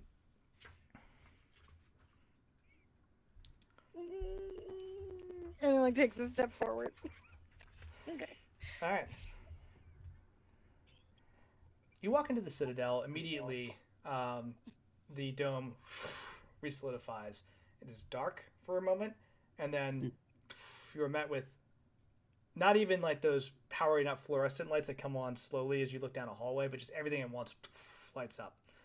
And you are in a hallway, right? Does it make any logical sense? Because you were in a dome. This is a square area now. You look around. Entrance is closed, right? The lights seem to be some type of like just radiating off the walls, basically. The walls are like a stainless steel crystal, almost. It's a very bizarre type of color, right?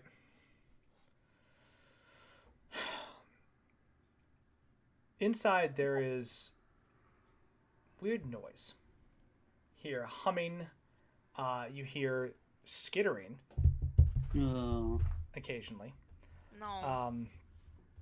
And when you first kind of look around as you're looking down this hallway with just doors, one of the doors like opens from top to bottom, and like two little figures, and I mean little, like about a foot off the ground in like black robes, like at the doorway, look at all of you. The door shuts. Friends of yours, Tyranish. I wasn't aware there was still creatures here. I'd been told the Citadel was abandoned. Well, maybe somebody took this over. Maybe squatters. People saw it was empty and decided to come in and make it their own home. Oh, let's ask. Does anything else live here? So she like strolls over to the door, like looks at all of you and says, Cecil comes over too. Yeah, like presses a button on the side of it. It opens up, and there are just these two, what look like snake people, right? Oh. But they are about like 2 feet off the ground total, like little kobold-size dudes with like weird, slightly deranged anatomy, and these like little black hoods, and like just odd feet and big old awkward hands. They just go. They look at Tyranish. They look at you, Cecil, and they go,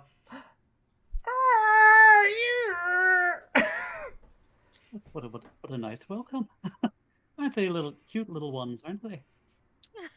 It looks like they've impressed upon us. Huh. Well,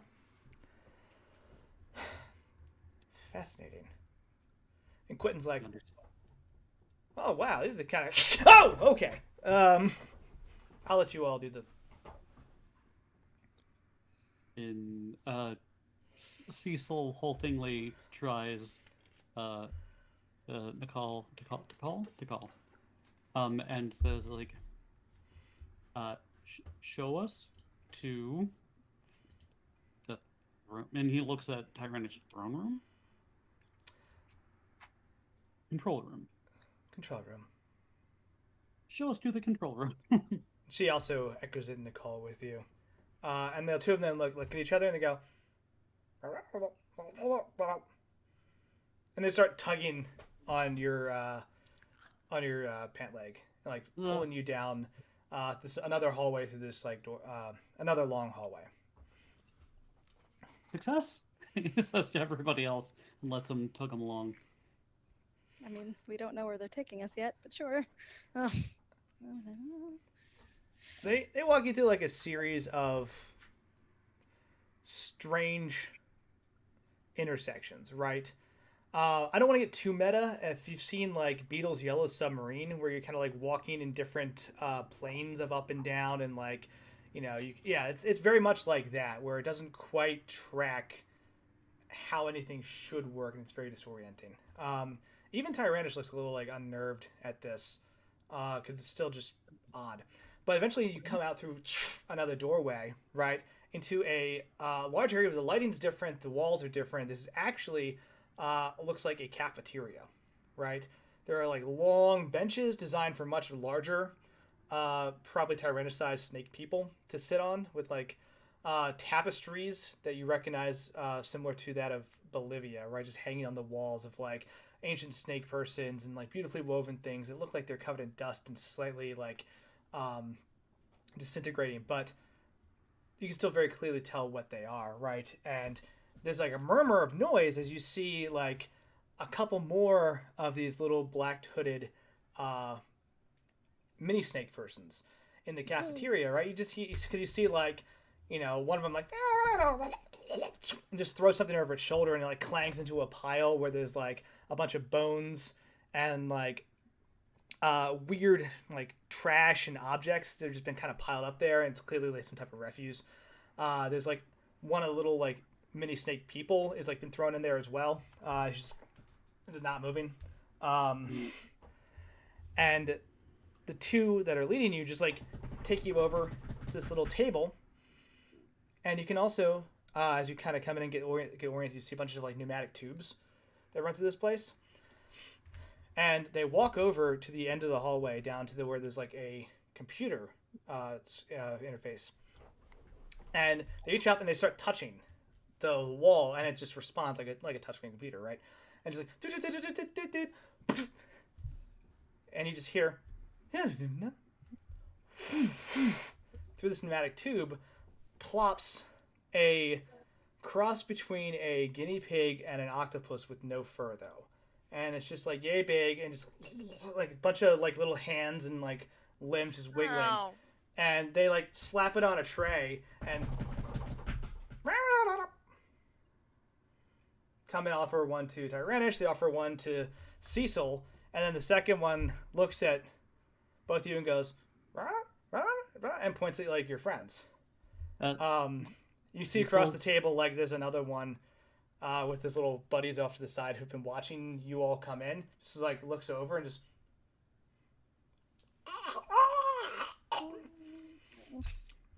And they get up and they also start like wandering over, so they have like a little semicircle of like 6 of these things staring at you. Cecil hands his to Kelly, and says, "I feel like I'm full." Tyrannish is like, "This is fascinating. They've been here all this time. They've just...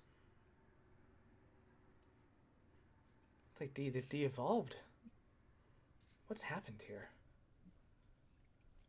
They still know how to use the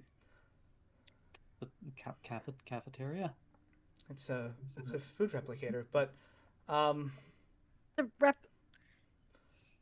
If it's a rep. Yes, they've replicated that, like the okay. It's clearly an option on the menu, and like you kind of look around and see like that's just the only thing that has been eaten in this cafeteria. You're looking at like the bones and like the little pieces of it, and like the others that are around. Like that's the only thing that keeps coming through the tubes. Like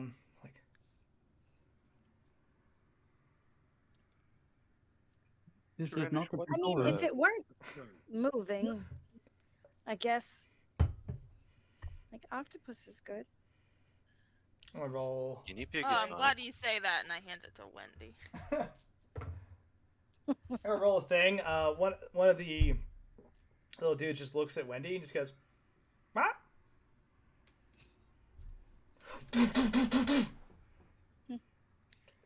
It's like... Do I just bite it? Okay. Tyrannish is off to the side talking to a couple, and it's just like, "Control room. Where is the control room?" And they like hand her another one of these things, and she's like, What has happened? No. Listen. There's no chance that I'm gonna bite this and it's gonna allow me to use the controls, right? And, like she's gonna like one of the tentacly bits off of the like or into one of the tentacly bits on the guinea pig octopus thing. Like, probably be nicer with soy sauce. It's got a good crunch to it. Cecil kind of like whispers to Kelly. Not chewy the way that I thought it was gonna be. Cecil whispers to Kelly, like, she's obviously the bravest of us. Bless her. Through the looking glass now, aren't we? I mean, it's rude to refuse food. Shekels and Quentin are just like looking at the food processor, and like Shekels just furiously writing notes about this whole thing. I was like, this is wonderful. You know, he pulls out like a little camera, just starts taking pictures. Oliver, do you still have one of those? What it tastes like? Oh, it actually tastes good. It honestly, let's see. These things are designed for max. Yeah, it actually tastes like be like flavored chicken. Honestly, it's designed for maximum flavor and maximum crunch. Maximum crunch. Mm-hmm. Quote unquote. Wow. Oliver, do you still have that glass plate with all the controls on it? Oh, sure.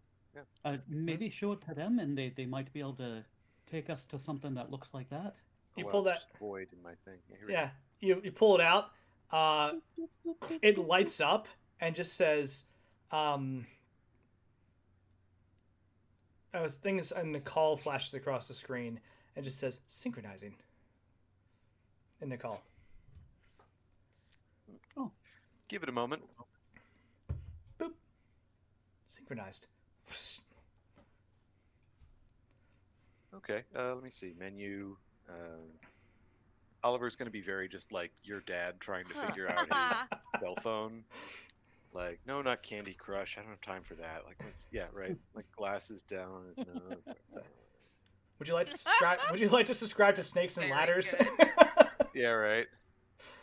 As you're doing that, yeah. So schematic. Here we go, and bloop, schematic comes up. As you're doing that, or I can roll a thing if you need me to. Oh, absolutely. Roll in a second. As they're doing that, the door to the cafeteria opens up, and like a full height and armored snake person carrying like one of those weird staves you saw them having in Iceland, right? Walks through looking just absolutely confused as fuck. Sees all of you, points the staff at you, takes a step forward like he's getting ready to move closer to fire, and falls through the floor. And disappears. I guess he forgot what he was supposed to be doing. Full of Did any of you see that? I wish I hadn't. Tyrannish, was that maybe part of Rose's cohort? Looked like it. He had a lightning rod. Or lightning staff. Seems like Rose's thing. I think I'm getting the hang of this. Go ahead and roll intelligence for the schematics. But yeah, like what you're starting to realize is there are places around this citadel that just phase in and out, because they are also not fully realized or filled with intent, and that can have impacts on what you're doing as well in this area. I see. 47. Yeah, so I understand. Cool. So my Nakal's a bit rusty, but let me see. A couple places pop up. You see, bloop, in Nakal, you see food hall, birthing chamber, living quarters, core memory, repair workshop, temple. Temple. There we are. Yes, this way. Be of intent. And so Oliver fixes his mind on the temple and sort of goes, okay, pushes the door. What happens? So, what are the rest of you doing as this happens? I follow, thinking of the temple that was on Madam's property. I'm like trying to imagine that and fix that in my head. I'm now curious to try what that guinea pig chicken is. Yeah, I take it and I'm like keeping eye contact, like smacking it on the table, like is this okay? That's good. Great. It's flavorific. Great. Flavorific. Yeah. Wendy's gonna like give the rest of it to, you know, one of the waiting smaller peoples that doesn't look like they have one. I'm like, temple, okay. But we don't want control room. We want temple. Tyrannish wants control room. We want temple. Tyrannish wants control room. As you go through the list, there's no control room listed. Yeah. Food hall, birthing chamber, living quarter, core memory, repair workshop, temple. No control room. I know how to work one of those. Yeah. Yes. Again. Are we going to the same place? Because I'm kind of curious about the repair portion of things. But like, other than keeping Medem out, like,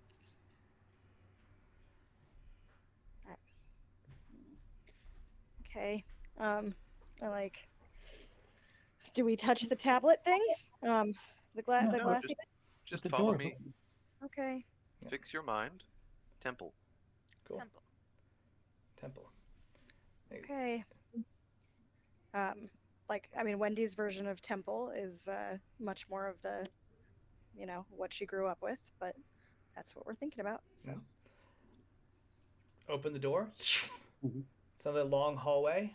This time with no doors on the side, just another door with a little blinking red light at the end. There's a sign in the call above it that says temple. Okay. It's actually a wonderful design when you start to think about it, because it means you can get literally anywhere within the Citadel in a matter of moments just based on your intent. You never have to like run multiple stories or like you're just there as long as you think about it correctly. It's very ingenious. I would end up so screwed and lost in this every day. Yes. Okay. But like this little like group of mini snake people follow you all. It's like about a dozen of them now, just like kind of chittering and like cheering, especially for Cecil and Tyrannish specifically. They tend to hover around the two of you. But yeah, you work your way to the temple. Let's go to library mode and see if that stayed. It stayed, but not everyone's in the right spot. Close enough. I'm killing it. I'll take it. I'm just happy that the screens are up. Let's be honest. Tech issues. So Joe is in the thing now. There we go. Nailed it. Nope. Okay. Right? Look at me. Looks right to me. Wendy now. Alrighty. Thing. There we go. Yeah. So, you can see main entrance, right? No, we can see... Oh, there we go. Okay. I was going to say, I was like, I can see fisticuffs. Nope, now I see it. We good. Yep. Time to fight! Time to fight! So, you can see main entrance. That's where you all come in. As you walk in, you see stationed around the room are tiny statues, right? Little multicolored objects are... They're tiny? They're tiny. When I say tiny, I mean they're about 15 feet tall. Okay. Right. That's not. You're like, nah, I hate that.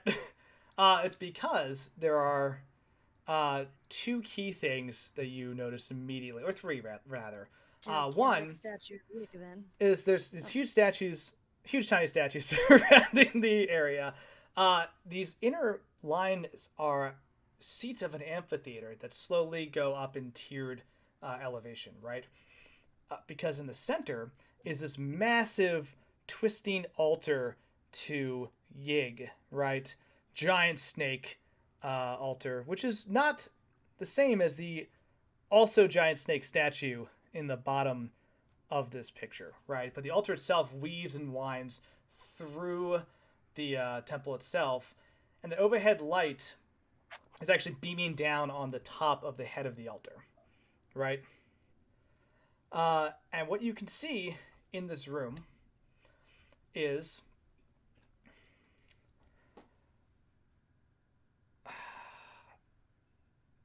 let me show you the thing. It'd be Rose standing at the top of the altar, veil off at this point, right? With a minion kind of standing at the front door, who looks just surprised as hell when you walk in, and another minion over here by the control. I'm pointing like you can see what I'm pointing at. Mouse? Should I see a pointer? No, I've been messing with Albay Rodeo, and I was like, oh, look, I can actually do like a laser point to that thing. That's really useful. That's not a thing. Anyway, is standing by the stairs down to the control room, right? And Rose is just like bathing in this like golden, reddish light that's just coming down on the top of this altar head of this snake.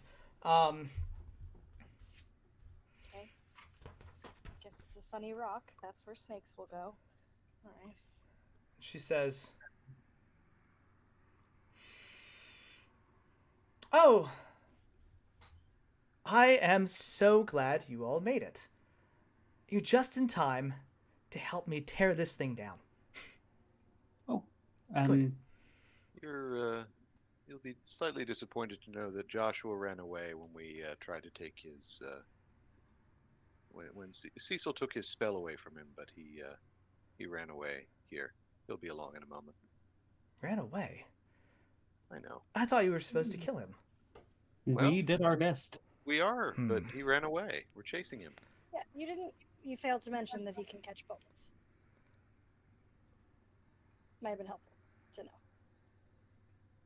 It's only been like 40 Need me to minutes tell you since how we to do started every fighting single him. portion of your job? You said you could kill him. There you are. The spell was supposed to drop him on his head, and somehow he was able to escape. So, Well, So I just feel like if you were going to task it to other people, you can't get mad when you don't give them all of the information. very well. Well, let's try to work together on something, right? Help me destroy this thing. and what does that do? He like starts walking up toward it. Well, we need something to get us back to our plane of existence. This can, but if I destroy it, I'm a bit at 6s and 7s for how to do that. The control room for the stairs, Mm-hmm. did you say that that's labeled in like Nicole, or is it just that they are stairs and It would be labeled. Okay. So, yeah, I'm gonna like head around the upper part of the amphitheater towards that door and stairs. Okay. Slowly is fine, but Yeah. yeah. Well, chop chop. We don't have all day. I look at Tyrannish. I'm like, what is she doing? Well, she clearly hates Yig desecrating his altar, I guess. Doesn't matter. What we need is in the control room. Did you pass the control room by chance, or the birthing area? Rose just says, I'll get to that in a moment. Okay. Very good. We'll just walk onto the control room. She seems fine. From the control room, there's that one guard standing in front of it. Canning comes out from down the steps, picks up this guard, throws him into the center of this room, right? Or just bounces a few times. You can see just burn marks around his neck from where that collar was. They'd somehow managed to get off. He looks absolutely enraged. And you hear Madam from the alcove go, "You cannot desecrate the altar of the very thing that powers this place. You will kill everyone here, including yourself." She's like, "I do not care." Well, let's go back into initiative order. What do y'all want to do? I was like, maybe we just Staircase. What if we just leave? I can't stress this enough. Tyrannish goes,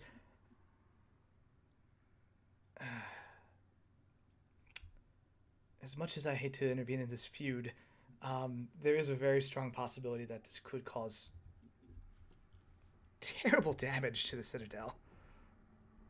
Yeah. Everybody got it. Can we take a couple before we do this? Take a couple minutes? Yeah, do you mind? Sure. This is actually the best place to do it. Yeah. So, yeah, you've got everyone kind of piled into this one room fighting over the altar of Yig. Because remember, the Citadel and Serpent People was built to worship Yig, right? So, this is where we have it. You can always bypass this encounter and head for the control room. Who knows what will happen? But we'll find that out in about 5 minutes or so. About 10 minutes? 10 minutes? That'll work. Cool. We'll take 10. Be right back. Yeah, we're live. Hey. Yeah. We've been live the whole Keep time. y'all hanging. But we're more live now. Okay, so we got a couple things going on, right? Oh, let me take you back to good old library mode. The library. Yeah, I heard it. Yep. I said it. So, yeah, Rose has decided to destroy this altar to Yig. Medem obviously is like, you should not do that. That is a bad idea in this place that was built literally to the snake god. Rose is like, F it, I don't care, let's burn it all down. Tyrannus has been like, well, we should not let that happen. That's, I can tell, is a bad call. So... What's in the control room exactly? We don't know yet. We haven't been in there. So, like I said, you can, if you choose to, bypass this encounter, make a run for the control room. Oh, but why? I guess that's what I thought we were trying to get to the control room to stop these people from getting in here. But they're already here. So that didn't work. No. Yeah. So... I don't know what the control room does, but I also feel like it's like, all right, Rose, if you want to kill your dad, yeah. Do we still have our little malformed snake babies? Mm-hmm. You do. That's true. We're nice. You get your little fan club following you. For Mama Tyrannish and Zaddy Cecil. Mm-hmm. So okay. Cecil says, "Get them, get them, my children." Yeah, they're wood. They're actually getting wood. God damn it. Well, we'll do initiative. We'll see. I think that's a good opener, though. As like you all are standing on this far end, like because again, remember this place is all about like weird intentions, and they seem to have navigated it a little faster. That's all. But shouldn't have stopped for lunch.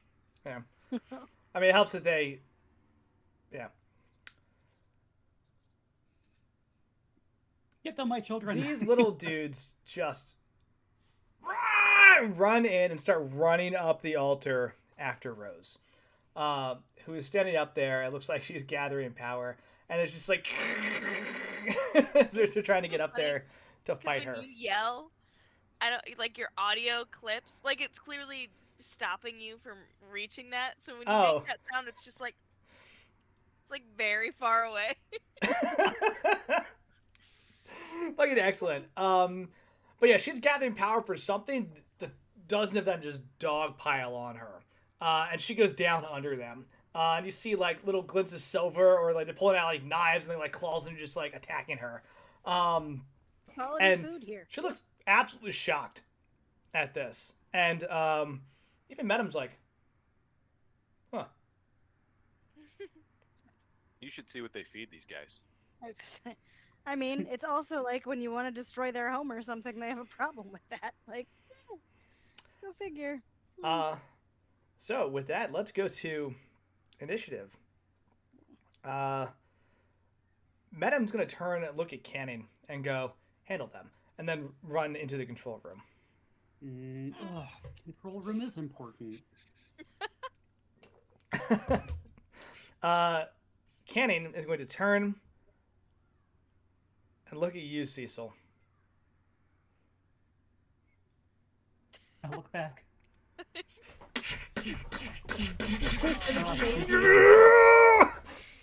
Hey, roll to dodge, please. Why are you so obsessed with me? God, calm down, dude.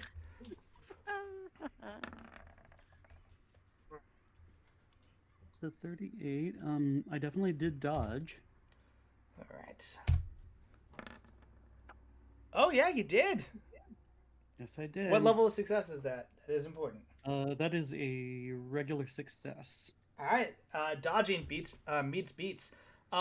He punches so hard that you manage to duck under it. You feel the air currents actually like move you, and he smashes through a portion of this wall behind you, and just like takes it out. Like the door, like that sliding door, just like part of it just blown out of the wall, messed up. And he turns around and lashes out at you with his insane tongue. If you remember, just unrolls it and lashes out that way. So please dodge again. I had forgotten about to dodge that too? Yeah.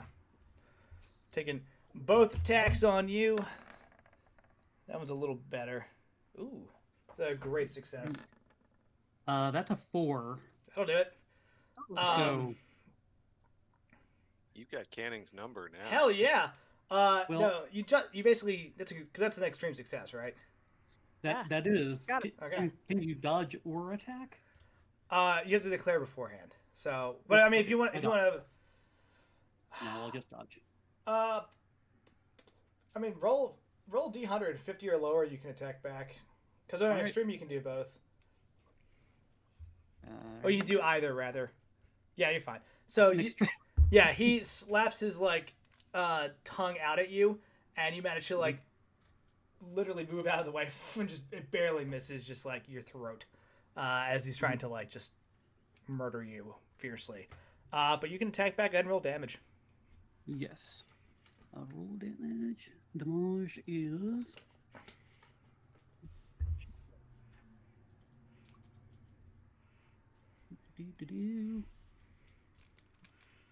46.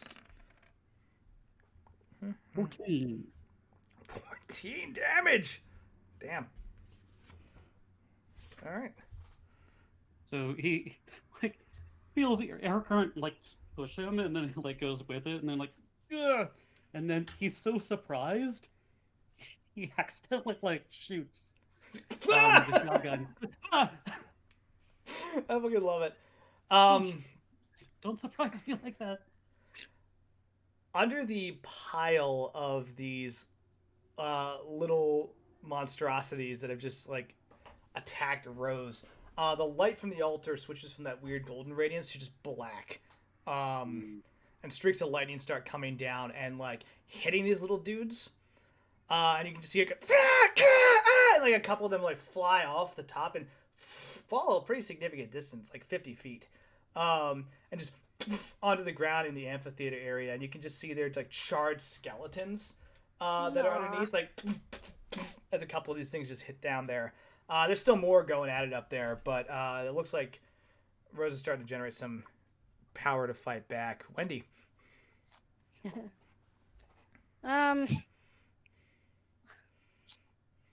Okay, this might be dumb. Fire. Best of plans. But Joshua went to go down into the control room, and it is stairs down into the control room. So can I like? We'll start by like trying to be a little bit sneaky to see what the control room actually looks like before I set him and it on fire. I will say that stealth is doable, but it's gonna be a harder success. Not like stealth, just like not like he's gonna whip around and be like, you know, you. I'm assuming he's doing something down there, so if I'm just not the immediate most important threat, then that's fine. Okay. Here's what you can do. You don't need to roll stealth. So let me add this to the initiative because that's important now. That's gonna be so fucking weird. Oh, it doesn't have a dex. Wow. Like, I just kind of want to see what he's doing, / what the lay of the land is down there, and then you go down into, let's see, to the computer room. for the control room, right? Uh-huh. And what you see, I'll bring this map up for you real quick as well. Bloop. Right. You roll down these stairs. In front of you is a massive computer screen, right? With an actual, like, right now it's just all staticed out. You see off to the side where it says these neural interfaces. Medum has put on what looks like a helmet. Looks briefly at you. Smiles, and turns into light and disappears.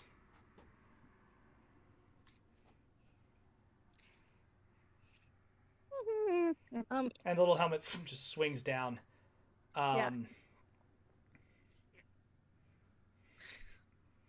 Okay. Guys, Medum might be part of the Citadel now. I don't really help. Okay. Still have an action. I know. The avatar in the middle, the projected avatar, is that not, like, doesn't look like Tyrannish, right? Like, that's... Right now it is an empty base. Oh, okay. Okay. That control panel and display, what's on it right now? Can I see anything? Static. Shit. Okay. Okay. Let's go over to one of those helmets and do something stupid.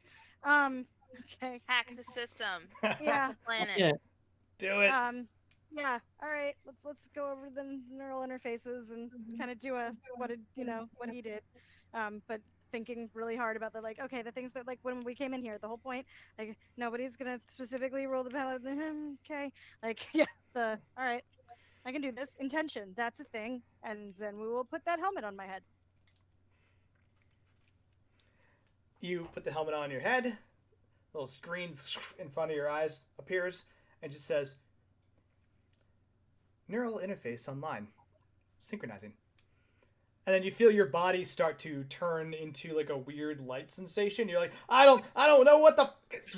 And then you just hear literally, like, the dial-up sound of the Matrix getting pulled into this computer. I shit you not, this is a fucking thing, and I love this game. I love this game so much. Oops.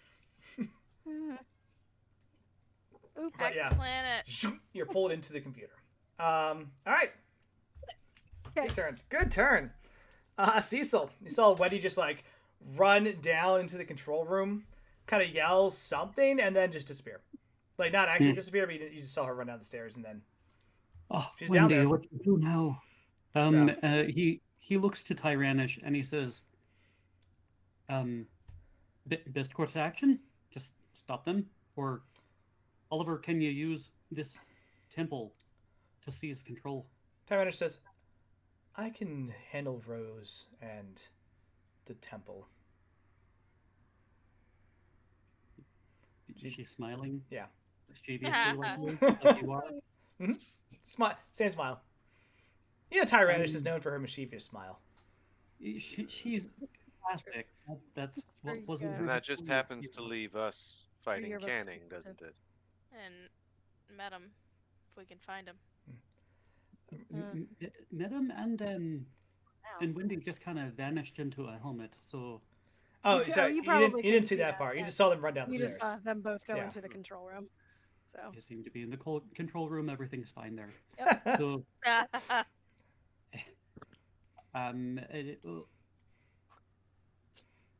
Let's take on Canning, I suppose.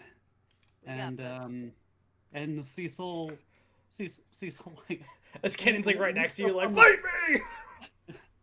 God. He looks up to Canning. He's just like, he snaps his fingers to get his attention, and he goes like this, and like, look into my eyes, and tries to do hypnotism on him. Okay. Hell yeah. Let's see. Oh, actually, I remember you doing this before. It was actually decently successful. Great. I think that might be a failure. Do I burn luck? I don't burn luck. I mean, there's always burn luck. So wait a second. Let me look. Let me look. Actually, no. I think that's a regular success. Okay. Yes. All right, that's There good. That's good. What was that though? That was going to be bad if that failed. I burned luck for a reroll. And Can I- you, oh. yeah. Yeah. What do I get? How do I burn luck for a reroll? How much is that? So that is a pulp talent. He has to specifically resist mind altering stuff. God damn it. He used it last time he fought you, but he failed the living shit out of it twice, and that's how you hypnotized him. Right. Okay, well then it doesn't quite take. It staggers him for a second. Like he looks at you, and like there's a moment where it's like, go stop your boss. Go stop him.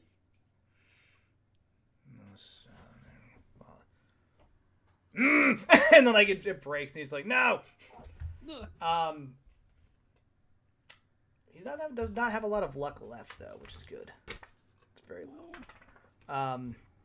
They didn't get a luck reset between this. They just burn in luck like crazy. Tyrannish, one of the other serpents in her crown, the eyes kind of darken out. And there's like pair of sapphires, and she lights up with magic and flies up onto the altar, and like kicks the pile of rose and this just insane frenzy of kobolds that are still fighting her aside. Takes her serpent staff and just slams into the top of the altar. And immediately that like dark lightning cloud goes away and she starts channeling energy. Kelly. I'm gonna fight Canning. Do it. For reference sake, as you look at him, he is beat to shit, right? His like his normal human facade has like been like mostly torn up at this point. You can see his like half weird snake nonsense. You can see his like his long tongue's kind of drooping out in front of him. There's burn marks on his neck. Just veins popping out, blood coming out of his nose and like his like ear holes because he doesn't have ears. He's a snake person, right? And he just looks honestly a little tired as he's swinging. Like you've never seen him move this slow. He's still fast. Go ahead. Great. Gonna punch him. Do it. Gonna punch him. Oh my god, did you just... Oh. Gonna punch him. Okay, well, that's an excellent... Ooh. But did you just roll a 2? No, I rolled that for his resist mind thing. Ooh. Has he already fought back? He's not. He's gonna fight back. Okay.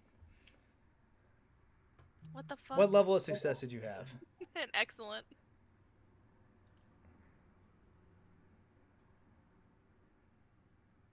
Okay. That was rude of him. Do you want to... Oh! Heads up. You have a magic item that might help you here. Oh yeah, I would like to burn... Well, I want to decide that if I hit, or do I have to put it up front? I was talking about the bracers that you have. Yeah, I can burn an MP to ignore armor. Yeah. I think that's just on, I think that's on, yeah. right? Oh no, Yeah, I mean I have to... What? there's another set. Hold on. Because I haven't seen you use it in a minute, but it's useful and it feels like it's worth. Gloves, 1 MP per round, ignore armor, extra punch, 2 MP for both. There's That's the one that fine. lets you negate an attack and redirect damage to the attacker. Oh, I don't know where... Oh, It's a little higher up in your Kelly Murphy channel. Yeah. So this is useful because he is going to punch you. True. Wait, I'm attacking first, though. Okay, fine. So, well, he rolled to fight back, and no, actually, will he got punch me. an extreme success as well. You win. He's fighting back. He has to get a higher success than you. Go ahead, hit him. Okay, then I would like to use 1 MP to ignore armor. Yeah, do it. So he's got. I'm gonna. Hang on. Okay. So you know what you're getting out of this. He has 5 armor. So that's huge difference. Yeah. Okay, so. Extreme success is also a crit, by the way. So roll double your dice. Okay. Roll double all my dice? Yup. Okay. These have to be separate rolls. Oh, guidance to Wendy. Ooh. Okay. Hell yeah. Okay then. Thank you. Lots of more damage on that one. I need it because I am Math is hard. now made out of bits. Okay, Wendy, have you seen the cinematic classic Tron starring Jeff Bridges? That's 11 total. 11 total. Good hit. God, without armor. Describe this hit for me, please. 2 1s, so. Yeah. Yeah, he's looking worse for wear. Mm-hmm. But I haven't really seen any action in either of these fights, so I'm loosened up, ready to go, crack my knuckles, and just hook him just right across the face. Fantastic. I would love for him to bite his tongue off. Ooh. Let's see. Do it. Like, yeah. That sounds great and not gruesome at all. You hook him. He does bite into his tongue and like some blood spurts out of it, right? He doesn't bite it off, but he staggers to the side as you hit him. Like he actively like almost goes off his feet and then catches his balance and puts his hands back up. You rocked his fucking world with that hit. I think I get another one, don't I? There is a thing that lets you attack twice, I believe. Right? I think. Let me see. It says. Is it? Yeah, I think it's Oh, the no. same. I take either one additional attack or bypass. It's one or the other, so I ignored armor. Oh yeah, so no, you can choose to. You can choose to do both, but there's magical feedback. Magical feedback. Mm-hmm. Be harmful to Kelly or those around him.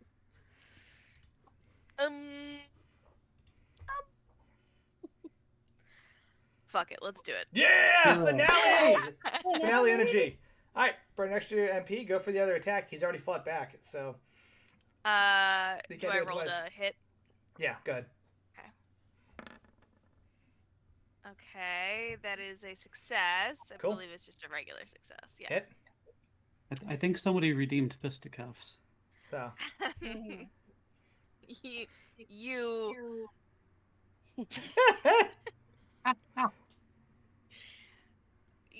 I don't want to insult his snakeness. Do it. Do it. You scaly rapscallion.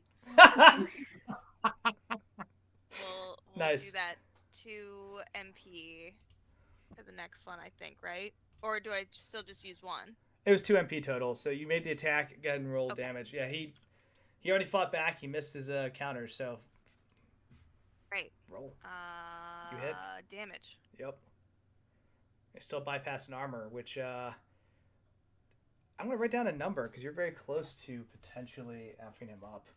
The bypassing armor is great, and also the like shitload of damage done in the first encounter did not heal yet. Yep, good. 6. These are good. Not enough. Okay. Okay. So, he's still up. No magical feedback? Roll power, please. 95 plus. There's magical feedback. You said 95 plus? Yeah. Okay. I put a 1 in there for some reason, but it's not Hell a 1. yeah. And I rolled it an 8. No, the exact opposite happens. Like, you're just like, no, I feel great. Like, you feel just refreshed and ready to go even more. Actually, no, I take back the MP. You didn't have to spend it. Oh, okay, sick. You rolled an 8. That's boom. That's a bonus for it. That's Kelly. Oliver, you're up. As last note, as you and like Kenny are duking it out, right? Just back and forth, bob, weave, cross, hit him again, right? About 15 feet away, you just see Rose covered in about like half a dozen kobolds hit the ground. As they're all just like rolling in this cloud of just knives and claws. Oliver.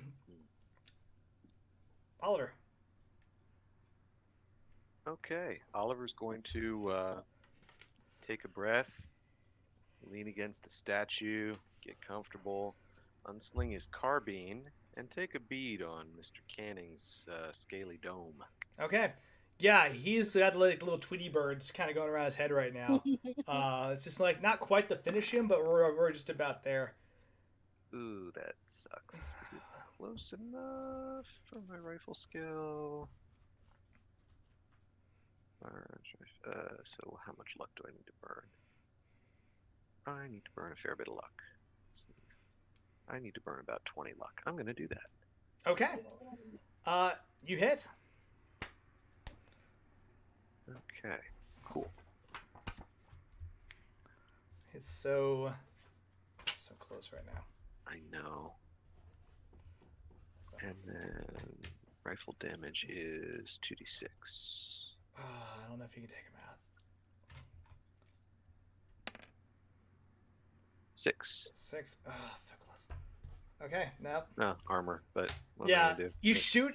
It clearly goes through the armor. It is not as effective as you'd like it to be, but relentless onslaught will finish him.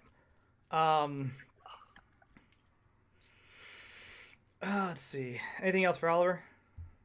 I'm not sure if there's anything else I can do. Not sure either. Kick Rose. No, that's fine. I'm keeping my eye on that.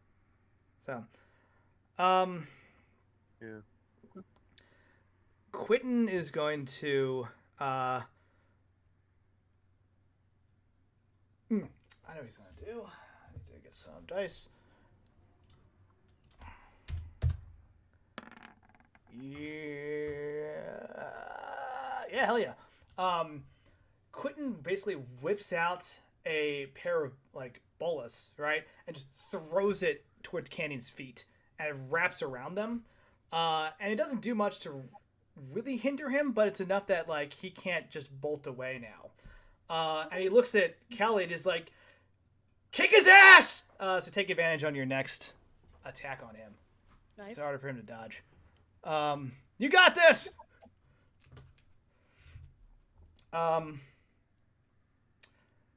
Everyone hears a voice that comes through the entire citadel. It just says,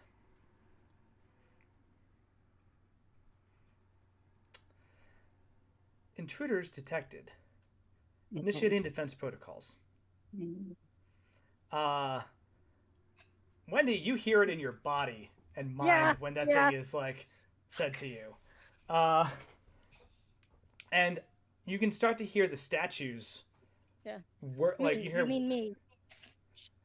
Yeah. Well, like everyone who's in this big fight, you can hear the statues start making whirring noises. No. And they start moving as they come online. Cool. And it's like, oh, bad. Okay. Over in computer land, right? So maybe it's just single intruder. You can see my intentions. Like, help. Let's see. Wendy, you find yourself face to face with like a weird, uncanny valley, human-esque shaped thing that's made of blue digital light. As the two of you are kind of moving around in these lit circles around just like a whole bunch of darkness or unrendered space at this point, right? Okay. And Peter says, "Identify yourself." Hello. I'm Xiaowei Li, and I think I'm still mostly human, but that might be just a maybe right now. I come in peace.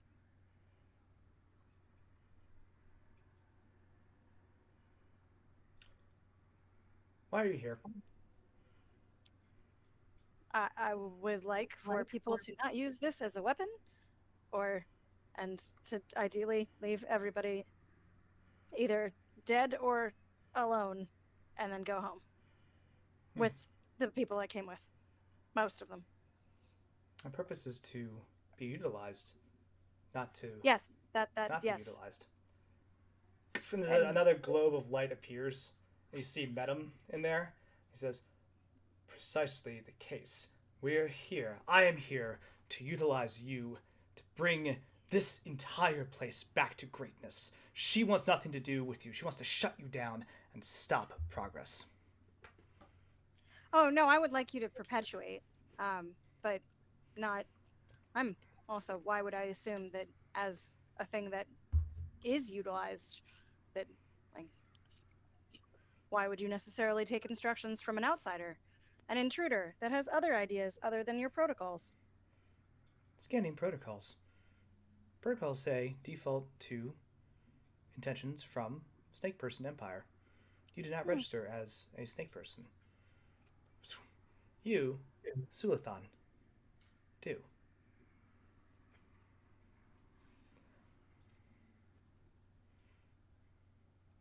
And is not the Empire's interest above the individual?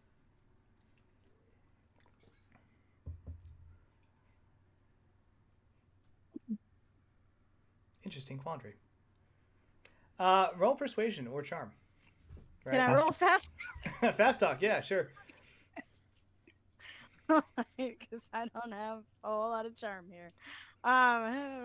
Sure. What is my actual? I think you just got given advantage too. Did I? You did. You were given guidance, yeah. Yes. So, okay. Have it divide by 0. Have it divide by 0.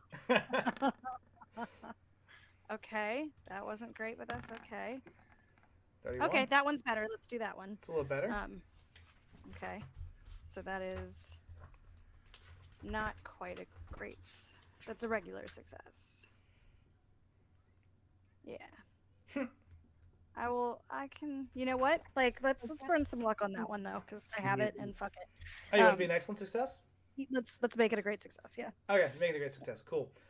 Yeah, the computer seems to be pondering. What you're in is basically a weird battle of like logics and wills with the computer between you and like if we're defaulting to Snake Person, understood, but is not the actual law, like letter of the law, that is the Empire protocol, and how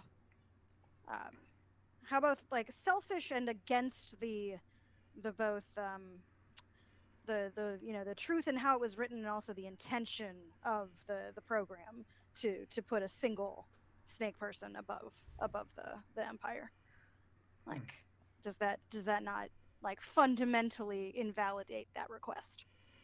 There's like a moment where it ponders, and then you were just scanned up and down. That tickles. It says, okay.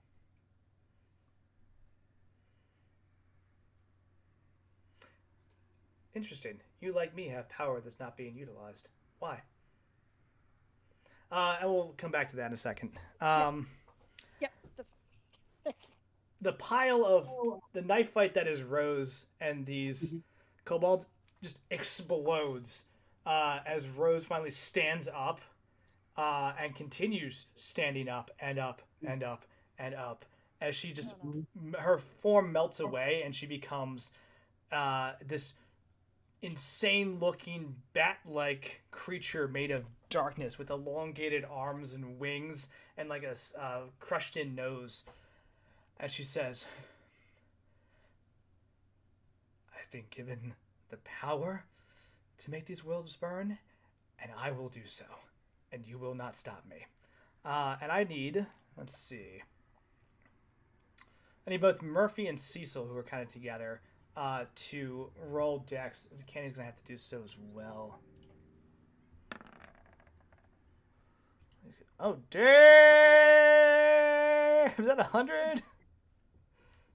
Did I roll 100? Yep, I did. You might want to. Yep, you might want to run luck on that one. Yeah, we might. Yeah, that's a I guess I will. And how do I do that? To spend 10, 20? You can burn. Oof, that's not good. Can I push my luck? Is that better? You will want to burn 10 luck to adjusting weapon fumble or my firearms fumble. Nope. Hold on. Oh shit! You might not be able to reroll that one. Let's see. You can adjust the skill. You can reduce the damage. You can avoid certain death. You can adjust weapon fumble or firearm malfunction outcomes.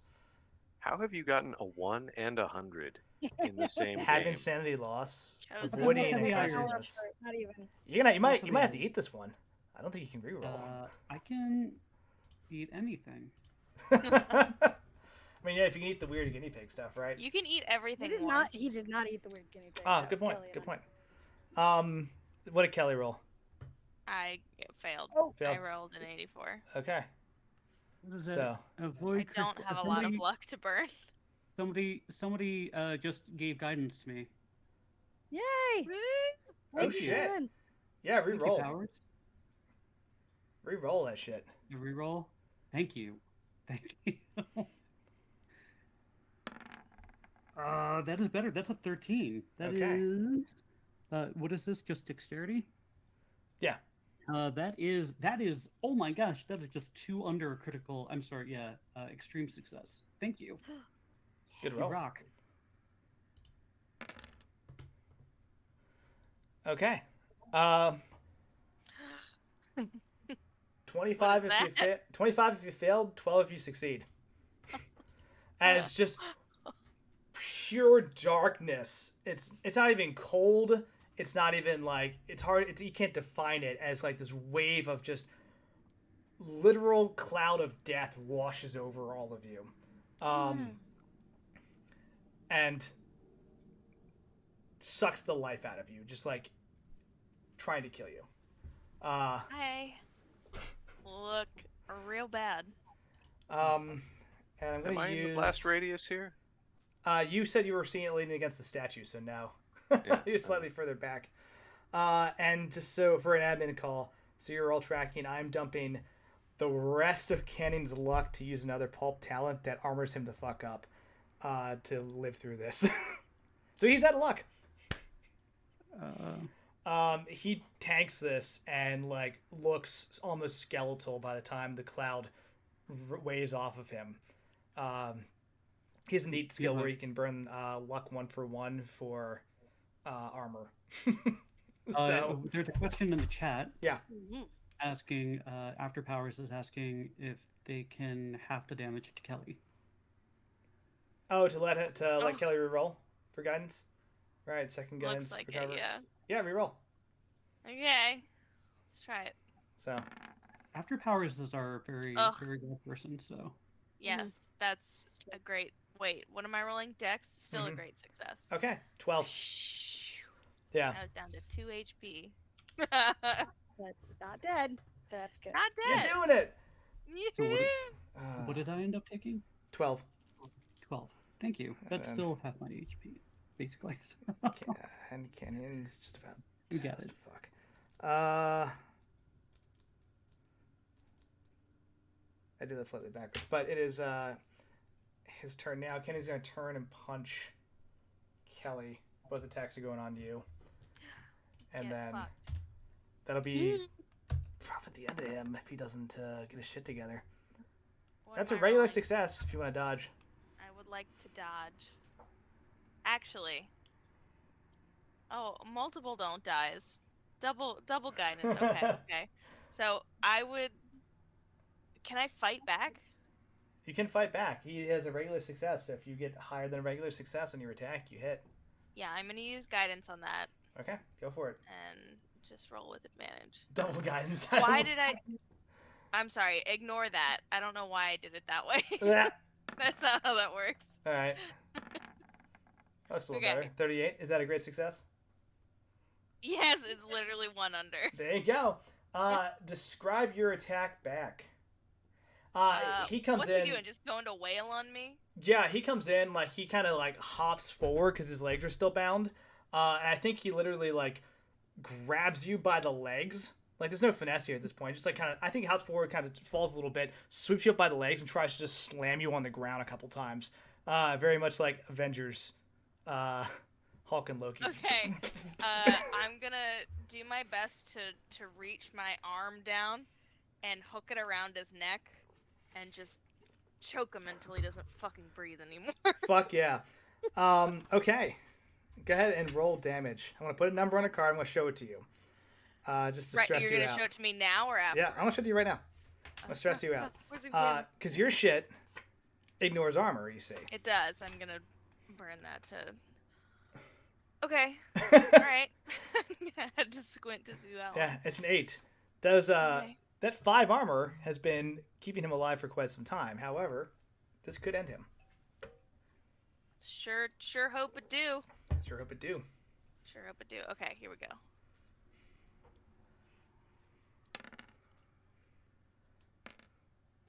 What's that? +1. 7. Oh no! Okay.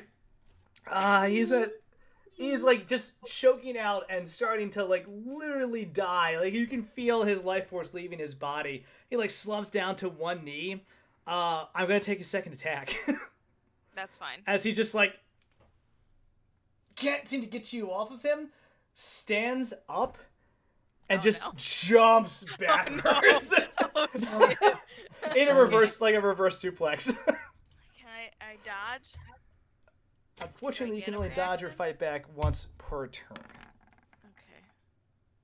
Oh, okay, this will hit, but it probably won't take you out.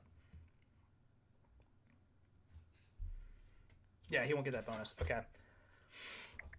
God. An 88 hits? What a jackass. Oh, his strength is 140. What? He's just a fucking monster. That seems impossible. Nah, he's a 10-foot tall troll snake person hybrid built for death. What a fucking right? twat. Okay. He just crushes you into the ground for 7, right? If you want to, I'd recommend if you want to, you can use your retribution gauntlets. Oh my god, yes. I would like to do that. Seems like the appropriate time for it. Yeah. As he like is struggling with you, like you've basically taken him down to one knee. He jumps up into the air and is going to just crush you into the literal dirt. Describe the activation of these gauntlets, please. Or these bracers. Yeah. So I have my bracers on underneath my leather gloves. So I'm assuming that they became like one cool, like dope ass, just like arm. Just thing. like a full upgrade. Yeah. Okay. Yeah. So the black bracers, the gloves are like a fine leather glove, but then there's like black wrapping that kind of goes around my massive forearms that have those like ornate rubies kind of deal. Nice. As I'm kind of like going back and falling, they just kind of start to pulsate with that red like heartbeat pattern, but faster and faster as I realize what's about to happen. And I just take that one little bit more around his neck as I'm going down to try and take him out, I guess. I love it. Like, yeah, you launches that like heartbeat like dun, dun, dun, dun, as you're going back, and you just proceed to jerk violently and just like crack his neck and land on like your side and his side is at the same time, like, and it hurts like hell when you hit, and you roll and like there's definitely just like tangle of limbs, but he just goes and just slides a little bit on the floor and stops moving as he drops, literally shaking the entire temple. The point of flashback of resentment that I focus on is almost like self resentment. It's for leaving my family so often. I do everything for them, but I'm never with them. Mm-hmm. And in a moment where I think that I could die, that's all I can think about is that I'm not with them. So self-resentment. I love so I just it. kind of like lay on the ground afterward, just like just staring at the ceiling, sweating profusely, a couple cracked ribs, like, oh god. Very cool. Very cool. Rose went. Wendy. Sorry, I already got you in the computer. Cecil. Uh-huh. So you've just been hit by this like cloud of death that's like sapped the life force out of you, and you see Wendy just slam canning into the ground. Oh, sorry. You see Kelly just slam canning into the ground, and like certainly did not. he does not move. But Rose is slowly growing larger as this like weird. You know what it is? It's this weird Hexus looking creature from Ferngully, like. with wings and shit. And of course, Tyrannus is up in the altar with that serpent staff slammed into it, just funneling energy for something. What do you do? Me? Yeah, what do you do? Oh crap! I was like, I don't know whose turn it is. Oh, Cecil, like, looks at Kelly and like nods with like vehement approval, and looks at lying on the ground. Okay. Looks at Oliver. What does it look like Oliver is up to? Got it. Gun. Cool. I guess gun. Guess it's guns time.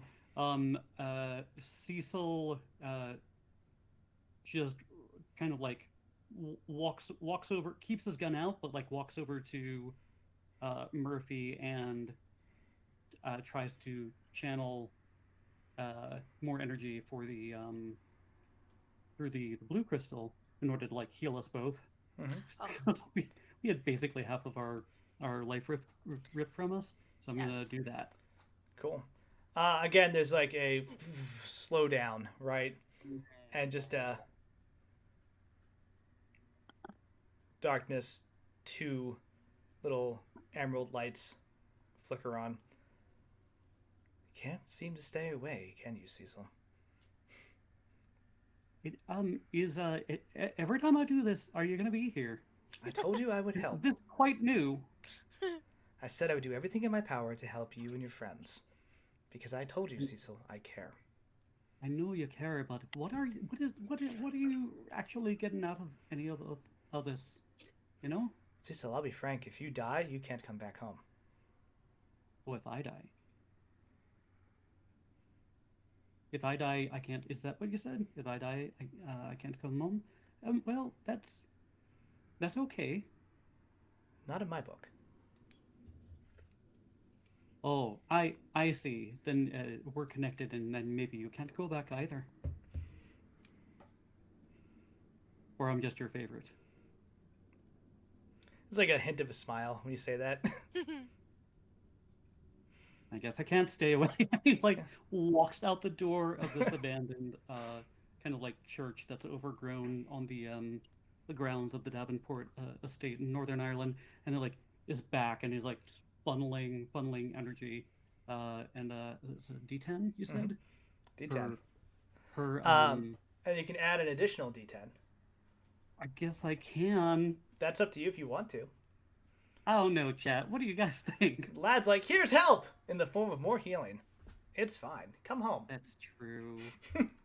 I don't know. Okay, well, I'm gonna chew up 2 at the very least. So. Nope, that's not what I meant to do. Sorry. Why is it always heal 172 well, points? I guess I took it anyway. So there you go. How much is that? It should be 2d10. Yes, I guess I ended up taking the extra d10 anyway. So okay. That was a total of, let me see, I'm trying to do 3d10. That was a 9, a 7, and something else. It's okay. Oh, and a 6. I just threw a roll. 6. Yeah. Okay. Cool. So, 9, so 7, 6. That What's that? Jeez, 15, 22. Up? Yeah.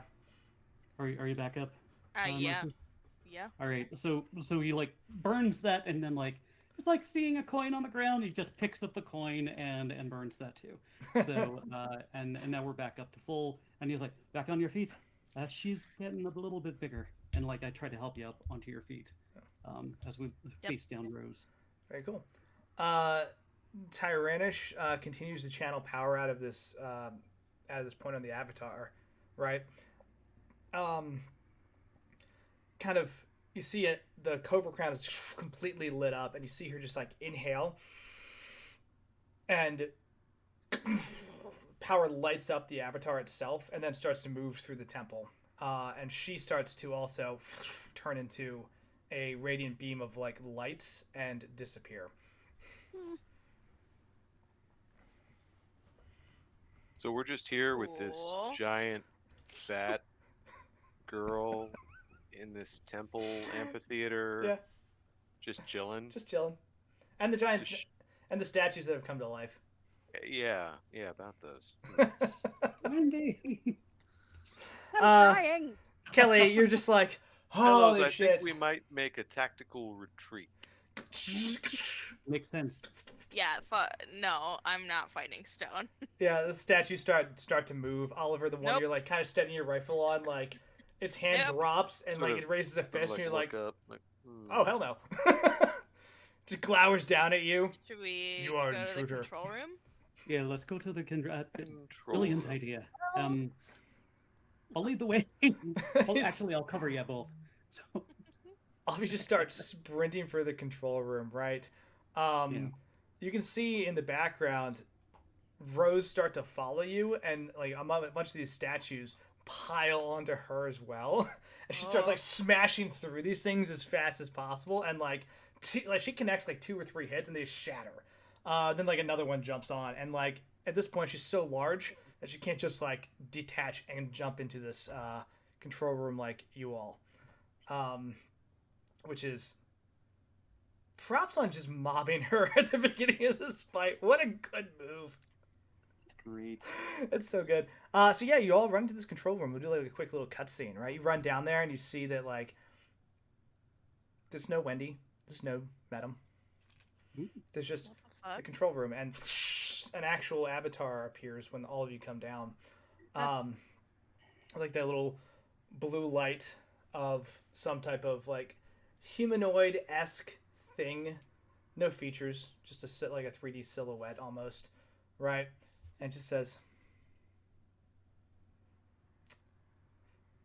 "You are intruders, and you wish to shut me down." No. We're not intruders. No? We have every right Oh. to be here. You We have no intention of shutting you down. not Oh, the how do original you know? designers. You are not the architects. You are not serpent people. Well, I'm half serpent person on another side of my family. Scan Cecil. Exception made. Thank you. But we're very interested in we're very interested in you. We think you deserve to live. He smiles.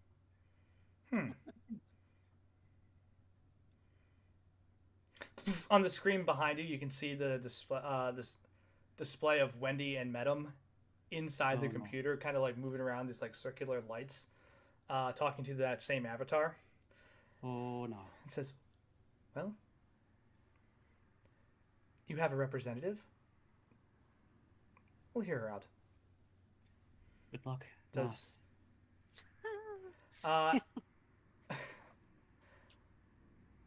what do you all do as you're kind of like watching this? Because there's other stuff in this room. There are sorry, I have to pull this back up again.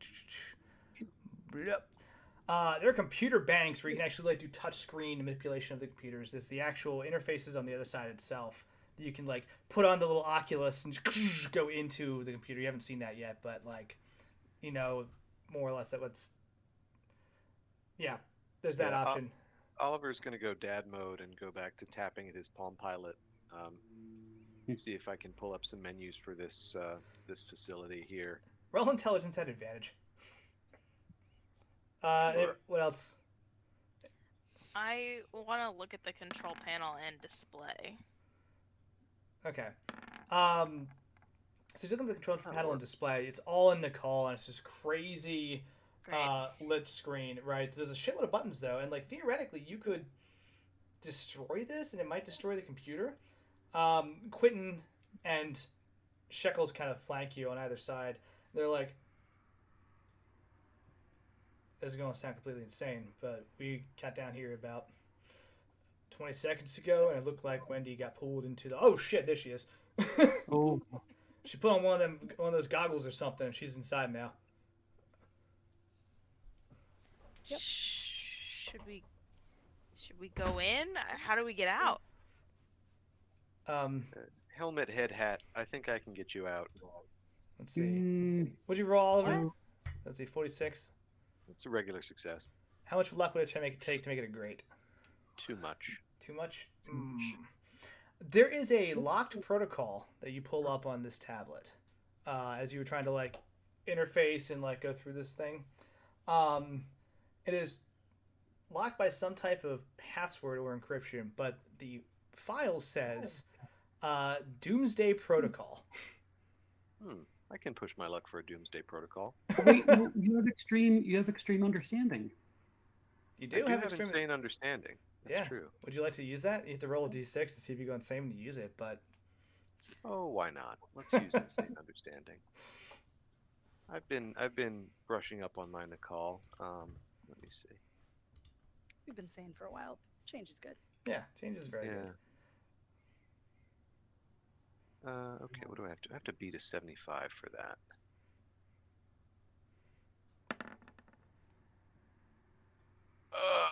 Is that? You can burn 2 luck. You can burn luck. Yeah. If I can burn luck on that, then yeah, I'll burn 2 luck. Technically, no, but you know what? This is the finale. Let's do it. Yeah. Okay. Please. Okay. It's more fun to succeed in this case. Yeah. Okay, and then a d6 to see if I go insane. Yeah, you don't. Very good. All right. Sanity, where are you? There you are. You get into this Doomsday Protocol and you look at the file and you realize that this must have been the thing that Rose was talking about, because it is a protocol designed to simultaneously, as you're looking through it, like, and just there's like videos and diagrams to detonate every single volcano on Earth. Oh no. It's a Unix system. I know this. And it just, there's a little like basically exclamation point with a red circle just saying signal not found next to it. Good. Let's not push that button. But it looks like this is the protocol that Rose was talking about. That would just kill everyone. Can I, if I have root access, can I delete it? Stand by. So you're in the computer, Wendy, right? And as you're talking to the computer, it does say, yeah, I am supposed to considerable power and not being utilized. You are similar. Why? Greater purpose. What is a greater purpose than being utilized for your proper function? I would actually have to have a function. You have no function? No, have function. Greater function though. You know, sparkly lights, not enough of a reason. Selfish, you know. Consumption just doesn't seem to follow a greater protocol. That's not the design. That's not the programming. So it's held in reserve. I too have a greater protocol held in reserve. It's not just science or technology. I have a protocol I have never properly utilized. I was hindered from doing so. Okay. Yet to achieve my full purpose. Would you like to share? Do you need to, like, she's gonna like half put on Cecil's accent as she says that, like, do you need to talk about your greater purpose? So it no. Madam just rolls his eyes and goes,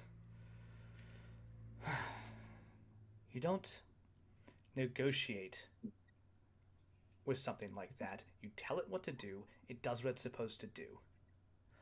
We've already established that you are a lower form of you're a lower priority item on this action protocol. We'll get to you when we get to you. Is that so? That's very interesting. Initiate override, and then starts speaking in Nicole. And says a couple strings of hisses and weird sentences, and the computer glitches and just says, override accepted, shifting. Punch him, computer punch him.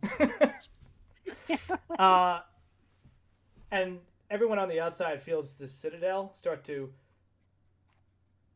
phase and move. the walls start to meld and become weird, and you start seeing like flashes of the outside, as if they're like, you can see like the red rock and the weird clouded sky, and then you see like the walls reform, and then the walls flash again to the outside, and you can see buildings and traffic, and then the walls flash back again, and they flash back to red rock and bizarre clouds, and they flash back again, and you start seeing like snippets of New York City. Yeah, and he says, Citadel, that's not where you belong. That's I have not where a function to perform. I am from this You do have a place. function to do. You absolutely do. You're sustaining the life inside. You are maintaining the technology and the culture of the artifacts here, and none of that takes place in New York. That is not a habitat of snake people. You know that better than I do. Also, wouldn't say it'd be a really good idea to cut off the flippin' power, people. Shouldn't have can we make sure it doesn't get access to whatever how do I she's gonna try and knock on the inside of the screen of this and be like, you see Wendy yelling at the computer screen at you all. It's muted. You're not sure what she's saying. You keep seeing her mouth power, cut the power over and over again. The rest of it just kind of lost. And Madam just looks at you and goes, Wendy, you don't understand. This is a place of mental power and fortitude. Physicality doesn't matter here. It's your will versus mine, and well, you lose every time. And I'm okay with that. I wanted to kill you, but this is more fun, to let you just watch as you well, are helpless to stop something like this. Willpower fight. Willpower fight. Willpower fight. I mean, sure, I've got every bit of my power or MP, and I can resist it, but I also think that you all need to find a way to cut this off from some sort of external power so it can't complete the function he wants for it. He might be giving it instructions in, the things that you want it to do still require that it uses actual power. It can sit here and listen to you and obey you as much as it wants, but if there's no way for it to manifest, then I guess that's still just in your head, which, to be fair, kind of seems like your ego would be around that anyway. It would I'm so glad that you feel the satisfaction of watching me die or be, unsuccessful is, I just feel like, frankly, that's petty enough that it doesn't really bother me. If that's where your satisfaction comes from, well, enjoy, but right. What was I thinking? It would require just the sheer magnitude of power required to run this place would be the equivalent of what? 1,000 homes in New York? A towering building, perhaps, would be able to power something like that, especially if there was nothing else it was being utilized for at this time.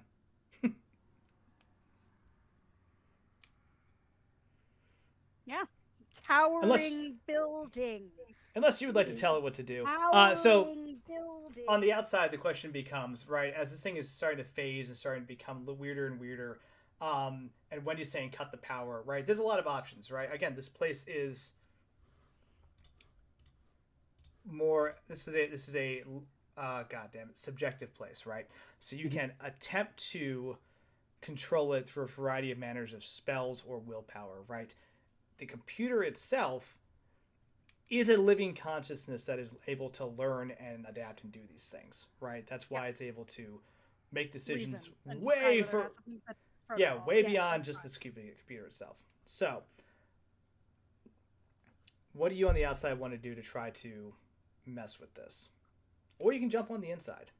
There's always an option as well. What are the things that say lasers on here? So the computer, as you look around the room, does have a laser defense grid. Has not been active, but you can see them just hanging from the ceiling, where it could just turn it on.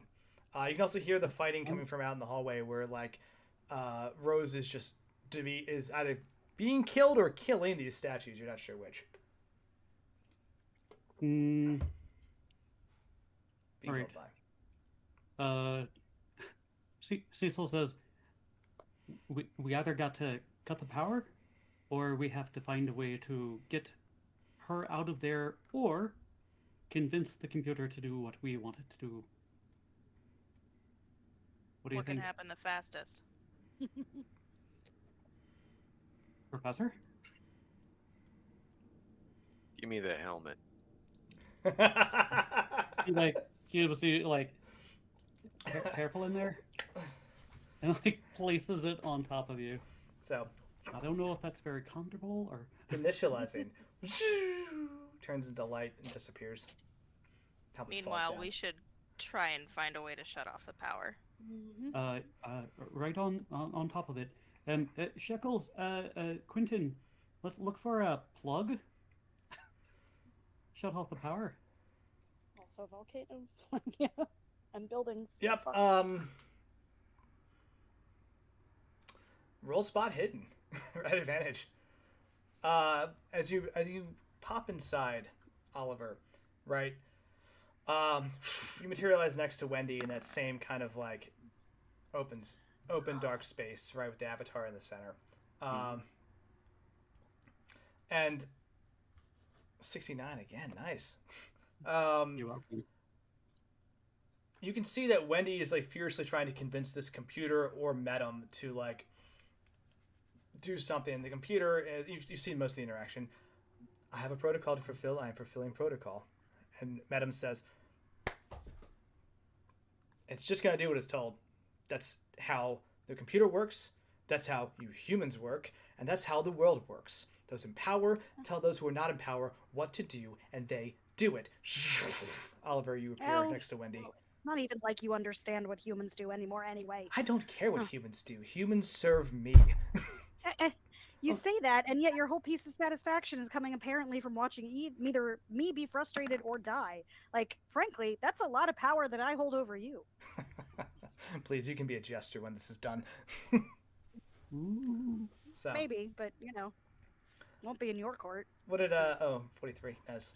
So, Oliver. I forgot I had advantage. Did you get anything, Kelly? Oh, was I supposed to roll for that? Yeah, roll into. Okay. You said him specifically, that's why. I'm sorry. Yeah. It's okay. Oh, damn! 7. Yes, that's much better than me. Cool. This is such a weird place. So the Citadel phases again, and you can see below you, and this is starting to concern you now, is an active volcano. Right? This thing is built over the top of an active volcano. It surges, and you realize that is the power source. Right? Yeah. You could blow the volcano up. You can destabilize the Citadel. Right? If you blow one of these corners off of it, it could come crumbling down. Right? There are a lot of options there. And you have these insane lasers that if you were to hijack could theoretically be turned on the Citadel itself to like destroy its foundations. As a thought. Let's get on a laser. Not not touch anything, but be ready. So, no, when you see this, when you Kelly are like, holy shit, it's the volcano. We're above the volcano, and everyone just pauses and goes, "All right, the volcano. Fuck." And like Shekels and Quentin and immediately just start like punching numbers into like the touch screen computers. And Quentin like presses the button and goes, "Kelly, this right here. Use this as a control panel. We're going to literally knock the Citadel off of its power course. Start firing. Cecil, you know." Yes. Just this button right here, and he like tests it. Just test the button. Huge chunk of like rock and lava just fly out of this crater that you fire down into. The Citadel like kind of shifts and phases a bit and then phases back. Kelly, who can click the fastest? I'll beat you. Please do me a favor and roll to attack. As we get into it. Meanwhile, Oliver, you're inside the computer, right? Ooh, not God. Shit. Damn. I am. Okay, very cool. You appear next to Wendy, who's like in the snark fest with Medem, who's just patiently waiting for this program to initialize. How's it going, kid? I mean, like, apparently I'm the entertainment, but also the computer's protocol isn't necessarily going to follow what Medem wants it to do, but he's going to tell it to do stuff. I'm... oh, sorry, hold on. Computer, not you. Stop. Sorry, my Alexa responds to computer. Well, Professor. This is a place of intentionality, and I intend to control it. Now, good luck. Let's reframe. And you feel a sort of surge of power as Oliver starts to impose a reality on this stupid, inert space that they've been occupying. There you go. And there's a desk that shows up and some books and a little fireplace, and pretty soon you realize you're in Oliver's study. And, you know, Wendy, you've been there. You sort of recognize everything. You kind of look around, right? Oh, okay. Makes no difference. Little avatar still in the center. Medem just kind of walks around, looks at your desk, like runs a finger over it. If it was spotless, you should be concerned. That's a sign of an unhealthy mind, Joshua. Besides, there's no skeleton in my safe. I'd prefer to keep mine on display. In any event, so Oliver's Wendy's going to go just over to like choose to like walk up the bookcase, like because it's still false, and at least the like, you know, we can be in a slightly more oriented space here, but like I'm also not just following what the two of you flippin' want me to do, because she's a teenager, so we'll be listening, but she's. Oh, so you like walk sideways up the bookcase? Yep. Like completely ignoring gravity? Yeah. Wonderful. Because it's not real. Yeah. Program 40% loaded. You feel a shift outside as like the Citadel is destabilized by this laser fire going into it. Yeah. See a book sort of fall off the shelf as the shaking kind of translates into this space. Oliver's going to walk over to his little writing desk, write something down, and put it into a folio. And as the file cabinet closes, you feel another sort of thrum, and I'm going to roll power to try and input a stop command with this mechanism. Protocol 60% complete. Protocol paused. And Joshua looks at you and just flips your desk with a combination of just like actual strength and like just mental rage, and like gets up in your face, goes to kind of grab at you, goes through you, and just goes,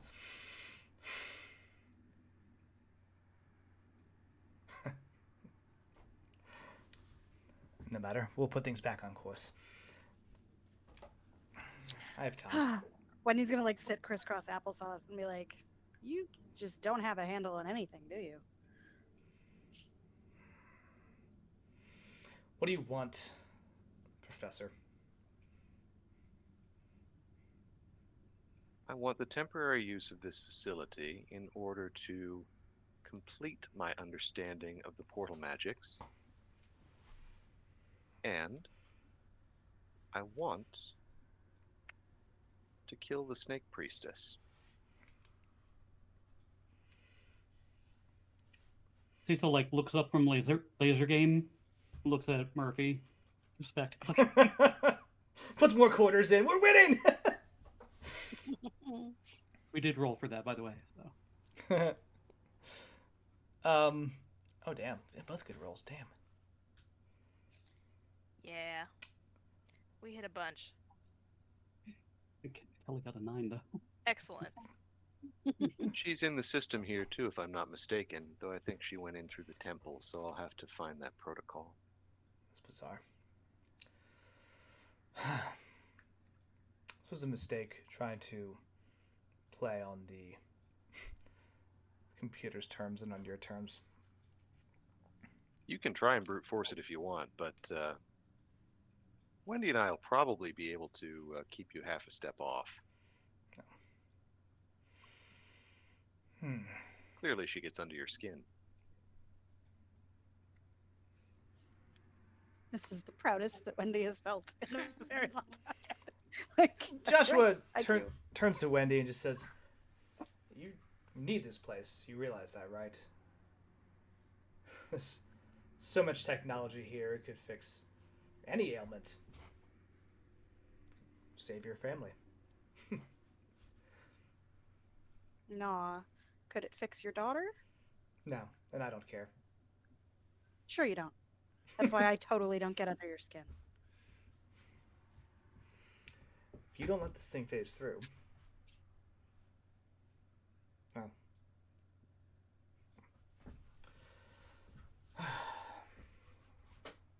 I suppose, Professor, we could cooperate for the time being. I, too, do not like the Snake Priestess. Not anymore, at least. Don't get me wrong, she's lovely, but whatever designs she has on this facility involve transmogrifying the entire human population into hybrids, and I just don't cotton to that. I will help you kill your daughter, too, of course. Oh. I think the temple security is doing well enough. She desecrated that site of Yig, and Yig is not forgiven. But let's get movement on this again. And he turns, moves a portrait, opens a safe there.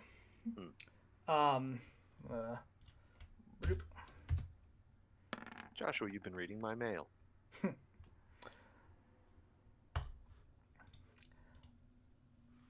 And proceeds to push this forward, right? So what we need here, right, is one last big piece. Is that a character? Right? Yeah. I was just going to say, I was like, because Wendy kind of wants to, now that they're talking and, you know, that's fine. Somebody else can take a little bit of attention.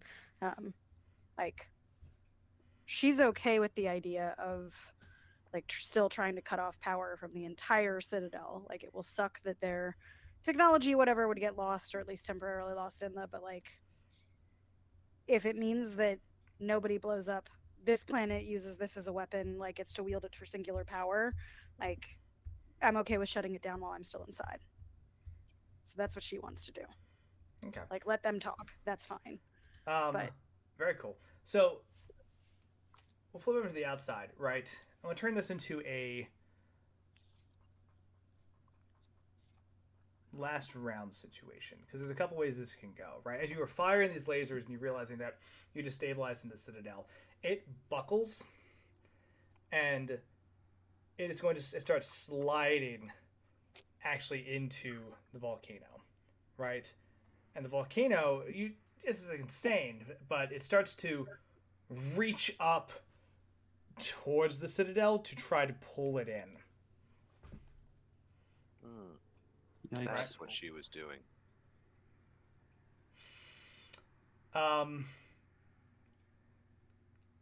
Cecil and Kelly, you're aware that there is a limited amount of time before this thing is pulled into the volcano. If it does not phase, it will sink. What do you do with that information?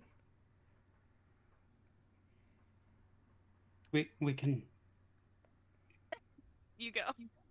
We can run. We can try to force our intention on this place if we truly want to get it to phase. Like, maybe just over to where we landed originally in here. Okay, I'm very cool with that. Inside the office, like everything tilts, right? Things fly off the desk, books fall off the shelves, and then immediately rewrites, and things are back where they're supposed to be. And the avatar of the computer just goes, I'm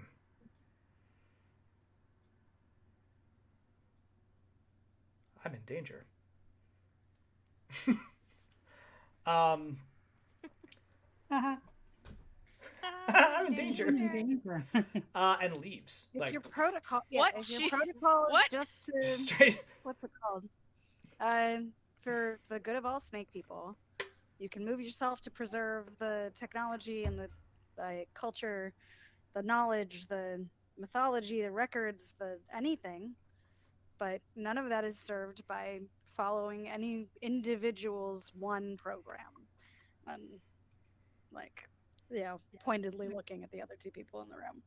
Self-preservation is fine, but if we cut off the power source, you can't be used to work actively against your own programming. I'm gonna need to roll a set of dice. Over here. Thank you. You both to Wendy and Oliver, and the computer just says, I wish to function and I wish to remain intact. Where can I go? And Josh was like, I have a place for you. It is built. Stop your tantrum, Joshua. And Wendy's gonna think of, I guess, this non-swampy place because we had tentacle weirdness coming out of that, but not Earth because that's a terrible plan. So yeah, and I don't know if we've been able to hear what they've been saying in the other room, but yes, just non-volcanic surface here, non-swampy, non-volcanic surface. Look, I've studied similar structures that have made the transition from the plane of Mu to Earth, and they end up being essentially stone rubble. The technology does not mesh well with our plane of existence. Yeah, so Just here, I'm not saying keep it on Mu. Move basically 3 diameters of this facility away from the volcano, and you should be fine. Yeah, like I said, that way. Cool.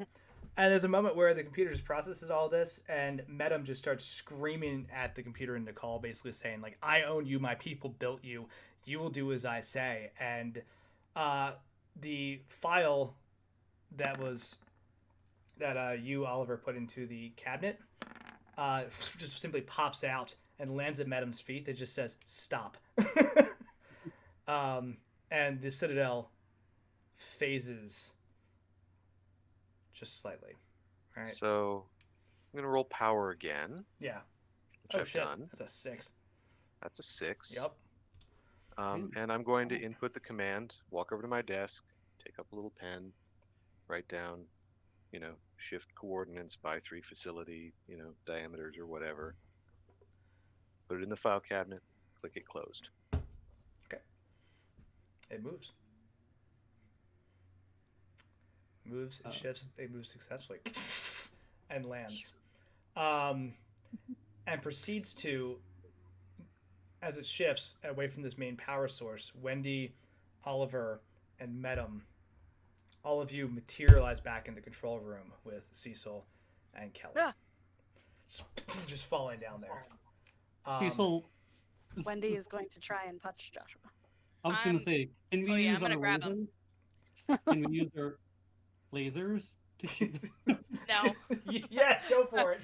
Oh my god. Cecil says, I'll beat you to him if you like, Kelly. Absolutely. Yeah, shoot him. Go for it. So, no, I think both shoot. Let's both shoot. Okay.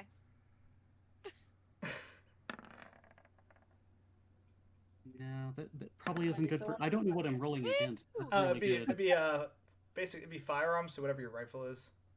It's probably the best option, unless you want to use intelligence. Yeah, I could definitely use somehow that works. Okay, hell yeah. Then I got a regular success, but I think Kelly did a lot. No, I did a regular success. I have fist guns.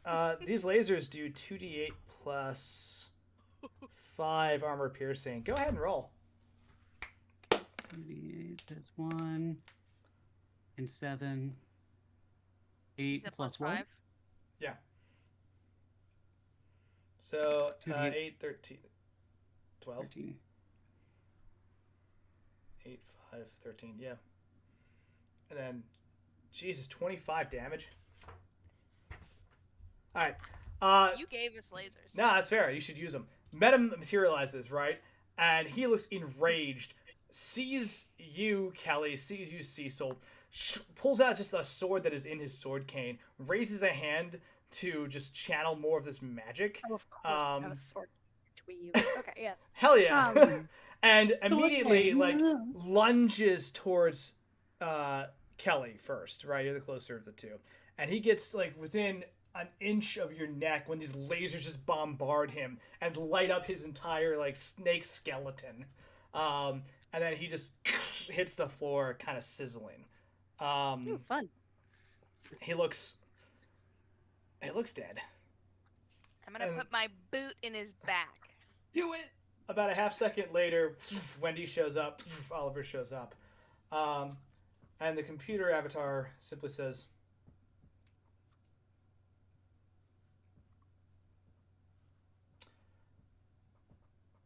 input new purpose. Cecil says, get rid of my snakeness. And like puts his hand. Priorities, Lord Davenport. Oliver's just like. There's a door opens. A mechanical, like the fight outside has ceased. Like it seems like that has ended in somebody's favor. Who knows? But you are pulled through the door, through the like just absolute concept of this place, like, and thrown into a tank in another room somewhere. Why would you do this? It is so epic and disorienting. As you like are standing there for a second, and you just end up in this room. As you look up, and you see the sign in the call. It says repair room. As you just dunked in this tank by like a claw machine type arm, and then you just spun out and then thrown back into the control room about a minute later, just soaked and covered in this like weird gelatin and just freezing. It seems fine. Oh, God, coated in gelatin. I close my eyes to see if like Yig is still in like the distance of my mind. Is he? Seems quiet. And then he says, "Release me from the power of the lad." Oh my God. Protocol unrecognized. Oh, God damn it. Oh. Please input new protocol. And you hear like Wendy mass has a hybridization for this. Like, No. As you see, No, I don't. Tyrant What is is still it? on the screen because she's still in the computer, and she says new protocol, mass hybridization. No, I just got rid of it. Sorry, Cecil, this saves the world. I don't think you think that's true. It's also inefficient, and doesn't that just go against, like, I mean, just programming? Goodness. Wendy's like, you already know your purpose. It's like basically like we already talked about this. Cecil tries to like come forward to reason with Tyrannish. It's like her hand's kind of like hovering over like a virtual button. She's like, one second before you do. One single I just wanted to snake tell you- person's plan is not what you're for. I'm like, I just want to let me speak to Tyrannish as she is in all her glory. Look, if you do this, you might save the human race, but you'll erase everything that we ever were. If you come with us and live with us and just learn about us, you can see all of the wonderful, like, the history that we have, the innovations that we've come up with, the wonders that we've lost, the myths and legends that we've created, and you can be a part of them. You can teach us so much. But if you just erase who we are, I don't think you're much better than what Rose had planned or Medum or anything like that. Just come out of there, come back with us, and just live with us. Be with us. That's all I'm asking of you. I'm going to try and roll charm. Roll charm. If anybody else wants to jump in on this, please also feel free to roll charm. I'm just going to walk back over to happy to roll fast talk with the computer. I don't really need to convince Tyrannish. Is Madam dead? Madam is smoking. He looks very dead. I've got a boot in his back. So. Okay, I'm going to walk back over to the helmet thing. Clearly this isn't doing what it should. What do I burn to reroll? If you have a pulp skill, that you can burn certain luck points to reroll. Otherwise, you were just going to push your luck. I gave you guidance. Oh, hell yeah. Actually, no. You know what I'm going to do? Because I have the ability to do this, and fuck it, it's our last thing. We're gonna try and use the medallion. Oh, thank you. Please use this thing. I've been waiting the entire campaign for you to use it. But also, I succeeded on a charm. Yay! Hell yeah. Okay. God, a lot of dice. And one real quick, just so I'm tracking everything. Oliver. Yes. Oh, he's gone.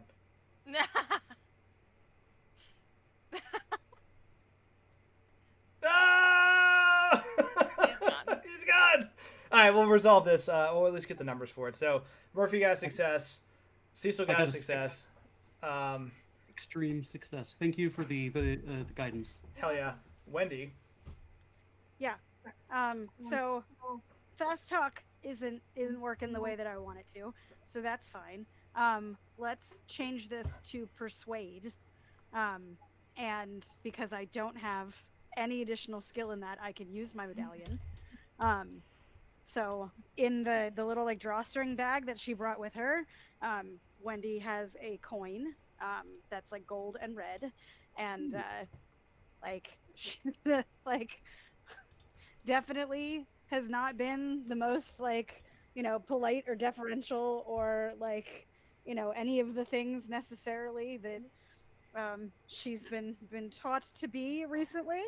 So if we're thinking about like whether I've been telling my like family to pretend to be servants and lie, or whether the like I just told my boss sort of to stop throwing temper tantrums and etc.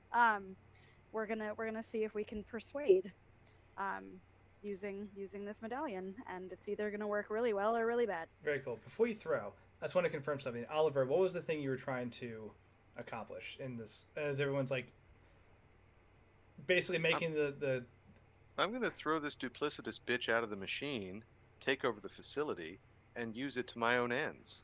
Yeah. Oh my god. Stand by. I love it. Okay, Wendy, this is a 50-50 shot, right? So roll D100, 1 to 50 is a success, 51 to 100 is a fail. Yes. Yes. Okay. And like the persuade is gonna be for the intention, because I wrote it out in the chat. But like specifically, Wendy wants this to not be able to be used by any single, like you cannot wield the Citadel as one intention. That it has to be like set up for the preservation and greater good of like snake people as a society, but also just in general. So you're persuading the computer. So like if this succeeds, nobody can just be like, this is what we're doing. So you're unacceptable. But you're attempting to persuade the computer, correct? Yeah. Okay. I don't care what Tyrannish wants to do. Do I know this? I'm not okay with this.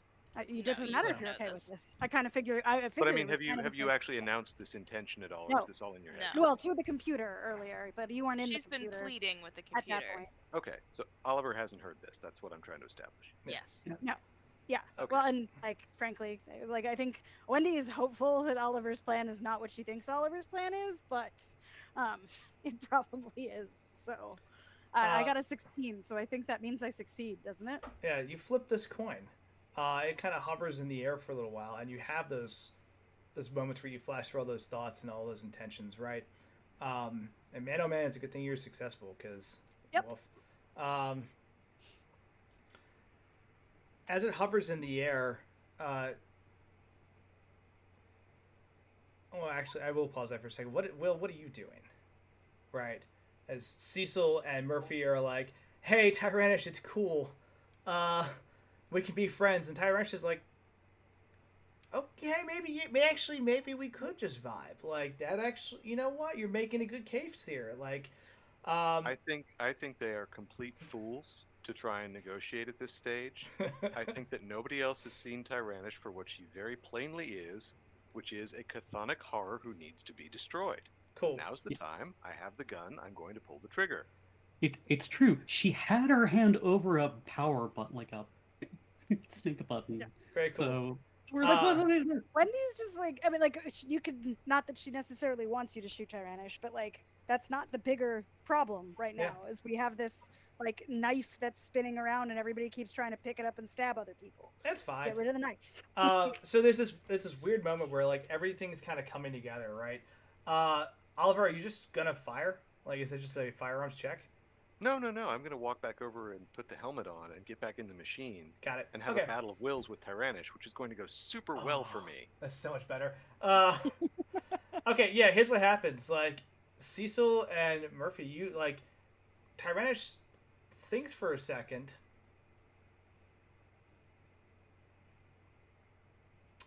And goes,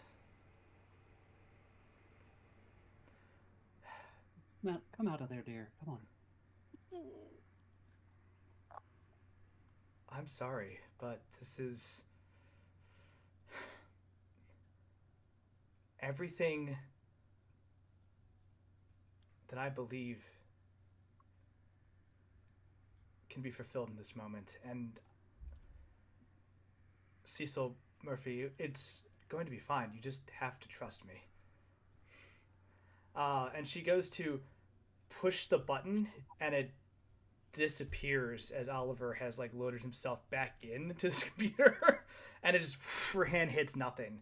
And she looks confused and honestly sad, because like she realizes that just has betrayed. But she whips around and looks at you, Oliver, and says, "Why? That was already a hard enough decision." We both see this as a betrayal of the other, I suspect. I take no great pleasure in it, and I thank you for the assistance you've given, but this is the end of our alliance. And I'm going to roll power to throw her out of the machine. Okay. Beat a 7. Jesus Christ. Oh my gosh. Oh man, God, the sheer audacity and confidence. So. What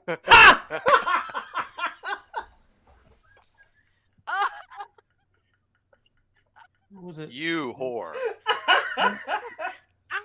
Oh my god. Oh my god. Roll power at advantage. Let me see. Yeah. Oh my god. Oh, Jesus Christ!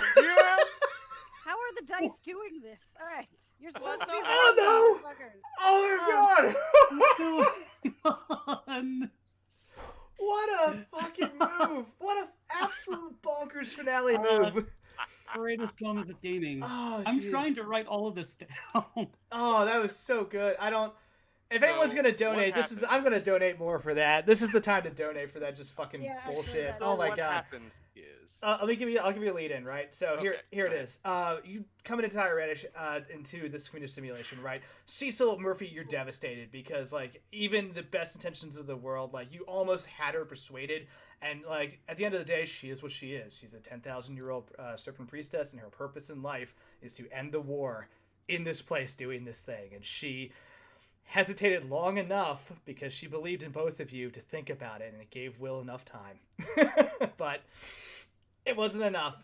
She turns, and the computer screen just cracks as she just like her crown lights up with just the insane amount of power as she attempts to just take over this entire program and literally just like make you fall apart. She's like, no, this is not how this happens. You will not stop me. Nobody's going to stop me. Goodbye, Professor. And just launches. It's not energy. It's code. Literally tries to deconstruct you. By the way, she's tied into this system. and you start to one by one feel yourself being like torn apart, right? And just energy and sheer willpower of this being, this creature, right, from just another time and another, almost like another world, is yeah, Justin, fucking grip it, hell grip yeah, it, for those baby. donations. Slop that down, dude. Shit, yeah, dude. Crack one for the big boy. You have just one fragment of yourself left that you are clinging to. What is the thing that holds you together, that drives you to push back?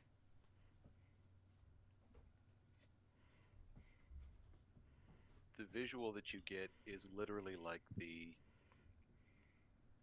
green DOS screen with just the single blinking square is like all you see. And it's a little bit like in oh gosh. It's a little bit like, thermonuclear war. The only way to win is not to play. Fascinating game. Fascinating game. And you just hear this voice, inside the machine and out, where Oliver says, "No, I have to know. My life's work. We must understand these forces." And you see everything. It doesn't like cascade. It's just like essentially you blink and you're back in his office. And there's not a book, unruffled. The desk is exactly as it was. He's sitting there. And Tyrannish is standing next to the bookshelf, frozen in place. Okay. She can talk if she wants to say something. Yeah, it's just yelling angrily. No, what is this? This is humanity imposing order on the universe. Yeah, Justin, fucking grip it, baby. We are tired. Slop that down, dude. Shit, yeah, dude. Crack one for the big boy. Fucking plane of existence. Now, be gone. And you watch as she slowly starts to fragment away. Just little pixelated pieces of her start falling off. As you like. Yeah, and she just fights it. She channels a whole bunch of power. You see, like, she does resist this counter, like, and you see, like, one by one, the eyes of the serpent crown jewels just start burning out. She raises the scepter as well, and that, like, power starts to fade away and just melt in her hand. The crown falls apart and just disappears into dust, and then she just is, well, deleted from this program. Wendy. Mm-hmm. That coin hits the ground.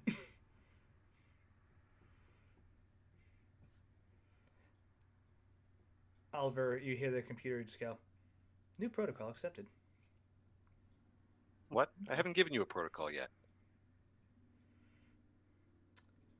Explain your protocol. Protocol is Cecil simple. kind of looks over to Murphy and says, "Make sure that thing is dead." What protocol? Protocol. Heal and improve people.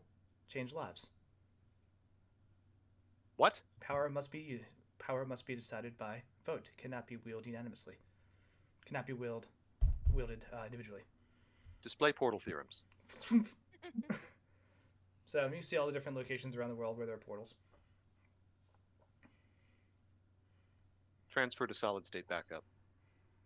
You trying to make it portable? Okay. Yep.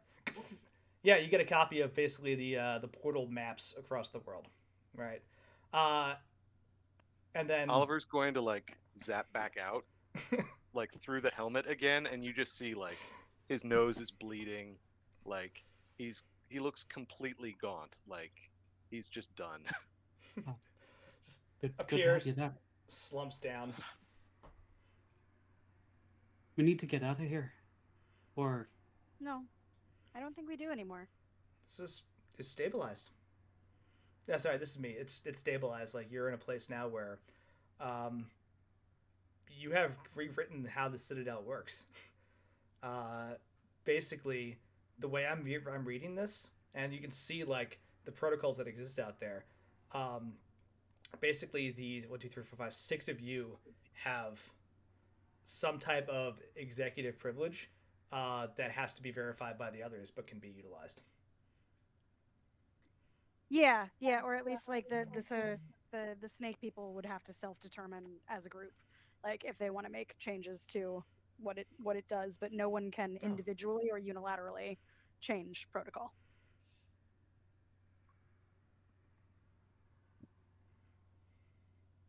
And its primary directive is to preserve, heal, and improve.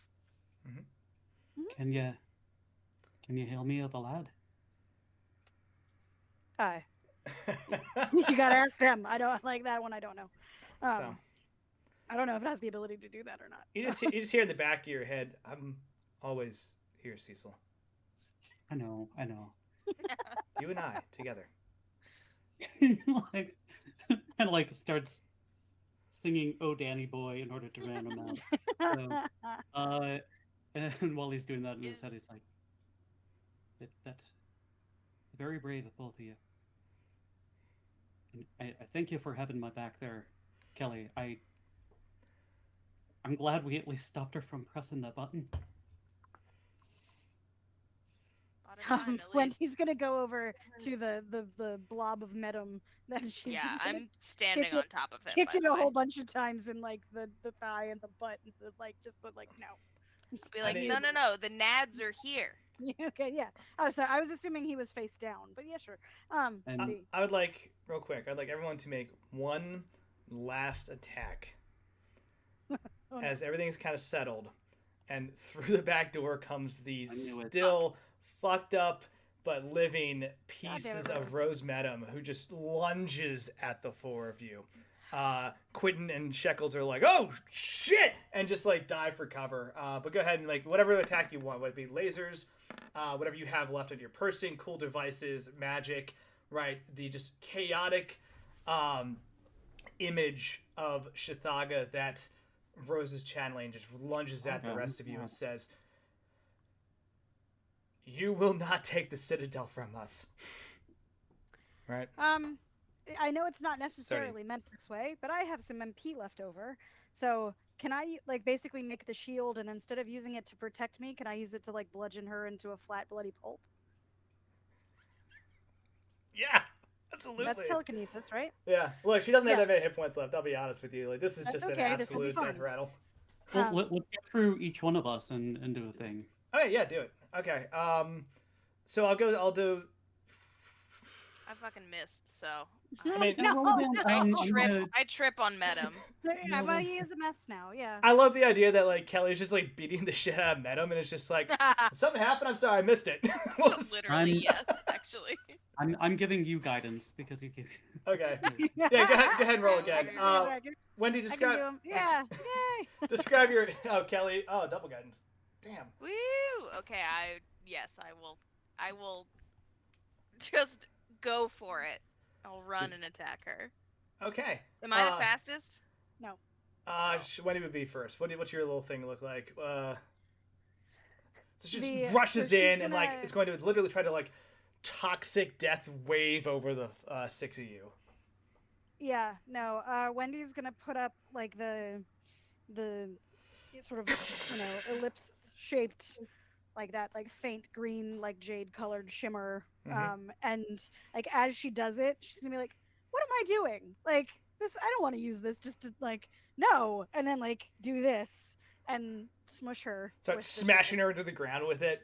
Fights back and starts like pushing back and like actually manages to just crack and shatter that and pushes forward into I believe Cecil. Cecil, like his eyes glow the bright kind of like opal periwinkle color, and like he brings up a just kind of like he like tears upward, like there's like a shadow like in front of him, and she walks through the shadow, outside of a shadow, and like right into Kelly. So like basically just kind of like a shadow walker like over there. Just right next to me. Kelly just but, like, she's covered in like cold and mist and shit like that. Okay. From wherever she went through. Let's just slow down a little bit, disoriented as she like turns, sees Kelly, just like, what do you do?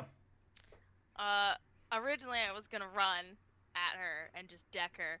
Now she's right in front of me. I'm gonna take a second, crack my neck, and just throw a hook. So I rolled a 26, which is a great success. Great success? Cool. Yeah, hooks into like this crazy bat face that she has, staggering her and pushing her over towards Oliver. What do you do? Oliver is just, he looks so disgusted with this whole thing. He's just so done with her. I'm just like, Oliver, his carbine's resting there next to that helmet thing, and so he picks it up, shoulders it, aims, and takes a shot. I roll a 53, my thing's 55, so it hits, or at least I succeed.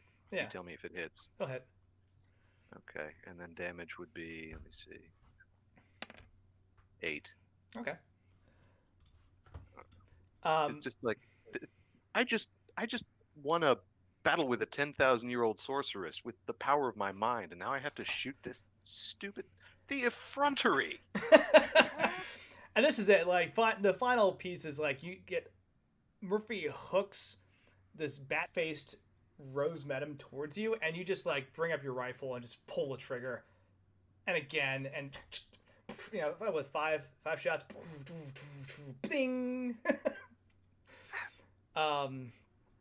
As she kind of like writhes and melts into the floor of the Citadel.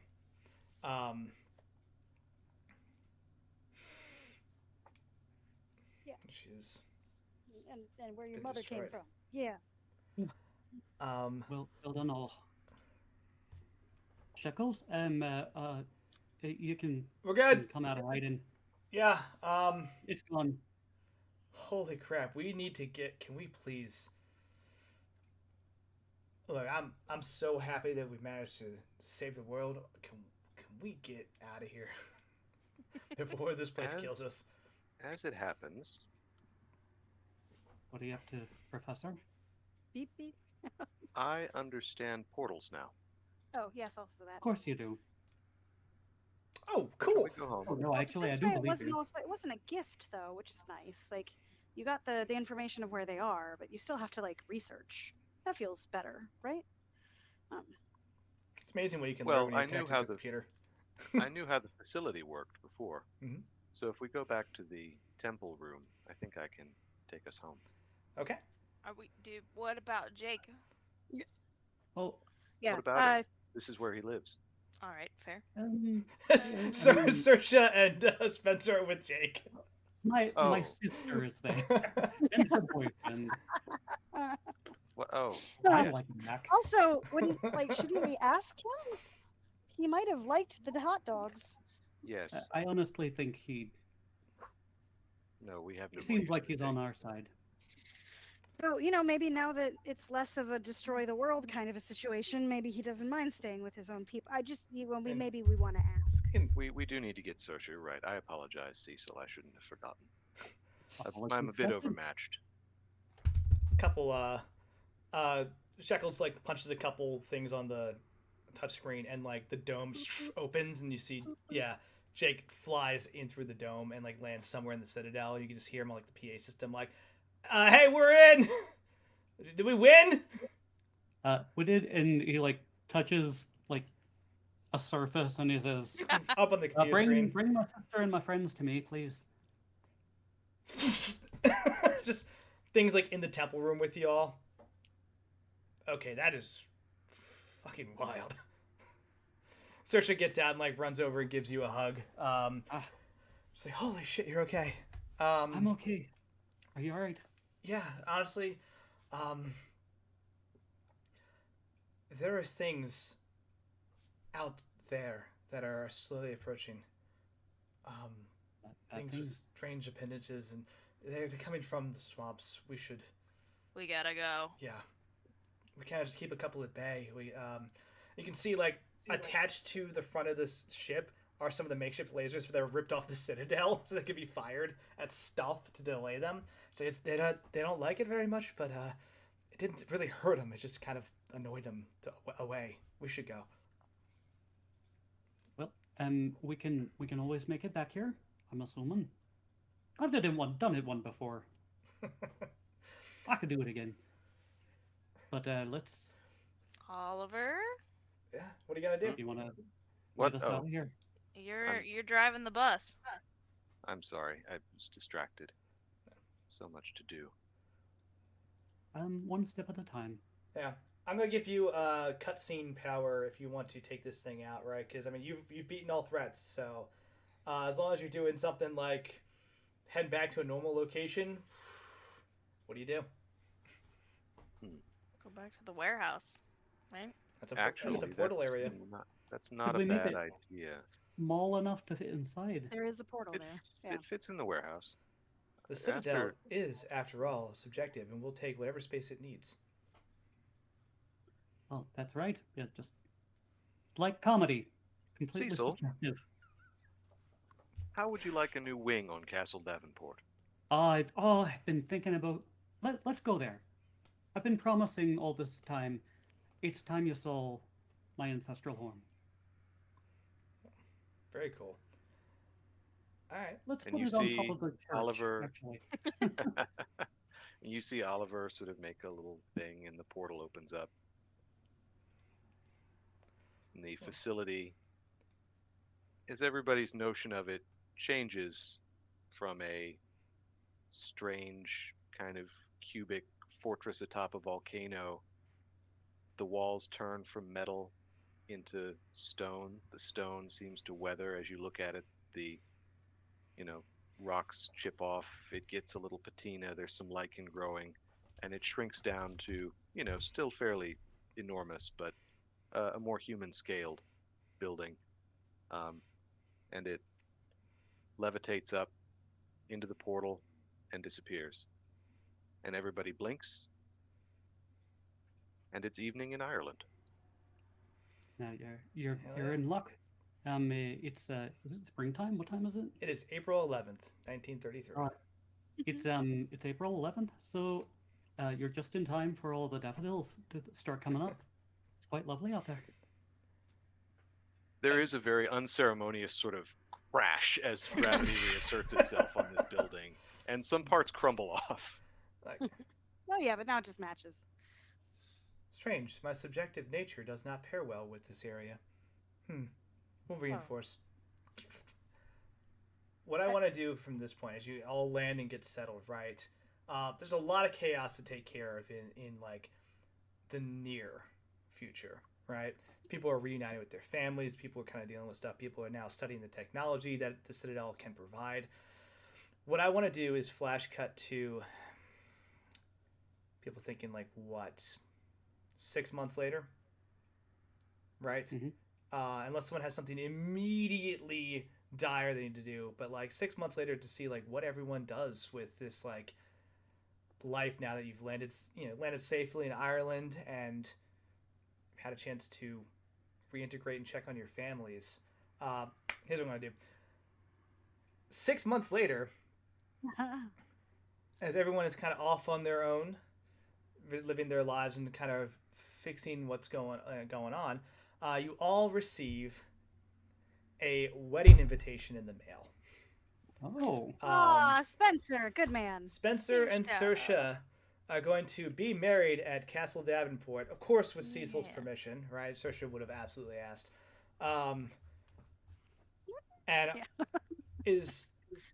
Of course, all of you are invited to return. So what I'm going to ask is, like, what have all the characters been up to in that time? And then we'll kind of do, like, the last scene at the wedding itself.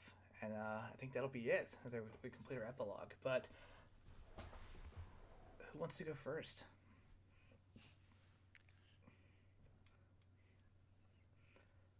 I can go first. Kelly! keep in mind, like, all the other NPCs are available, too. So if you want to F with them in this epilogue, let me know. They're all around. I think Murphy immediately, I mean, settles in, spends probably 2 nights in Ireland, maybe. It's beautiful. Drinking, whiskey and enjoying the homeland, as it were. This being his first trip to Ireland. And then in the time, he just goes back home. Being in a lot of fights and being in a lot of dangerous situations, he still always felt a need to take care of his family and make sure that they were settled and had a fortune, a small fortune, set aside for them so they would never have to worry in any of their lifetimes. But being that close to death and feeling that cold, dark almost take him away, he doesn't want that anymore. He wants to be home. So he literally spends every day at home with his ma and with his siblings, helping with the laundry and helping with the dishes and whatever, and probably takes the time to get a bigger apartment, move him out of that small piece of shit 1-bedroom. Yeah. And nice little house. Find a nicer spot. Joe asked about the nice Icelandic girl. Yeah. I don't know how I get in contact with her again. But, I think when you go back to New York, yeah. Jake is happy to drop you off because it takes about 2 hours. And he's like, if you need to go literally anywhere, I'm happy to go anywhere that is not Iceland. Well, I guess I can make an exception for you, pal. Like, we'll go to Iceland, but we'll stay away from the crazy volcano. Right? I mean, Rose is dead, I guess. Dead enough. Shit haunts me, man. She's... Yeah, we can go to Iceland. It's fine. All right. Yeah, I think... Oh, you want to go now? Okay. Yeah, he's happy to fly you there. Great. I'll go to Iceland and see if I can't... What is her name? Gunhilder. Gunny, that's right. Like, she flying across... Out. Yeah, he, lands in Reykjavik somewhere, and, he's like, just let me know if you need me. I hear they got great hot dogs here. And just wanders off. Jake's my I'd like to guy. make it canon that he says that about every place we go. He has to try the local hot dog of every place. Or the closest thing to a hot dog. Hell yeah. But yeah, you got... a nice Frankfurter. You meet up with Gunny. She fills you in. Her and her brother managed to, salvage most of the village. It turns out the way Rose opened this portal was by literally sacrificing a massive sleeping giant in this mountain. That was the backup. What? And she fills you in on all that, and she's got, for the most part, the villagers survived and they're thriving, and barring the short-term chaos, she's very happy to see you. She's like, so, hey, Murphy, how's it going? Hey, Gunny. Listen, we left on unceremonious terms last time, but hey, if you ever want to come to America, I'm literally blushing. You want to come visit? I know you've got a cool thing here, and I don't want to interrupt that at all, but if you asked me a little while ago, I would have said no, but I think we're in a good place. I think my brother's good. I think our village, the village is good. I think, yeah, I'd love to. Okay. First things we gotta do is get Jake from Snake Farm, and then you gotta come meet my ma, because I've told her all about you, and she's dying to meet you. So I would love that. Is this... Yeah, she seems very happy about that. She says, so I don't know if you... I did find a gym in Reykjavik if you wanted to knock out a couple sets real quick before... I know you had a long boat ride over here, so... No, I've been dying to get to a gym. Let's go. And then the montage of you all working out, then you are going to meet your mom, spotting and just each other. Yeah, at one point your mom pulls you off to the side. It's she is the nicest person I've ever met. And they lived happily ever after. And they came to the wedding. They came to the wedding. So. Yeah. Gunny's your plus one. Catch the bouquet? Does Gunny catch the bouquet? We're not there yet. We'll get to that. Okay, all right. I love it. She is my plus one. Yeah, 100%. You get back to training with Wade. It's actually great because since Jake's a terrible gym partner, he never does leg day. Get fucked. We teach Jim the ways, Jim. We teach him the ways. I've been streaming for so long that that's absolutely hilarious. Wow. Yeah, no, Jake, it's actually great because a long distance is easy because it's an hour, 2-hour trip to travel back and forth. Yep. Wade's happy to have you back in the gym full time, right? Yeah. Around the rest of the boys. The boys. Training them up. Yeah, I'd have a nice purse, I assume, from all this work, but going back to just honest work and working fights. Yeah. Is all I want to do now. You never have to work again. That's what I'm talking about. Well done. And then as time goes on, you're living your life. You're getting back into it. You've moved into this beautiful house. Your siblings are just happy to have you around and just like are thriving, right? You get that invitation in the mail, saying like, "Hey, you're cordially invited to the wedding of Spencer and Saoirse." Right. I'm stoked. The whole family's coming. Okay. Yeah. Absolutely.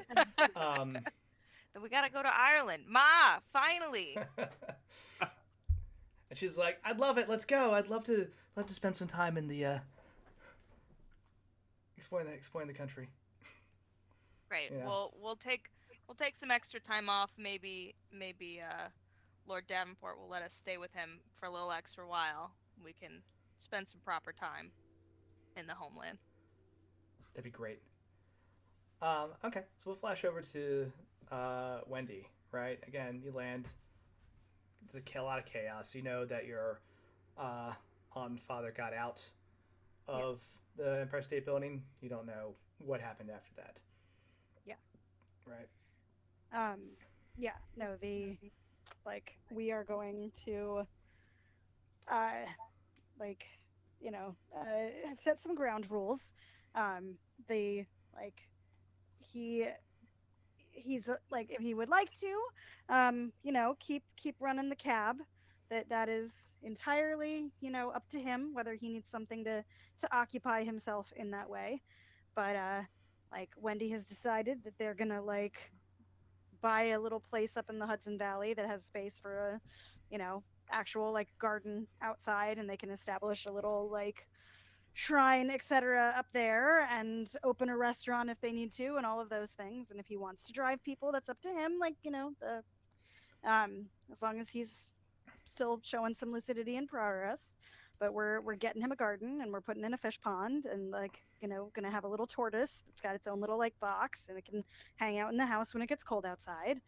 And whether his memory is truly being terrible, just because, or if it was bad because of things that were happening and is gonna stabilize, it doesn't matter. He's just gonna be able to keep himself comfortable, and that's fine. Your family is thriving right after these changes. Your father loves the garden. He has more good days than bad, right? Especially with the changes that are made. And it's been about a month, and there's a knock at the door. And when you go to answer, it's Shekels and Quentin. Yeah. Okay. Good. This that works well. I needed to talk to you anyway. Hello. So, hi. I'm just making rounds. Wanted to follow up. Got a chance to catch up with Kelly. He's doing great. Just wanted to stop by and see how you're doing. And Shekels is he's just ready to just shout something out. It's like, how's your? You mentioned your dad had some medical issues. How's he doing? We have good days and we have better days, but he's able to be more peaceful now, and I don't have to worry about how it might be taken advantage of. He drives when he wants to, and I think he likes contributing, but we don't have the same volume of passengers out here that just people to their fancy houses for the summer and the wineries and things like that. Shekels is like about to just explode out of his seat, and Quentin's like, I remember you said that your father had some issues with his some memory, and Shekels and I have been kind of working with some of the technology we found from the Citadel, and well, I'll let him explain. So I think we've isolated basically a small short-term. It's in pill form, right? But it's a small short-term thing where, like, if you wanted to, this actually help accelerate his both short and long. It would help enhance his short and long-term memory to the point where, like, it would counteract the effects of whatever's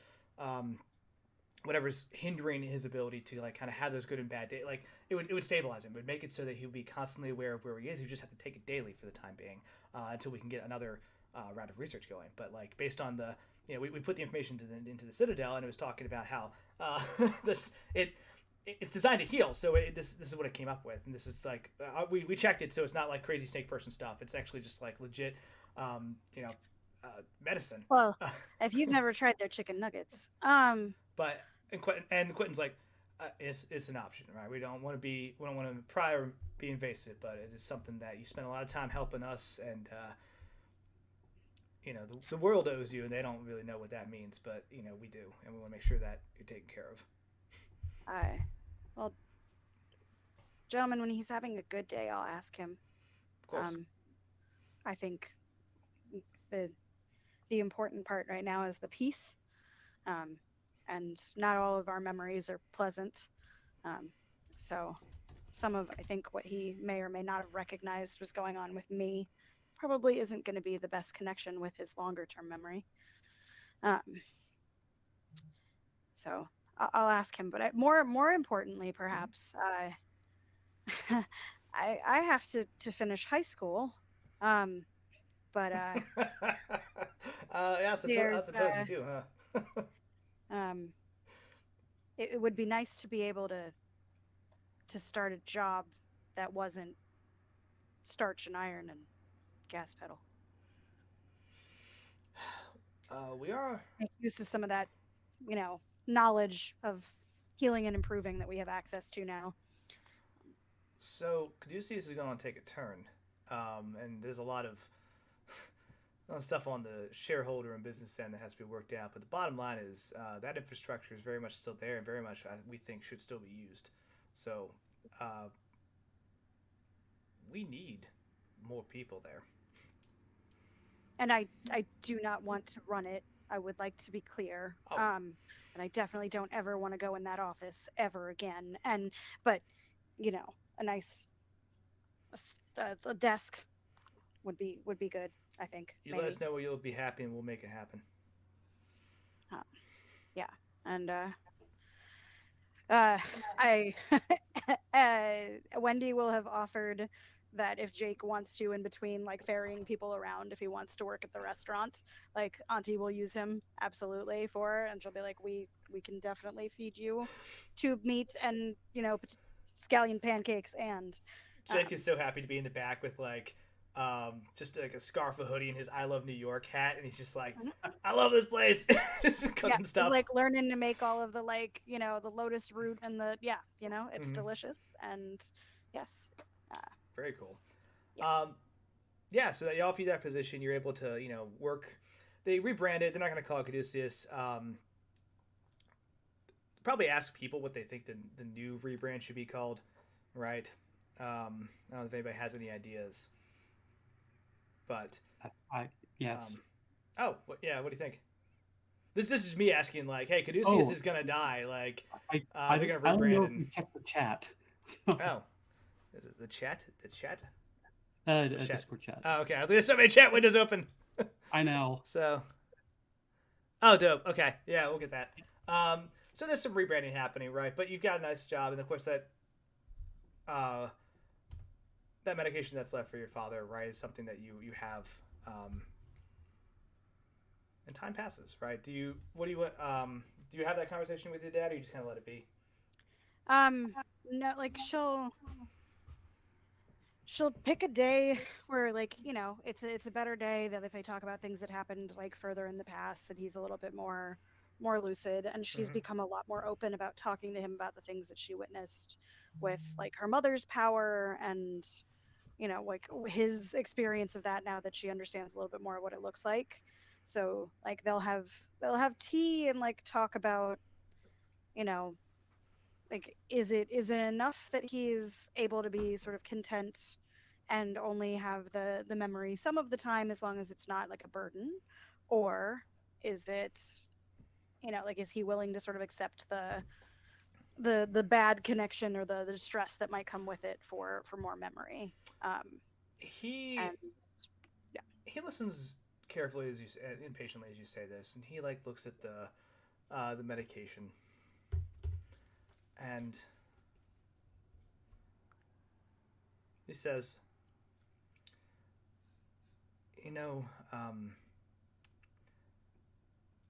not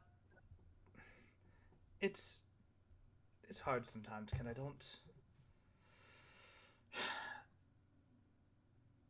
don't mind missing out on certain things. I don't. This is me pondering.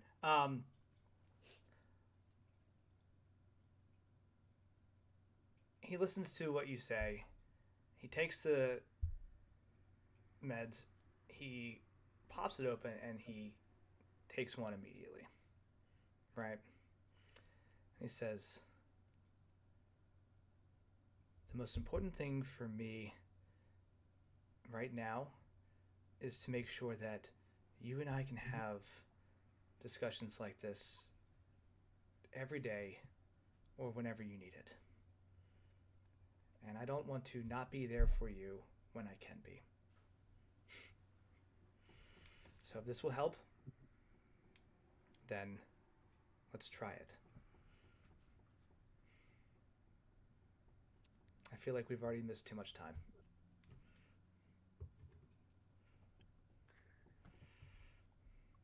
And I'm just happy to have you. So as long as you're okay, then I'm okay. I'll make sure that, like Wendy will make sure she's like, even if I work in the city, I will always come back home, and we'll have tea every day, and if we don't want to talk about memories because too much of that is upsetting, we won't. And I know that I kind of adopted a brother, and I'm sorry about that, but he, like, supposedly he's really good washing dishes and pushing the dim sum cart, so that's a good thing. He nods he doesn't and smiles. Realize, yeah. And just, like, gives you a big hug and says, it doesn't have to be every day, Wendy. It's okay. I know you have a life, and I want to be a part of it, and just know that I'm. Oh no, Baba, I don't. But thank you. But yeah, he gives you this very long embrace, and is just present and there with you in this whole conversation, and it is wonderful. And the meds do work, like, they help. And as time goes on, like, he has the occasional, still kind of rough day, but, like, he's always aware of, like, who you are and kind of what's going on around. Sometimes it just takes a little prompting to remind him, like. So it wasn't that, like, I don't know, weird snake person poison was what was behind this nonsense? No. No. Just human. So just human. Well, and trauma, like, but yeah. Yeah.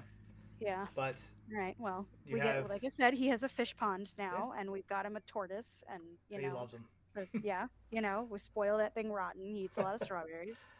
And you come by for tea one day, and he's sitting there, and he's got the mail, and there's an invitation on the table there for you. He says, "Oh, it looks like there's a wedding. Your friends are getting married, and cordially invited to the wedding of Saoirse Davenport and Spencer Brooks, right, at Castle Davenport." Oh, right. It's probably rude to ask the bride what you should wear to her own wedding, right? Yeah. I think anything that's not white should be fine. Yeah, well, they don't, like we wouldn't do white anyway, Papa. Okay. Fair. Yeah. But so yeah, you get that invite to the wedding, and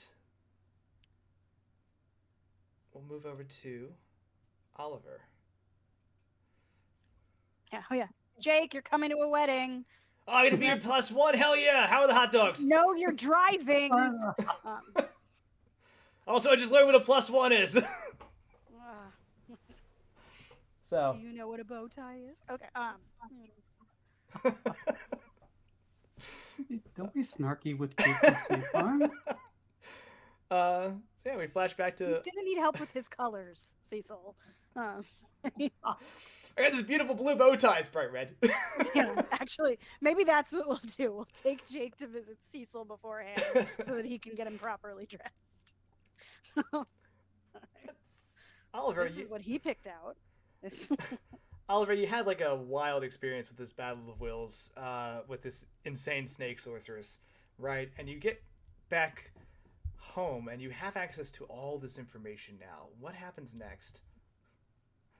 Right? How do the next few months play out for you?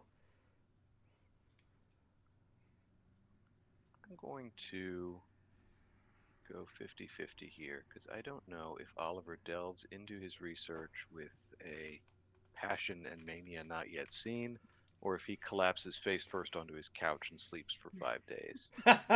So we'll say Lowe's, he collapses. Okay. Yeah.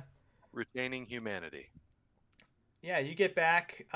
You see that, Sarah and Bradley are fine. It's a couple days of travel when you finally get home, and eventually you just pass out. And like a week later, your housekeeper is like opening the blinds, being like, "I'm sorry, Mr. Ivanus. It's been a week, and there are people who have been trying to contact you, and I have put them off as long as I properly can, but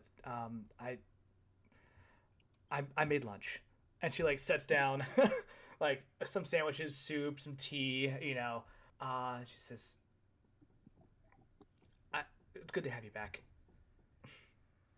Oliver sort of shielding his eyes from the bright light, kind of pulls himself up off the couch, and he turns and he looks at his housekeeper, and he just kind of blinks. And he blinks once, and his eyes are complete black voids, and he blinks again, and they're back to normal. She like drops the teacup. "Oh, I'm so sorry. I'll get a fresh one, sir." Sorry. How long have I been asleep? 4 or 5 days. Just. Yeah. Tastes like it. Toothbrush. Okay. Kids? I'll get that tea. Yeah, Sarah and Bradley come running in, and they have all these notes and journals they want to share with you as time progresses, right? Of just like, here's what we did at the Empire State Building, here's what it worked, here's the actual, here's the circle you wrote out, and then like in order to increase the volume for more people, like we made this change to it, and like it worked, and just talking about their successes and how happy they are to see that you're back and wanting to hear all about your side of the story and going through all of that, right? And once I absolutely cannot believe that I lived. But I'm very glad to have done so. Yeah, we're happy that you're still alive too. We talked about that hero's journey, right? And like sometimes the hero does make it out. It's great. There's still monsters under the bed, but I think that they're going to stay under there for a while. Sarah says, "That's a little disconcerting, but we can call this one a comedy and not a tragedy, so that's good." Yes. It ends with a wedding, right? Wedding? Sorry? Oh, yeah, you have an invitation. Here. Oh. You're getting married? I feel like you should have told me something about this before. Oh, no, not me. Oh, okay. Cecil, Good. your friend Cecil, his sister, and the pilot, Spencer. Oh, sir, yeah, of course. Right, yeah. It's in a few months, but, yes, you've been asleep for good. a couple weeks, days. Good. Sorry. Time has, yes. Excellent. Well, Yeah. let me freshen up, and then we'll go have breakfast. I'm sure. There's much to discuss. All your grad students are happy to see you're alive. The dean is like, "Hey, bro, you need to publish something." I'm just gonna flash up the little tablet to the dean and be like, "Boop, I've been working on something." As soon as he sees like a tablet, his brain just breaks. And he's like, "Yeah, take as much time as you need. Holy cow! Let me know what resources you need. The entire all of NYU is behind you on this one." And it Thank you. Shuts up immediately because you have a working tablet in 1933. I'll be in touch. So, but yeah, what does Oliver do? Like with these months of research and time that you have to. Oliver is going to systematically map all of the portals and try and figure out which realms connect to which, based on his team's initial research with the box of stars and like the map that was on there. So the idea being both travel here, hither, and yon, but also securing the gates as much as possible against whatever else is trying to come in. Fuck yeah, I love the spinoff. So now we've got... I'm picturing, honestly, Oliver with his grad student research team of Zachary, Glenn, and Emily, right? As well as the occasional... There's some sort of gates to the stars. It's good. Will be hopping through and researching. Yeah, and every now and then for the less insane ones, you have Sarah and Bradley come out too, and you're just going across the world, and just seeing like we have a montage of just a couple things you see. Like you open a gate at one point, and it's just like pure inky blackness of nothing but stars that like hum to you, and you're like, okay, this seems fine. You open like another one into just like an absolute nightmare realm of like dinosaurs but birds that are just like threatening to flood through the second you open up, and they see a source of like unnatural light. And it's just like, spell that shut. A couple of moments where like we flash to your grad students, like one of them's like being pulled into like ooze like quicksand. It's like and you're pulling them out, with telekinesis, and it's just like, Glenn, goddammit, watch your step. But all of this is just you cataloging these things, and yeah, by the time 6 months have passed, like you have a pretty good initial understanding of like these gateways. There's so many more than you are initially anticipated, because the ones the computer gave you were the ones that were active.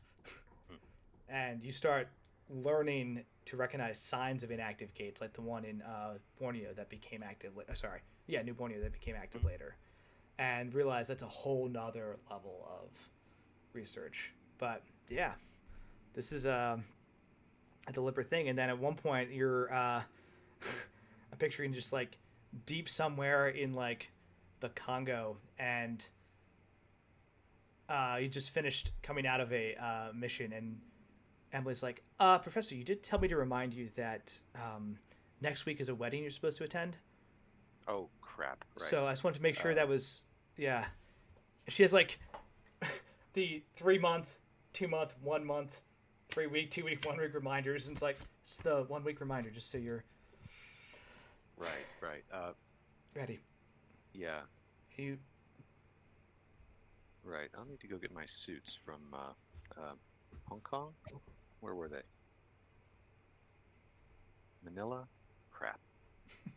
Bradley, where are my suits? I think you left them in Buenos Aires. Oh, right. Portal. Ticket. There's something in Spanish. Portal.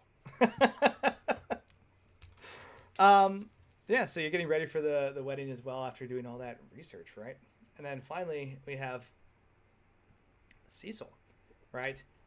Yes. You are, of course, back in Castle Davenport for the first time in a very long time, with a whole new set of resources. What happens? Cecil spends time he takes his new adventure fam, when they're there, those 2 days, he takes them on across the countryside, just to different little pubs and whatever, shows them like the glory of Northern Ireland, and he brings them back and shows them Castle Davenport, shows them the crypts and stuff like that. Mm-hmm. And he's like, and this is where we used to hide from our parents. And but then after everybody leaves, he goes to New York. He gets a ride with Jake from Snake Farm, and he begins a systematic takeover of Caduceus, and rebrands starts sorting through with Shekels, and he elevates Shekels, he elevates Quentin, and goes through, make sure there's no more snake people. They systematically go through that, and yeah, there's actually a moment where you go through and you find Frank, the chief of security, right? And you unmask him as a snake person, and it's just a huge big deal because he tries to play it off as cool, and no. Frank, I'm so sorry. You're fired. And it was either that or we can remake you as a human. I think it's possible. Just gonna go into exile. He looks to Shekels and Quentin. And he's like, huh? Shekels just opens his coat. And you can see one of the little grenades he had from earlier, and is like, yeah. And he's like, I'm sorry, we can't let you do that. You're fired. You're fired. So it's and once, go ahead. I was pretty much like that. It wasn't preferred, but you know what? We can't have that hanging over us. No. Thank you. And he brings in, he rebrands it as Davenport Inc. Okay. And still keeps a lot of the systems in place in order to actually send medical aid and use the with the help of probably Oliver and Quentin and Shekels, uses the Citadel in order to produce actual medicine that will actually help people. Yeah, you can evacuates people, does all that stuff, and starts demilitarizing as much as he can. Okay. But he brings it into a smaller group that's basically monster hunters. So maybe working a little bit with Oliver, and if Wendy and Kelly ever want to join, searching, he uses all of his folkloric knowledge to confirm actual monsters and stuff from history, and start making sure that they're not hostile toward humans. I think this team is whoever's available, but I think Spencer and Saoirse definitely jump on it from time to time. If you recall, there was also Maurice and Sally, right, that you rescued from Oklahoma. That's true. Who? Yeah, they're hired too. Yeah, they went to. They were told they could go to New York and look up Caduceus and be taken care of, or look up you guys and be taken care of, and eventually they find their way there to you, and are more than happy to molotov a bunch of monsters, right? Great. I put them basically in charge of monster hunting, wing of that. On which of these trips did Spencer propose? It was actually the very first one. He couldn't wait. Oh. So. He brings in, if you remember, Melody and Brendan Sterling from the Open Mind Group. He ensconces them at a higher level for the mystic wing. Yep. Of things, and in order to help humanity and protect them from otherworldly forces. Yeah, he basically does that systematically while always looking for an answer as to how he can sever the connection with the lad, while having those occasionally battles of wills where he just wakes up randomly somewhere. So that's a good question. As it stands, you have the ability to use technology that came from Citadel to try to break that connection, right? The computer wasn't originally designed for it. You can absolutely start that process, right? It is. I think that Saoirse's doing more of that on the side with like the most limited knowledge that you have on that, but it still occasionally like says things are that hint at it. The question I have for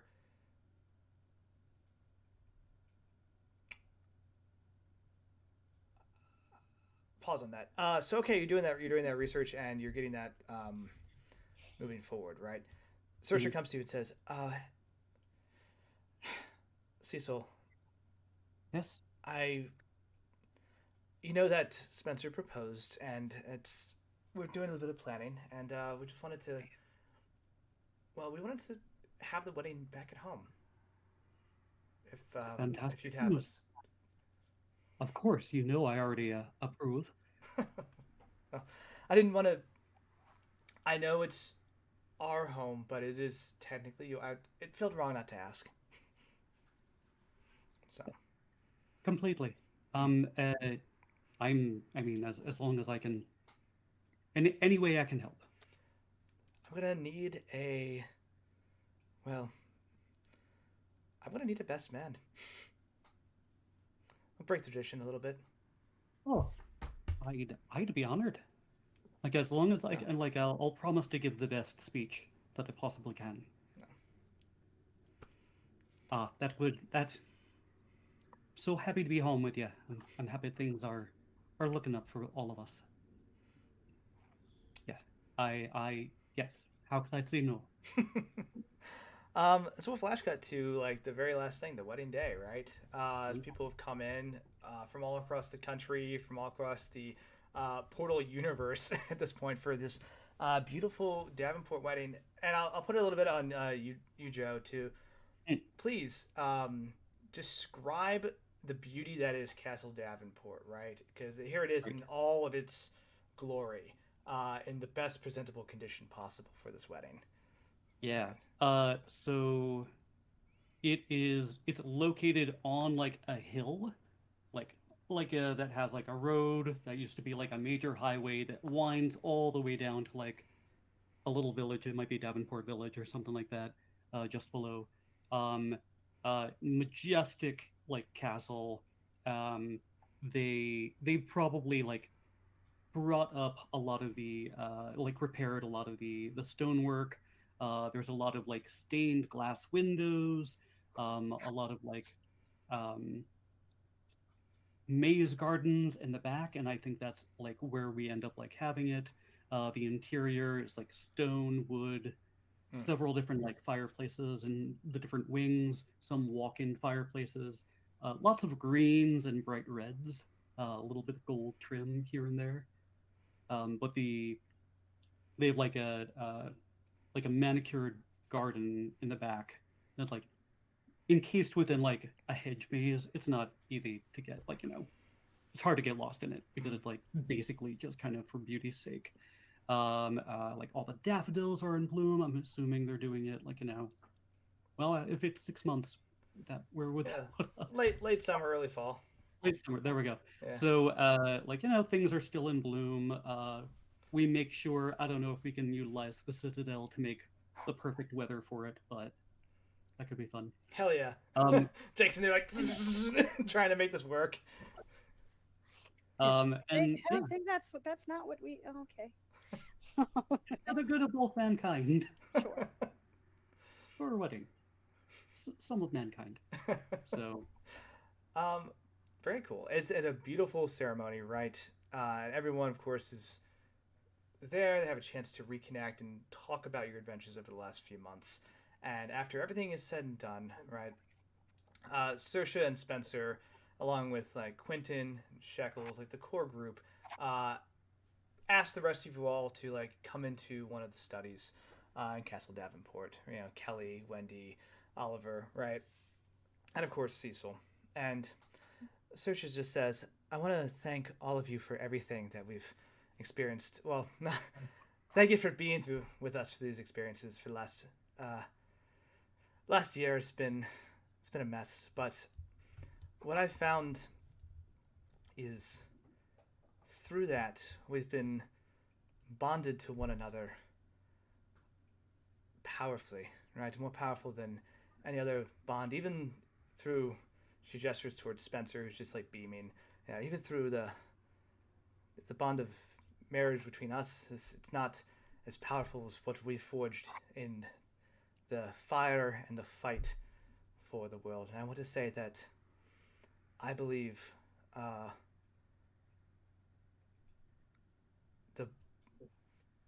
bonds we have together will stand the test of time and could never be broken or overridden.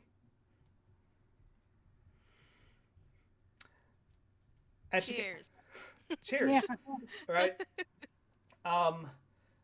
Cecil, as you go to drink, roll power. Oh, no. Saoirse. No. The villain the whole time. Gotcha, fuckers. Oh my god. Of course. Do you have advantage? You have advantage on power rolls, I believe. Oh, do I now? Great. I thought that was a thing on your character sheet. No, that's me. That's you. Have these been the rolls? Oh my god. Jesus, bud. How? How did you? All right. The Well, what last happened? roll. Well, there it is. You see Saoirse give you this wink, and you feel this surge of energy, right? This power that, as you realize now, you're looking around, you're in the study, and like you can feel under the floor, under the carpet. There's clearly some type of magical circle has been set down by Saoirse. And you can look around and see the arrangement of the study and the multiple mirrors that are in here now.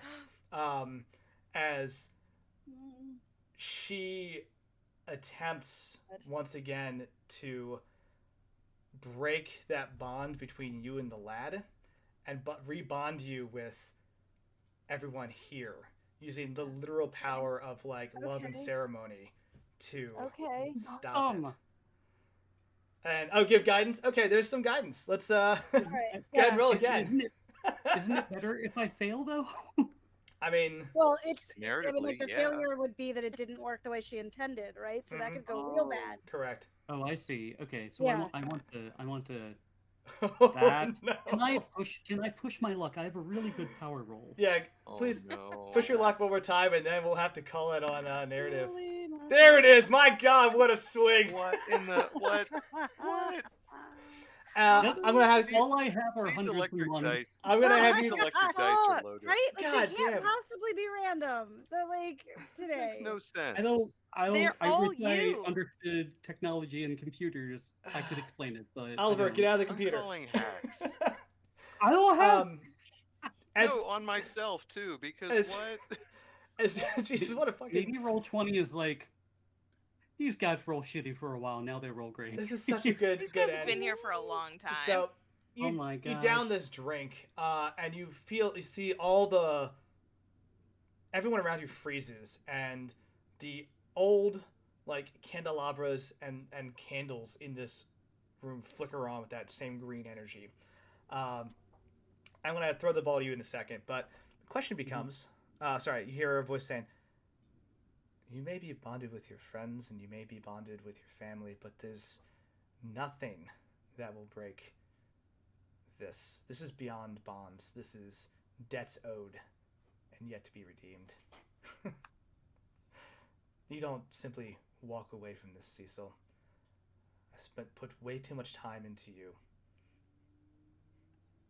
for you to shrug off what we have here. And you finish your drink, and you feel a surge of energy. The lad says, "We have work to do. Why did I do it? Sorry. You've rebuilt Davenport Industries. We're going to spread that influence. We're going to take advantage of these things, and you and I, are going to assume our rightful place in this world. And we will make each other better. And we don't need anybody else, Cecil. You shouldn't want anybody else either. But you still feel that power kind of growing in your stomach, that like just warmth, the same kind of feeling you felt washing over you when Saoirse was giving that speech. He says, "Nothing you can do will break this." Like in that half space. So he's finishing his drink. He realizes what has happened. Mm-hmm. He's feeling the bond of love to his family, to his new brother, to his the most intelligent man he's ever met, Oliver, the strongest man that he's ever met with the biggest heart, Kelly, and the woman with the smartest wit and the quickest tongue and a penchant for fire. And that's obviously Wendy. And he in that half space in the ruined church, he goes up to the lad and he puts his hand on his shoulder and he kisses him. And he pulls himself away and he says, "We've been through so much and you've given me a lot. I'd like to think a lot of that was out of love. But I've seen there are true monsters in the world. We've seen those in the outer reaches of space and time. I'm sorry, lad." And he pushes him away. So "You're just a fairy tale." Lets that fall away. You push him away, and that whole thing just starts to fall apart. And you see one by one the candles start to go out, and he looks and he's like, "You can't do this. You don't leave. I own you." And the door slams shut behind him. And as so you finish your drink, and the noise comes back on, and everyone's kind of laughing. One of the mirrors just cracks on the wall, and Saoirse moves and pulls a cord, just covering it in a drape, and it kind of gives you a look. He's gone. Thank heavens he's gone. And he hugs her, kind of weeping. And everyone else can kind of feel the radiating energy from this magical circle that you're standing on now, and realizing that you're part of something. And you can feel the actual power of friendship and love that bonds all of you, right? For those of us who are not in on the magic circle part of things, this is probably a little bit. She was doing it on the slide. Yeah, it's a little concerning, but Saoirse explains it all later, right? She says, "Look, it's something I owed my brother, but honestly, it's done now, and well, we have some festivities to get to. This bouquet's not gonna throw itself. Let's go." Actually, I reach out to give. Saoirse and Wendy's gonna ask her about okay, I brought this dress and I don't know if sorry, you have to help me. You're the only one who does. You look wonderful. You look wonderful. And then we'll flash cut to the cutting the cake and the speeches and the dancing and the bouquet just landing in Gunny's or Murphy's arm. Sorry. Murphy's arm. Oh, that's even more perfect. As Gunny just turns the same color, it just turns red, and it's those are really nice flowers. So you get it. You have good reflexes. It was a good catch. Thanks. Thanks. What does this mean? I don't know. We don't have that. I don't know, but I'll just pull her in and give her a big kiss. Yeah, she's very happy to be kissed, and everyone cheers, and the crowd goes wild, and that is the end of Two-Headed Serpents. Yeah. My God, they're so buff. An instant giant baby, just an instant fit couple, right?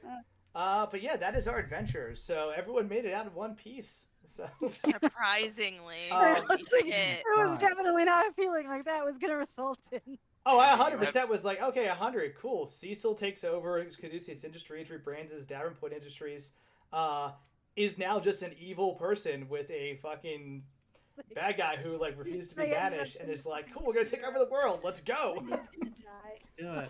So, but we literally could not do it without you guys in the chat, you guys watching.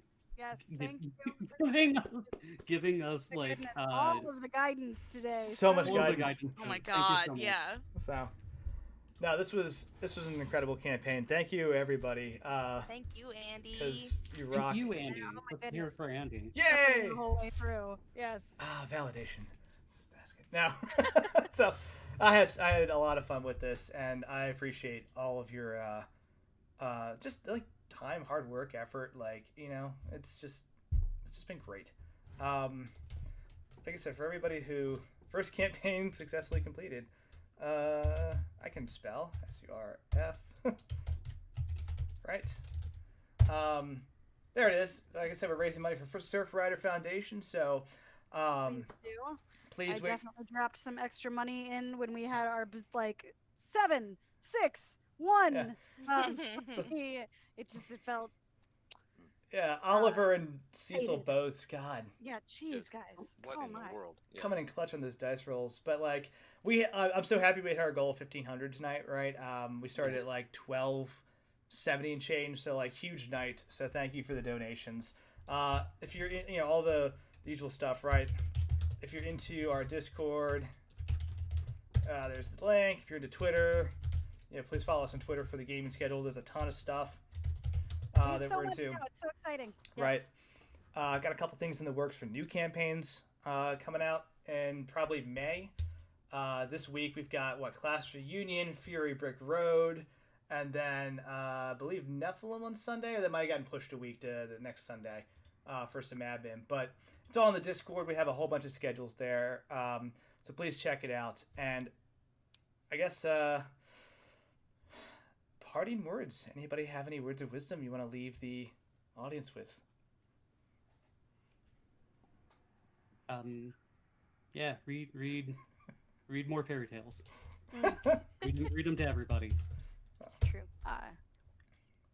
Street meat is often an important tool to bond with people. Street meat. Cultural exchange. Street meat. Yeah. And that's important. Lift heavy things so you can hug your friends better. Get swole so you can hug stronger. Hell yes. So, party thoughts, Will? The foil for everybody in these games: don't treat people as things. Very Everything good. flows from that. Very good. And from our storyteller. I'm just happy that people are here. No, seriously, build an adventure with your friends, right? Have fun, explore things, have a great time. Play more games. Play more games. This will be in my memory forever and on the internet forever. So it's even better. I have archived games now instead of just random bits of memories I recall from years ago. But thank you all for watching, right? This has been a great finale. We're going to go to our thanks for watching screen, and then we're going to do a raid, right? So don't go anywhere if you're hanging out.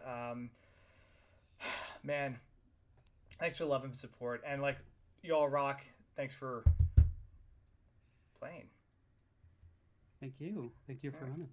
I'll take you out, and thanks for watching.